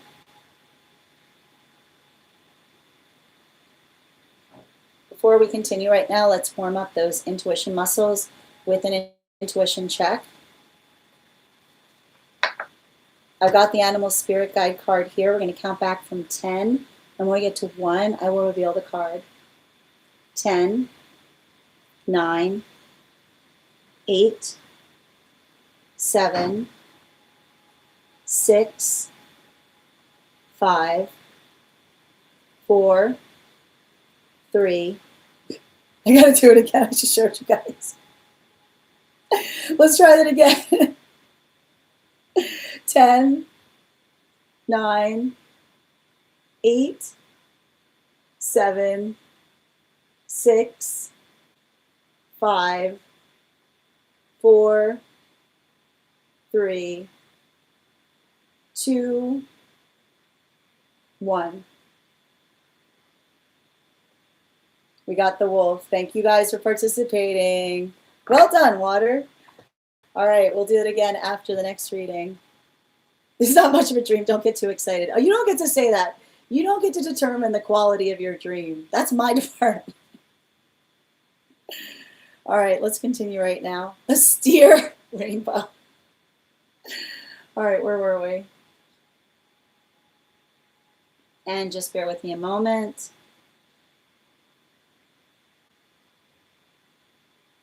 And 1, thank you for the follow.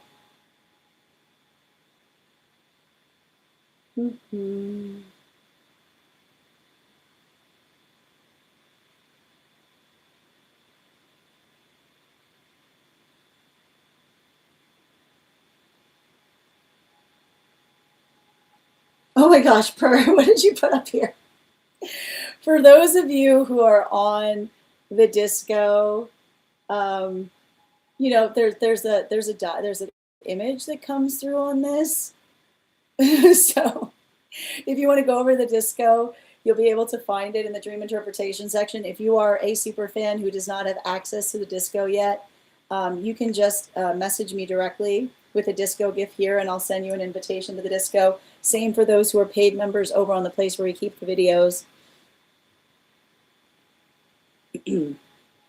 And before we continue, let's warm up those intuition muscle. I mean, let's we got a dream coming through, which means we have to employ the dream coconut.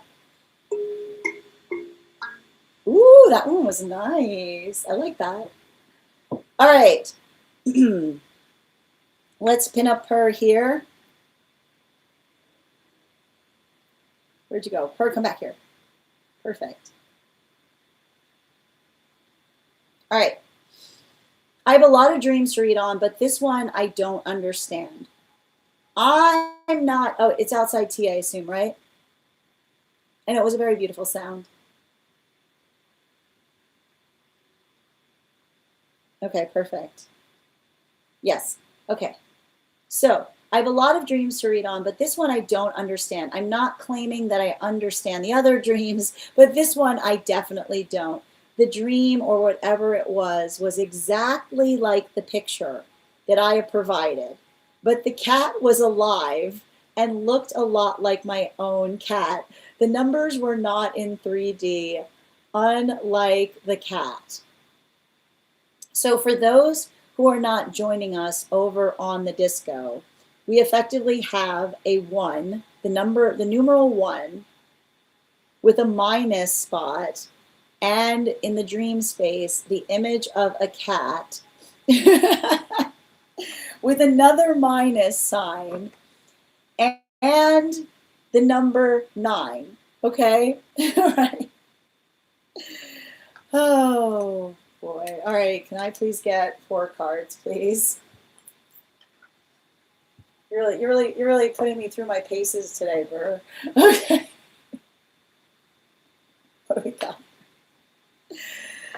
Okay. Mm-hmm. 2 more.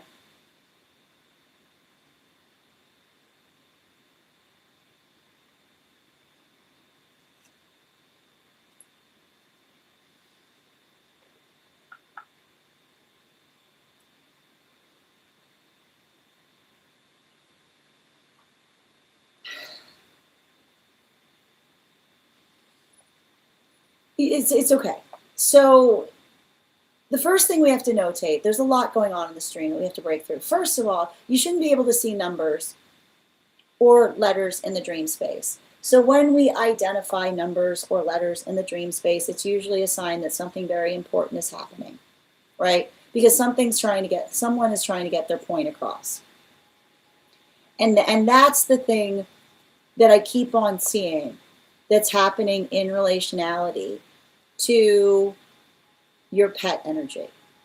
Because everything I keep on reading into is the fact that your pet is trying to work with you in some context. Now, I don't have readings like this with every single like animal energy.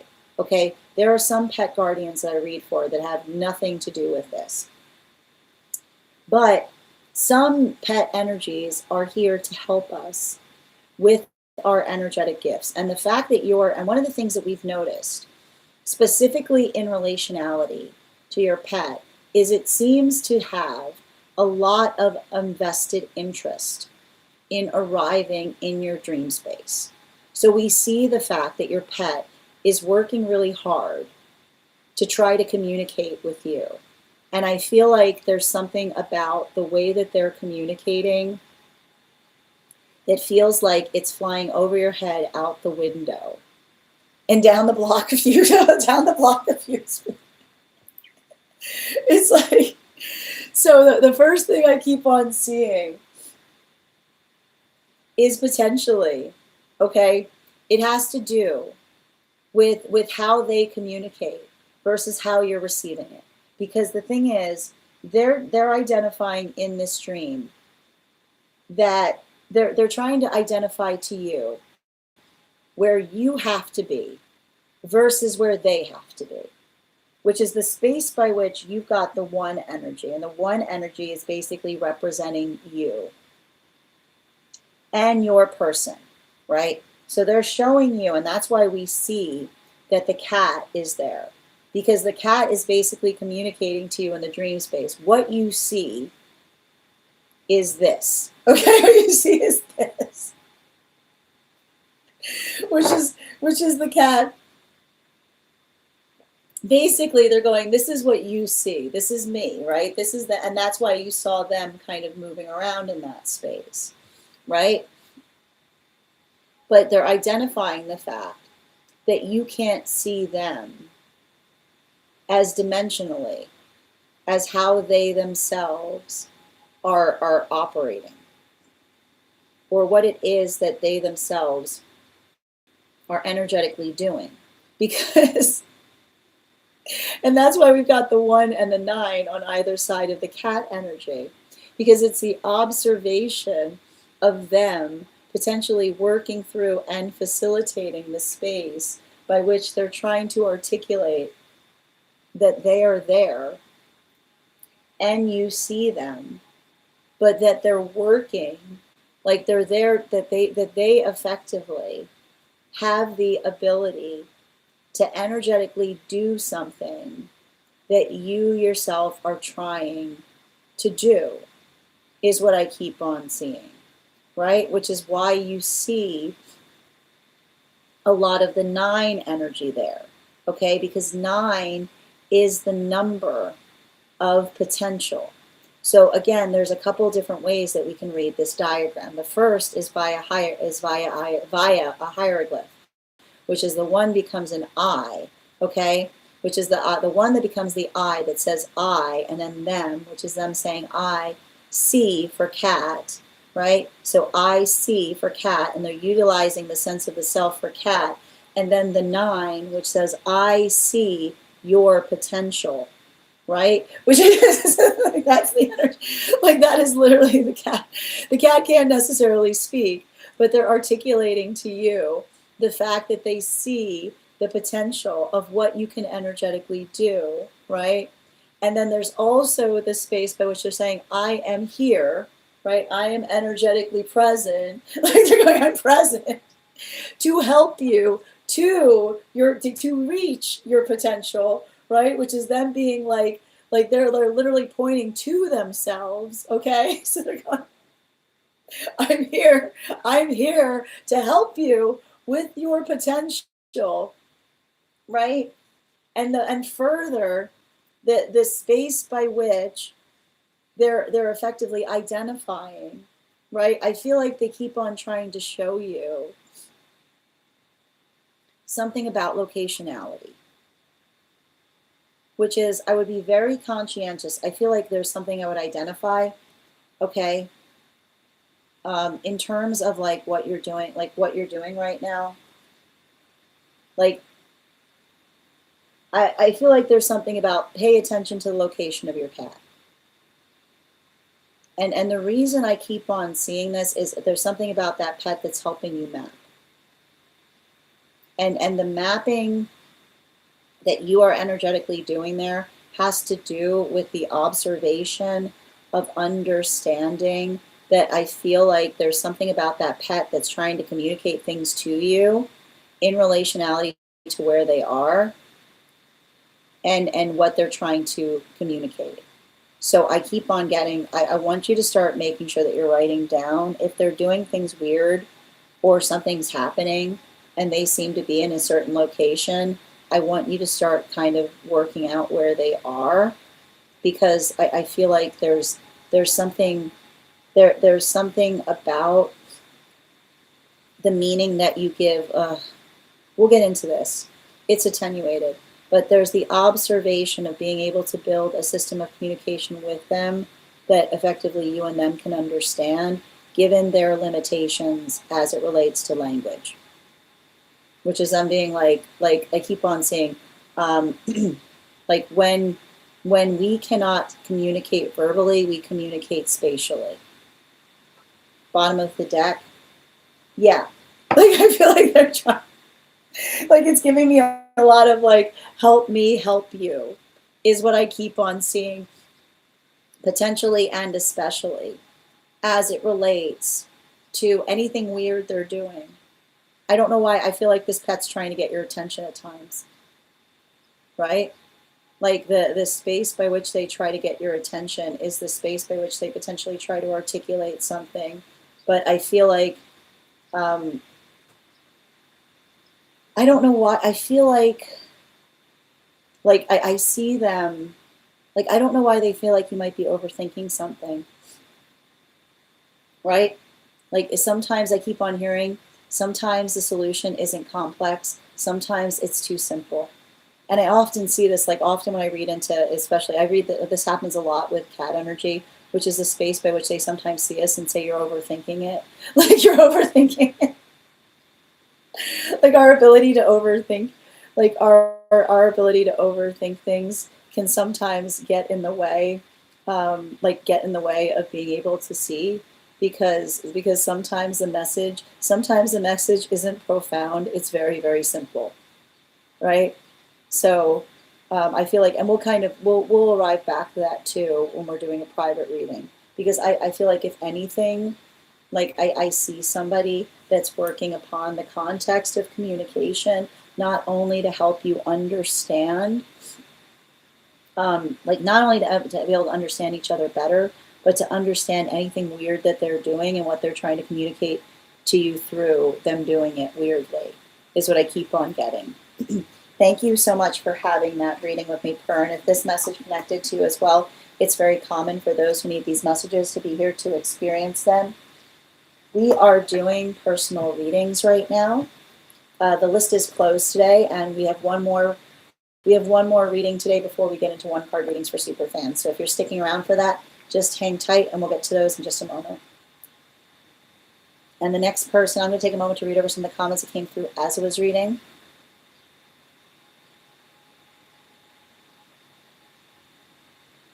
Yep. Me and my cat are both invested. Mm-hmm.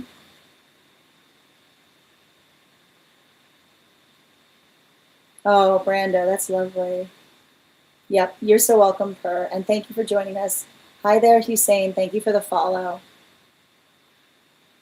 Julia, I still have you on the list for today. It is very cute. Their location in the dream space, or at both. is what I keep on getting, which is why I want you to make sure you're not just observing them, but observe where you're finding them. Hi there, DRNX. The best way I can describe cat energy is they're energetic purifiers. So they have a beautiful ability of clearing stagnant energy. So again, you have to understand. I want you to remove the context of the feeling that there's negative energy. Okay, what do you identify as negative energy? They're circulators. They're circulators and they're purifiers, which says that they often move stagnant energy. So if you feel like stagnation is negative, then yes, they can be helpful in that way. I can see the cat in my dream space. Simple human every time I overthink. Yeah, it's like, sometimes it's not, yeah, sometimes you have to think it like, yeah, simpler. Yep. I couldn't react on the live for a minute during the overthinking part. That's so funny. You're so welcome, Per. And Opuru, thank you for the follow. If I'm ever saying your name incorrectly, by all means, feel free to correct it. Well, no, they can be very helpful when we feel like we have low energy, because you'll often notice, especially a cat, like they'll place themselves on the chakra that they feel like they need tending, and then they start purring, right? That's really beautiful, right? Because that's frequency, that's energetic frequency work, you know?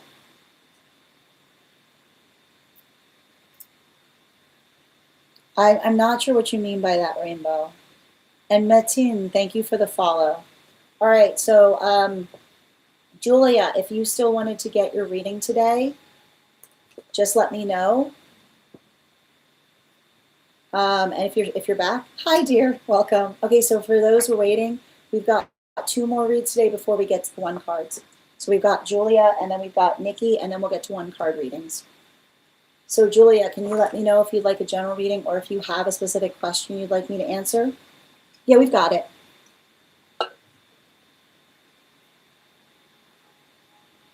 And while we wait for Julia's question, let's warm up the intuition muscles with an intuition check. I've got the animal spirit guide card here. We're going to count back from 10. And when we get to 1, I will reveal the card. 10, 9, 8, 7, 6, 5, 4, 3, 2, 1. We got the adder. Thank you for participating. We'll do it again after the next reading. And we've got Julia's question. Let me just find it here. Private. Okay. Private.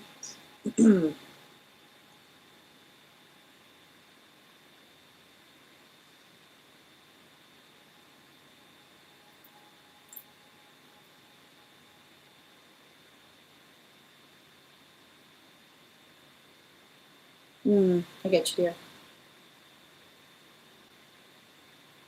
Okay. 4 cards. And I'm going to pin up Julia here. Guys, make sure to give Julia some love.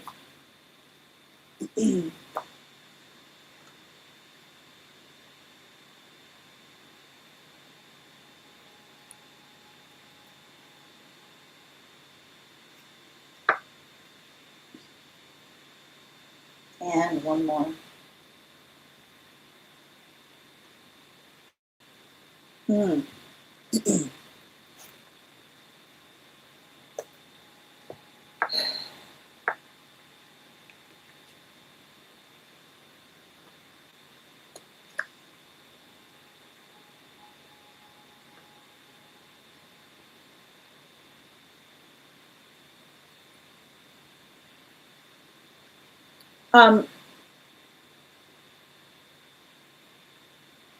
I feel like I'm seeing something. I want to, like, the one thing I want to identify around a circumstance or situation is there are opportunities I keep on, like, the words I think you have to write down right now are harmonious opportunities. And what do we mean by a harmonious opportunity? A harmonious opportunity is the ability to do something. And in the space by which we do it, we energetically amplify it. We make it better than it could have possibly been. With the energy that we bring with it in correlation with our presence. And I feel like the way that I see you struggling with a decision. And the one thing I want, and the way I keep on seeing that there's something here that feels like it can be a profound healing moment, is the circumstance or opportunity by which you say to another, I also do this. Is that going to be a problem? And the space by which another person says, actually not, we actually love that, right?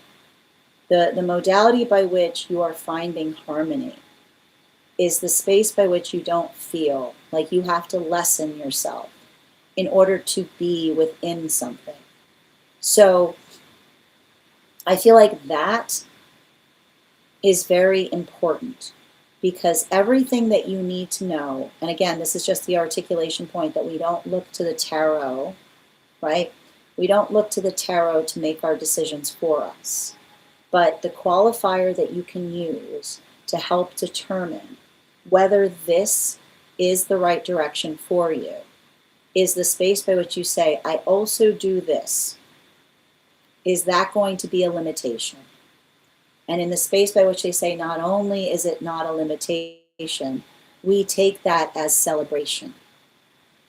The observation of saying to another person that it isn't something that will pull you away from an experience, but the way by which you do it that gives it even deeper meaning is the space by which you effectively are able to articulate to another that you are effectively elevating, right? That you are in the space of working through elevating an experience, not in the space by which you energetically choose to do something, but in the way by which you articulate what you do that can effectively allow you to do something even better were you not doing it, is what I keep on seeing. Because I just keep on hearing the energy that's for you is not going to make you have to choose. The energy that's for you is not going to make you have to choose, which is a space by which you say, if you do this, you can't do that, right? Which is a space by which somebody says, if you do this, you have to stop doing that. That is not the sound of something that's for you, right? But the space by which another person says, that's amazing. We delight in that with you. We see the opportunities in you doing that. That would be even better in the context of being able to understand why it's, and this is what's beautiful about it, right? What effectively, and this is how you recognize the difference between others that limit themselves in terms of the possibility, right? The other, like the energy that sees the fact that something that you do is a beautiful, harmonious opportunity to be able to do something in a space even better because you do it, is the modality by which another person may even change, right? They may even change how they think about it, or they may even change what they effectively articulate to you. Because when you're in alignment, right, anything you bring into the room should open the possibility. So I want you to be conscientious about that, because I keep on hearing everything you need to know as to whether that choice is in alignment has to do with that elevating conversation, which is the space by which you introduce yourself to another and you're able to articulate right? Not the space by which you apologize for something that you're doing, but the space by which you harmonize and say, in conjunction with that, this would have even more meaning.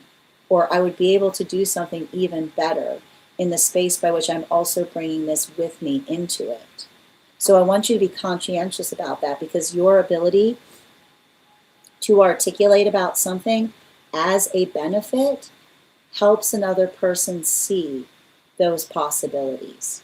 Bottom of the deck on this reading, yeah, particularly and especially with this like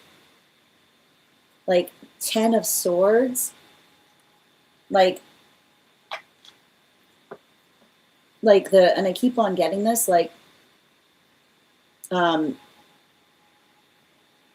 if there's something that happens where you articulate it, and another person, like I said, like the space by which another person says, like, oh, right, like, and this is the thing I keep on seeing, right? It's not like, and I feel like this is also a continuation of your own healing journey, right? The space by which you effectively navigate something through others, like I keep on hearing, through others' distaste or others' energetic wariness. Remember, healthy energy delights in harmony, right? Healthy energy delights in harmony, which is the modality by which another person sees that anything that you bring with you is an energetic gift. So if there's a context by which another person says, oh, well, if you want to do this, you have to stop doing that, don't let somebody, and this is a continuation of your own healing journey, right? That would be articulating of someone, that would be a continuation of healing from the karma of a situation of someone that potentially doesn't see, right? I keep wondering, they're ruining their own possibility, because I just keep on seeing that this is something that you're going to ultimately do, right? And the space by which another person, right, the space by which I see you potentially moving into possibility, an energy that would rather have gotten, like, I keep on, this is what we often talk about with petty energy does not see potential, right? Because the possibility by which another person sees that as some kind of conflict instead of a blessing is literally the sound of another person that is self-sabotaging the possibility of energetically working with you. Because I keep on seeing that you're going through, right, there's that adder energy, right?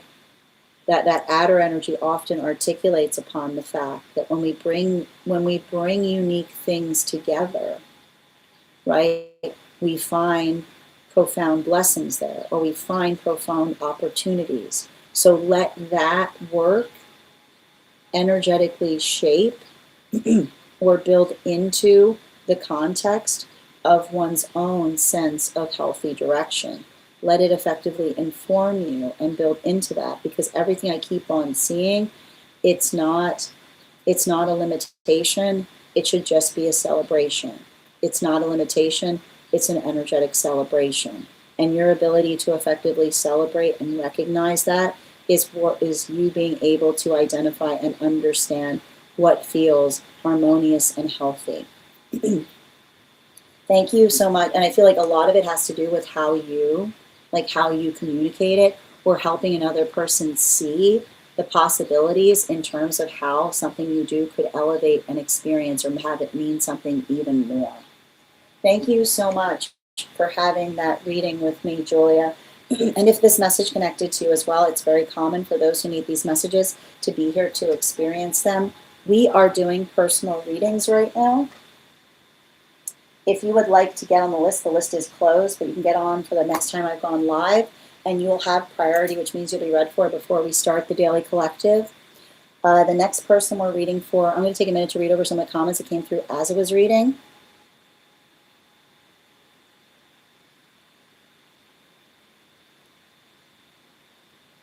I think you already are, Julia. You said, I'm so ready to take up space, but it's not you taking space. This is you developing gravitas. I want you to think about that. This isn't you taking up space. This is you having gravitas. Yes, and again, all in the direction of what it is. Like, this is you being able to see the possibilities in terms of being able to do something in a way that you've never done it before.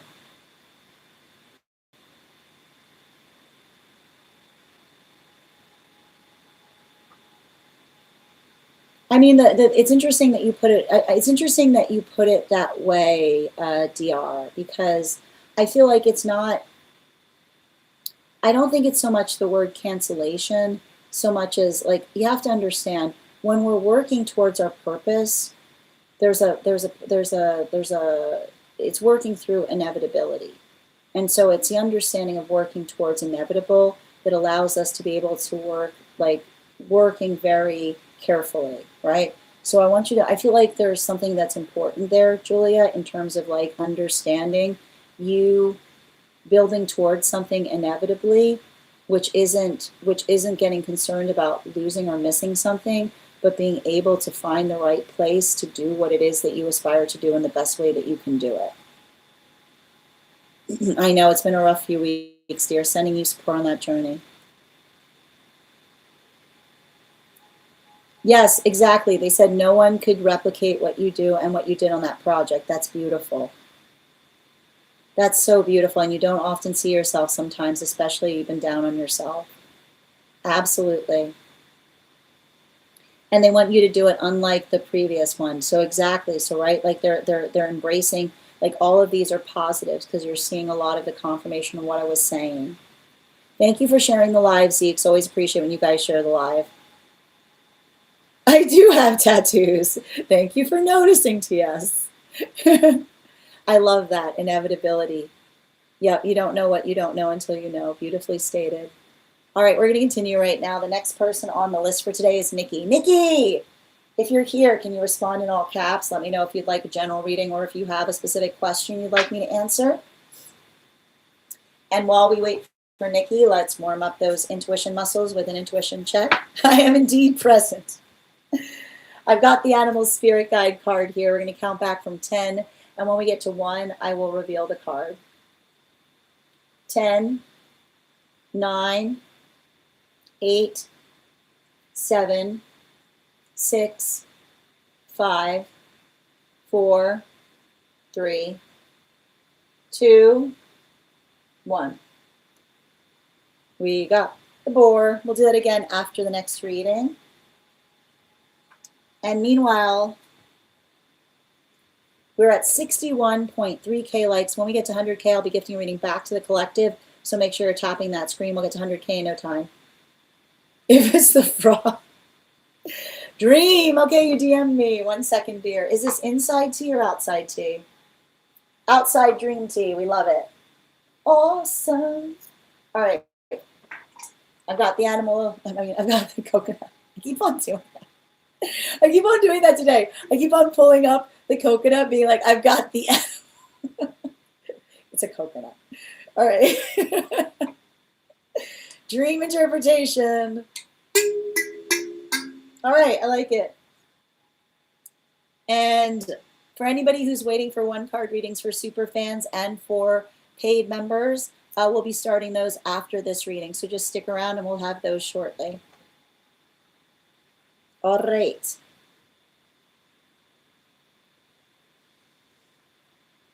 Animal guide coconut. All right, I'm going to pin up Nikki here, guys. Make sure to give Nikki some love. All right. I had a dream where I went back to my old work environment where I used to work with my ex, like I was reapplying or helping out for something. The setting kept changing. It even turned into a supermarket at one point. My ex and his wife were both there, and I kept running into them everywhere. At one point, I was even watching them taste cake for their wedding, which felt really awkward. It felt like my ex was just always around whenever I went, like we kept ending up in the same spaces, or he was kind of like eavesdropping. And then my partner showed up, and we had to walk past my ex together. My ex said something to him, and when we passed him, it was like my partner suddenly turned into a completely different person.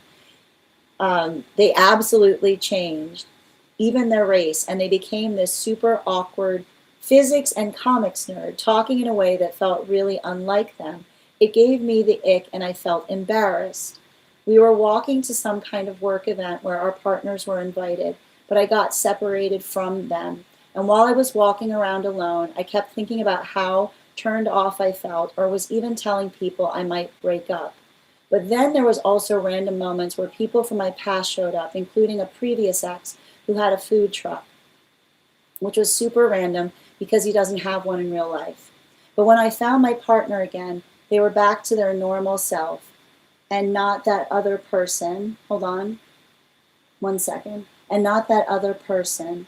And I felt relieved. I remember thinking to myself, oh, thank God we didn't break up. That was an illusion. And at the end, I felt like I was really in love. But what was I even thinking? And when I woke up, I actually felt guilty for considering breaking up with them in the dream. Also, there hasn't really been anything negative going on between us. Things have actually been really great and stable, aside from the fact that they were getting ready to leave to go away. So it felt weird that you were having that kind of dream and not really sure what it means. 4 cards, please.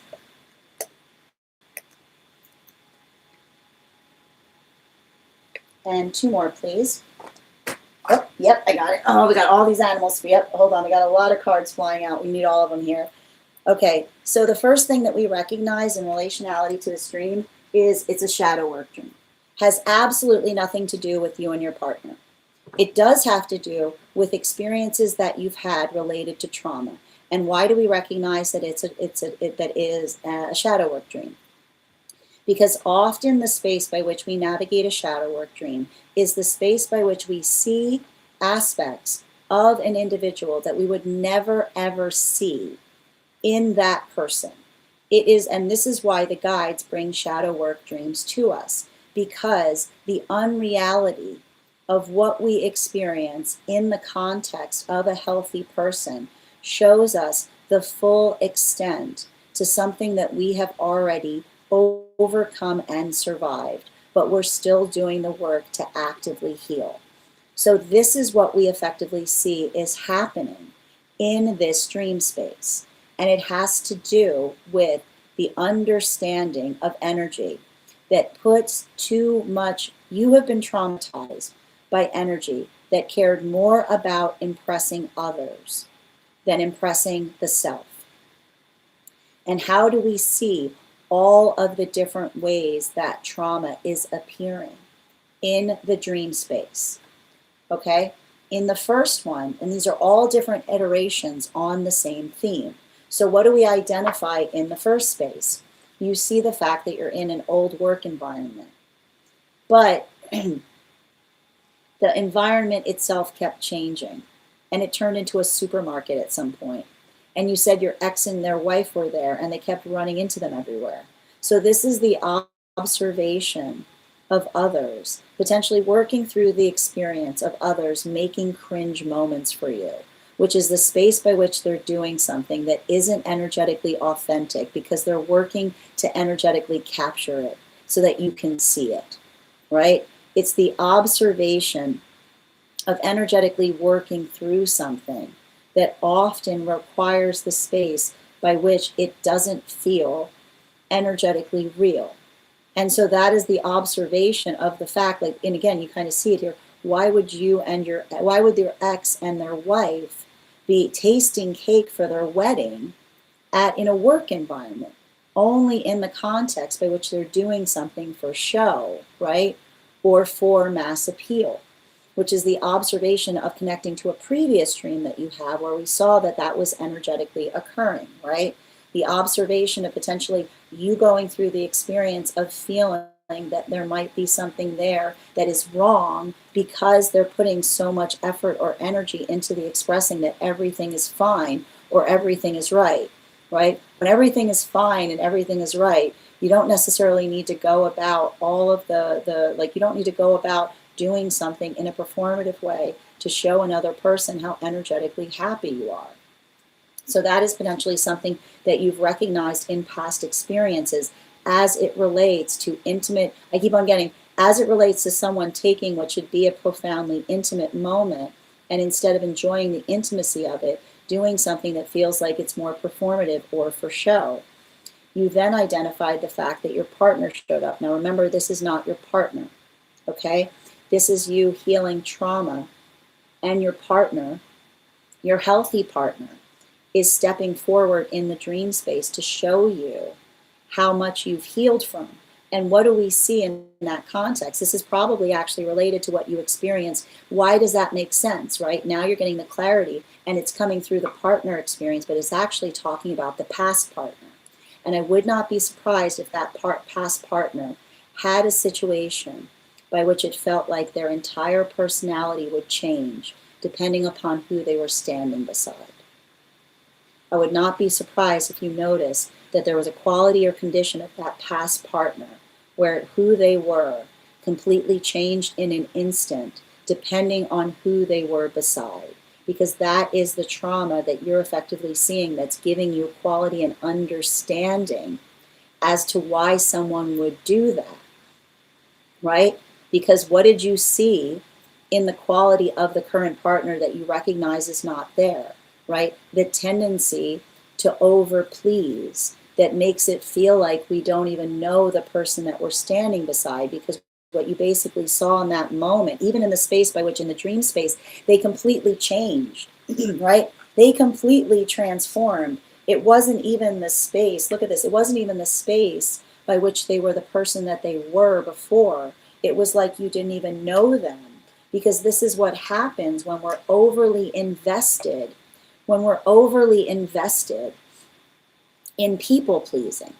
When we're overly invested in people pleasing, what effectively occurs is the observation or the understanding of being able to build into the context or the arrival point of recognizing and understanding that when we're in a healthy space, we don't necessarily change that much, right? We're the same person no matter who we're beside. So this is potentially, and this is what's beautiful in the relationship that you're in currently, because it felt so oppositional. It felt so oppositional to what you're used to, that it was the ability of seeing someone changing before your eyes. It made you sick because it was reminding you of what you had to go through when you were in connection with that past person.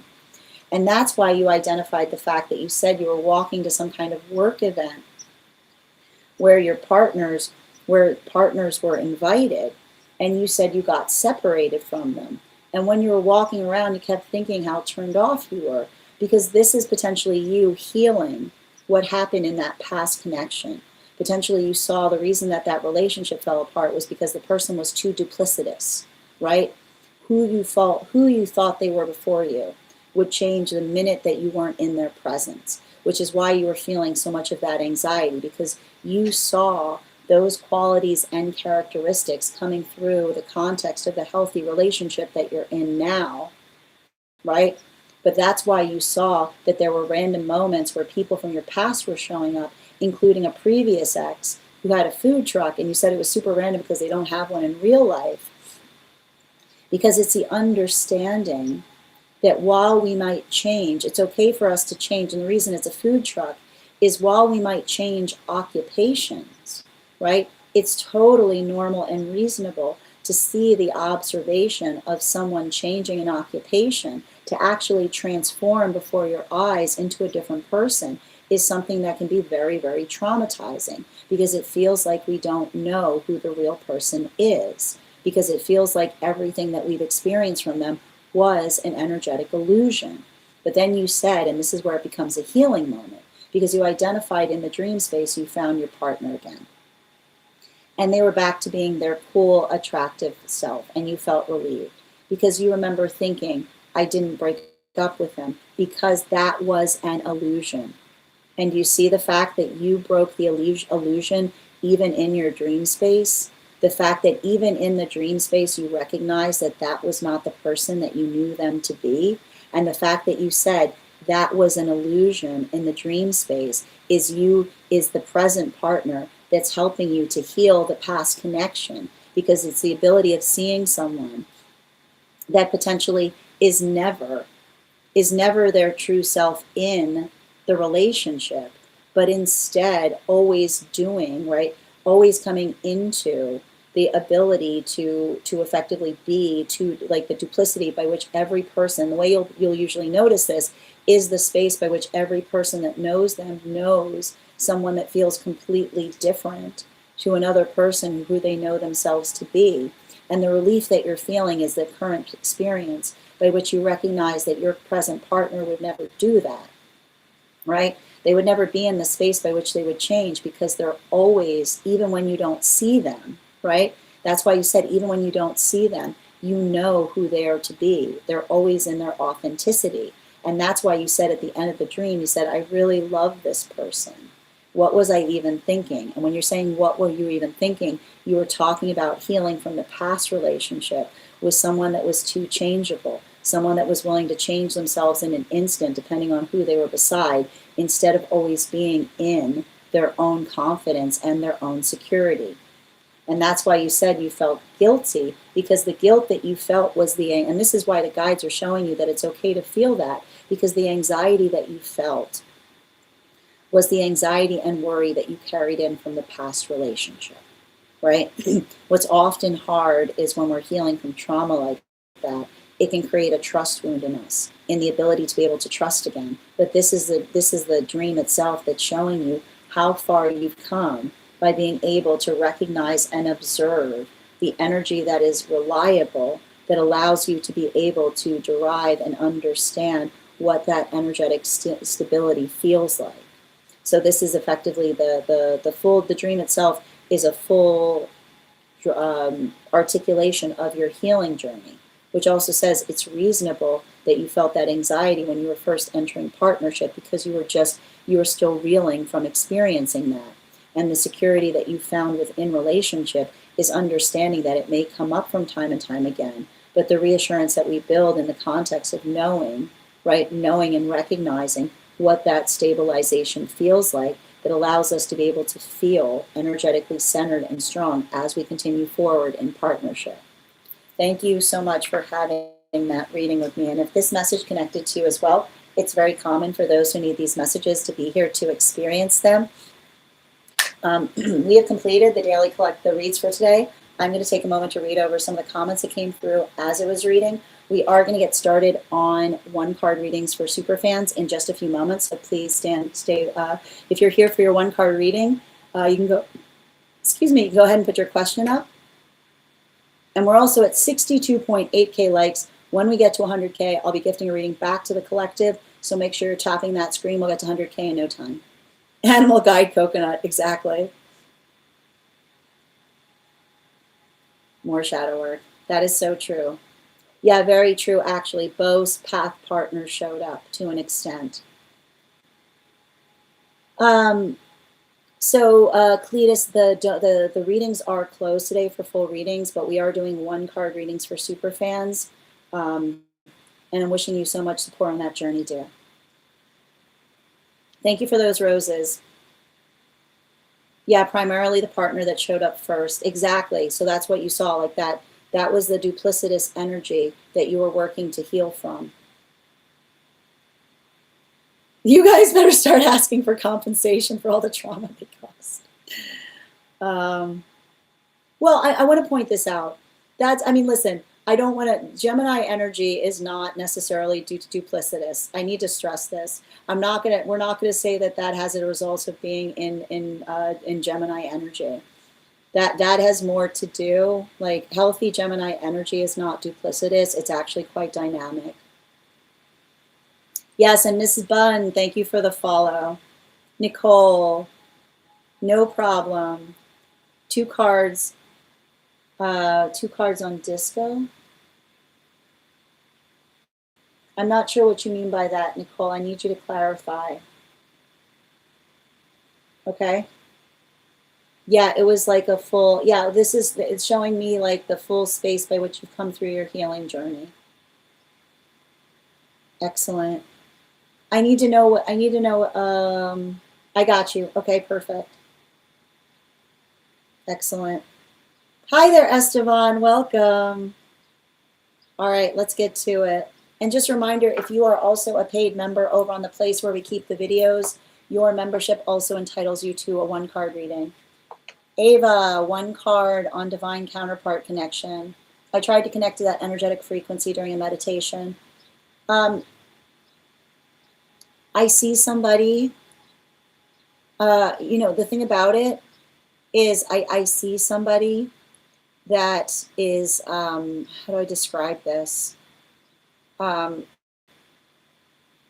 They're saying, I feel like they're saying goodbye to something, is what I keep on seeing. Yeah, like especially, yeah, like I remember I told you, I feel like there's somebody who's going through like a major life transition right now. I feel like I see somebody who's like helping another person through either a great loss, but like I feel like there's something about that where they're just like, I feel like they're at capacity with in terms of how they're feeling. They felt your support.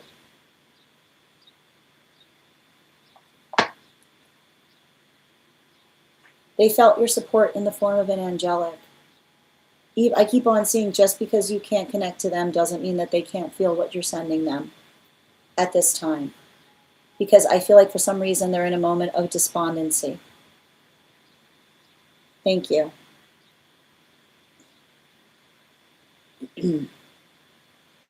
All right, we got 2 cards right now for Nicole. What you need to understand to handle this energy, what you're dealing with. Let the self-care is your shield right now, right? What's best for you is aligned to your highest self.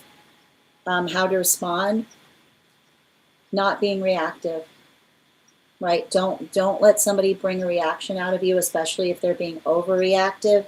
Bottom of the deck, especially with this 4 of Swords. Building into the context, I just keep on seeing this'll give yourself time. Let time help you moving forward through something. I keep on hearing taking patient approaches to things. Animal, spirit guide, everything will happen in the time that it needs to happen. Don't let another person rush you. And again, if they try to, I keep on hearing, if they try to rush you, refer them back to the process. 1 card on career for pieces. Make sure that you're identifying what the plan is, or where, like how one is effectively identifying the space by which something is ideal is the space by which it's energetically sustainable. Bottom of the deck, yeah, the ability of identifying how long one aspires to do something or where one aspires to go. Make sure that you're having, I keep on hearing, make sure that there's a plan, like looking in terms of what that plan is, in terms of what it is, like where you want to be versus where you are versus where you aspire to go. Animal, spirit guide, we've got here the bee. Healthy opportunities allow for the ability of understanding and embracing our potential. So make sure that you're building into the context of that and let that conversation guide you. 1 card for Melissa on meeting with client today. It feels good. Give them time. I feel like I see someone that's overwhelmed.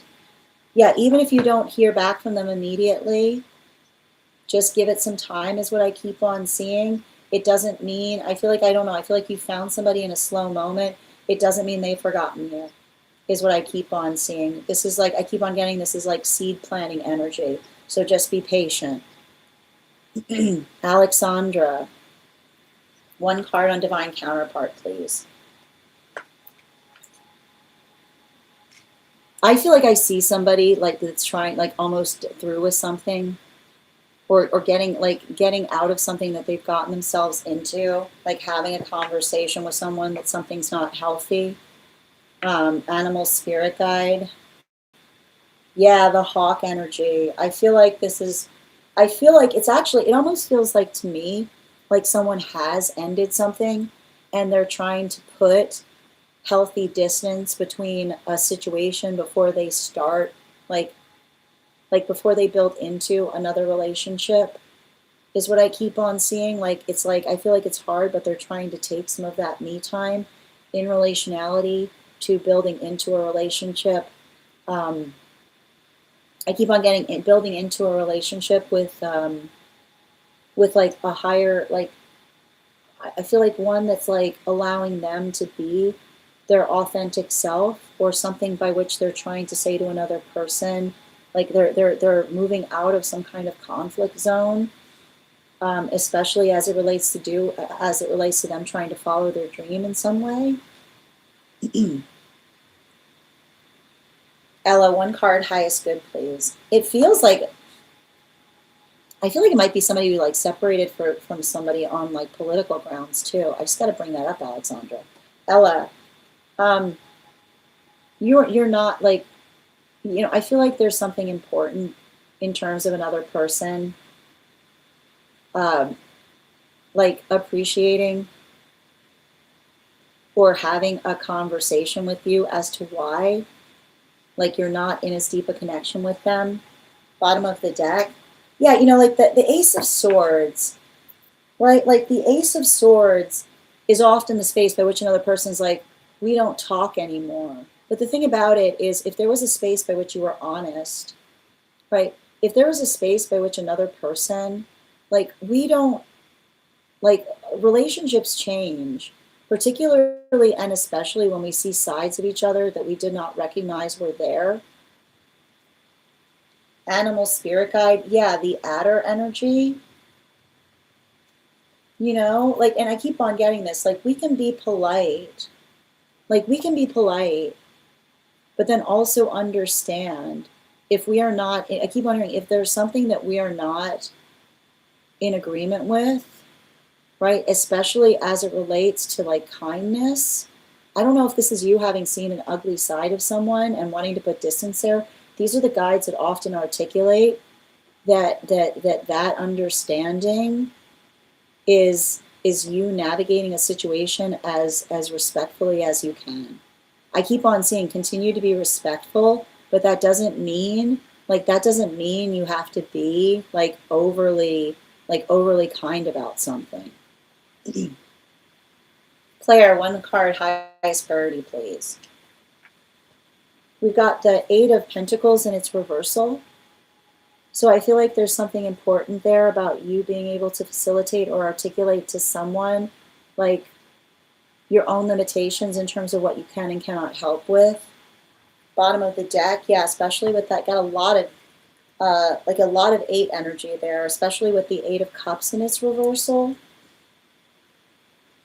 It's almost saying to me, like you can't, yeah, animals, you can't fix things with sentiment, right? I miss you is not the same as someone taking accountability for something.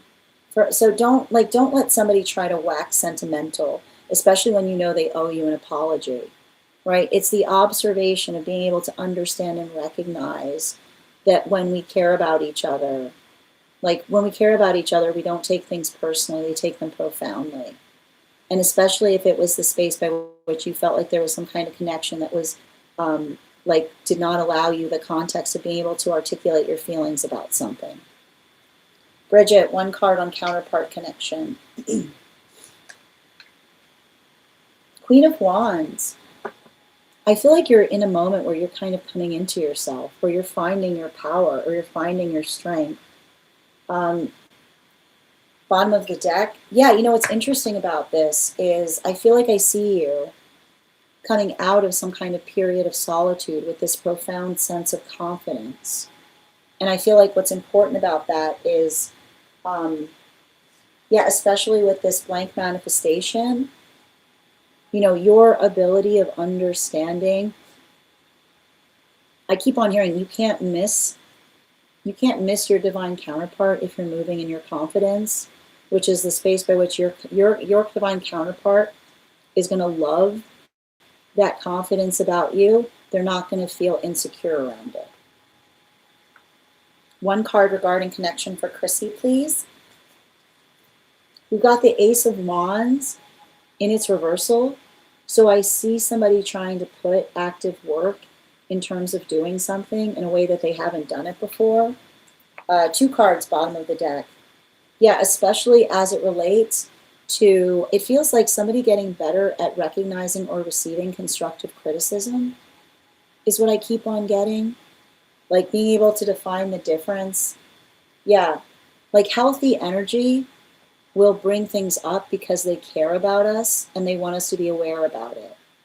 So I feel like this is someone that's healing as it relates to being able to discern the difference between someone articulating something from a sense of care versus, I keep on hearing, energy that's constantly criticizing in a way that isn't consistent.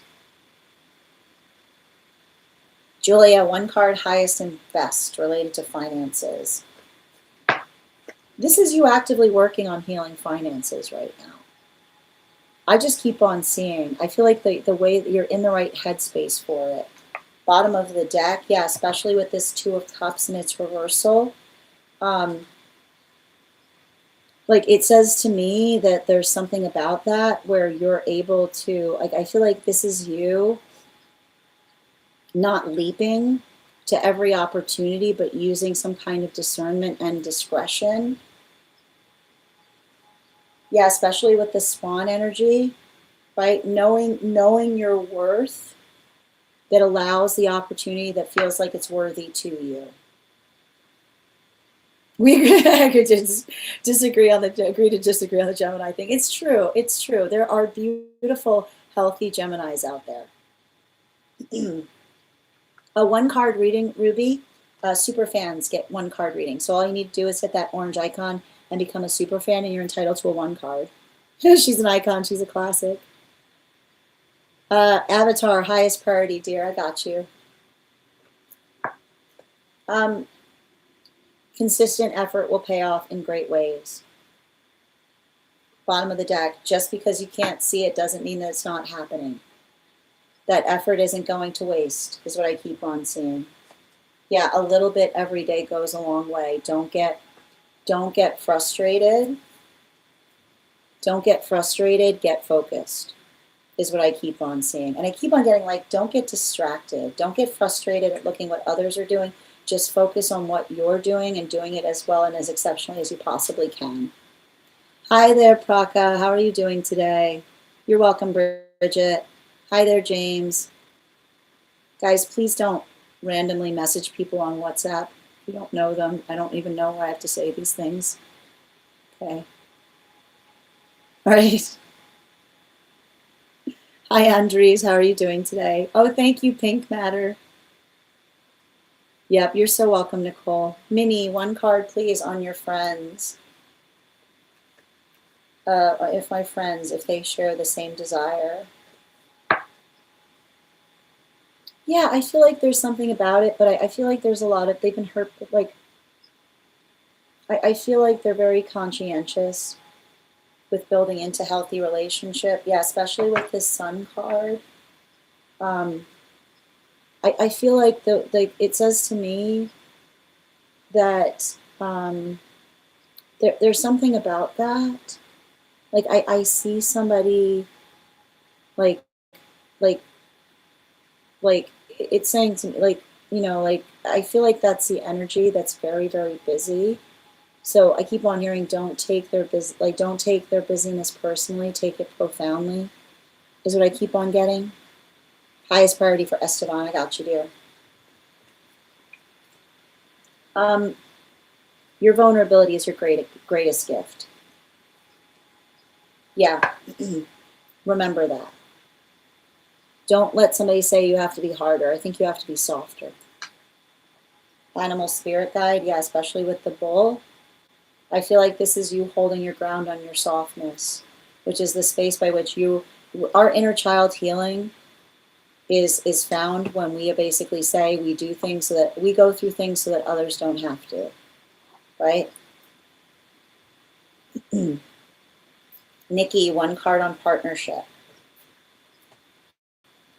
Again, it was a shadow work dream. So I feel like the space by which you were seeing things reflective, like the thing that if you basically broke the illusion in the dream space, in the space by which you said, I was so relieved and I realized it was an illusion. Because the illusion that you realized was the illusion that you had in the past context, where it felt like you never truly knew someone because they don't know themselves, because they're so heavily into people pleasing that they change who they are, changes depending on who's beside them. And you can't build into a healthy relationship like that with someone, because it's the intimacy that you discover there that identifies the space or shape by which another person is working through something. Bottom of the deck with the King of Cups in its reversal, right? It's beautiful because it shows you how much your counterpart cares about you, because they're taking on the role of showing you that in the dream space, because it feels so antithetical to who you know them to be. Animal spirit guide, right? The eagle, right? When we care about each other, we help each other heal in ways that are profound and miraculous. Denise, one card, general, 2 on the bottom of the deck. King of Cups with a Ace of Pentacles. Don't let somebody identify the fact that you've if somebody identifies the fact that you're disappointing them, ask yourself what they expected. Yeah, especially with the Queen of Cups, right? Don't let another, celebrate another person's disappointment if what they were expecting from you was absolutely unreasonable, with the Boar energy. Thank you so much. Absolutely. You're so welcome. You're so welcome, guys. Hi, Courtney. These are 1-card readings for super fans. If you'd like to become a super fan, I'm happy to draw a card for you. Thank you for the help, Chrissy, as well. All right, my friends. Final call right now. How you doing today, Mercy? Final call right now for any of my super fans who have not had a card pulled. Hi there, Ivana. I got you. 1 card, please. Meditation guidance. You need to hold on. You need to I don't know why I keep on getting, try holding something in your hand, something grounding as you meditate. Especially if you feel like you're falling asleep, hold it up, hold it up. Hold it up is what I keep on hearing. Bottom of the deck, yeah. Right? Oh, you were holding crystals. Okay, yeah. I see it, and again, if you start to drift off, focus on holding them up is what I keep on getting. Animal spirit guide, yeah, otter, right? And write down anything that occurs. Oh, that's wild. Thank you for confirming. Rose quartz and amethyst in the middle. Oh, Ruby, you became a super fan. Thank you so much, dear. I appreciate you. Ruby, 1 card. Yep. Can you let me know if you would like a general reading or if you have a specific question for your 1 card? Well, that's what I was getting in terms of holding something. Oh, you were spinning around. That's wild. Oh, thank you, Ivana. No problem, dear. Confirmation. General reading, please. 1 card, please. Ruby. You are not going to destroy anything with your honesty. Healthy energy celebrates honesty. Yeah, anything that moves away from you, if you're being honest, is a form of protection. Your honesty doesn't hurt anything unless it's not in alignment to you. Animal spirit guide. Yeah, if someone tries to move away from you and come back, if they don't like a conversation, that's not a chalkboard erase moment, that's a bookmark. You pick back up where you left off, or you don't continue the conversation. Time does not erase situations. It puts a placeholder there. Thank you so much, my friends. I want to thank you so much for being here today and sharing in these messages. So we will be offline tomorrow, but we'll be returning back on Friday. If you would like to have priority on Friday's readings, you can get on the list today, and you'll have priority for Friday, which means you'll be read for before we start the Daily Collective. If you missed the Daily Collective today, it'll be up on the place where we keep the videos and photos, and also you'll find it as a podcast over on my Spot and Stack. For anybody who became a superfan today, welcome. I'd like to invite you to join our superfan only disco channel. If you'd like that invitation, just send me a disco gift by PMing me directly from this live, and I'll send you the invitation. There in the perks section, you'll find a discount to our tarot class subscription program. Our next tarot class for subscribers will be, for paid Stack subscribers, will be on Thursday, May 21st. So you can find a perks discount in the perks section that will give you a discount code to that class subscription. And you can also introduce yourself to the collective. I want to thank you guys so much for being here today and sharing in these messages. Huge thank you to my followers, old and new. Thank you for being here and receiving these messages. Huge thank you to my subscribers. Your ongoing support means the absolute world to me. And I want to thank you so much for being here today and sharing in these messages. Huge thank you to my followers, old and new. Thank you for being here and receiving these messages. Huge thank you to my subscribers. Your ongoing support means the absolute world to me. And the biggest thank you to my mods. Thank you for all of your help today, Kay, Megan. I hope you guys have an absolutely beautiful day. Please take care of yourselves. Please take care of one another. And we'll do this again on Friday. Have a great day, everyone.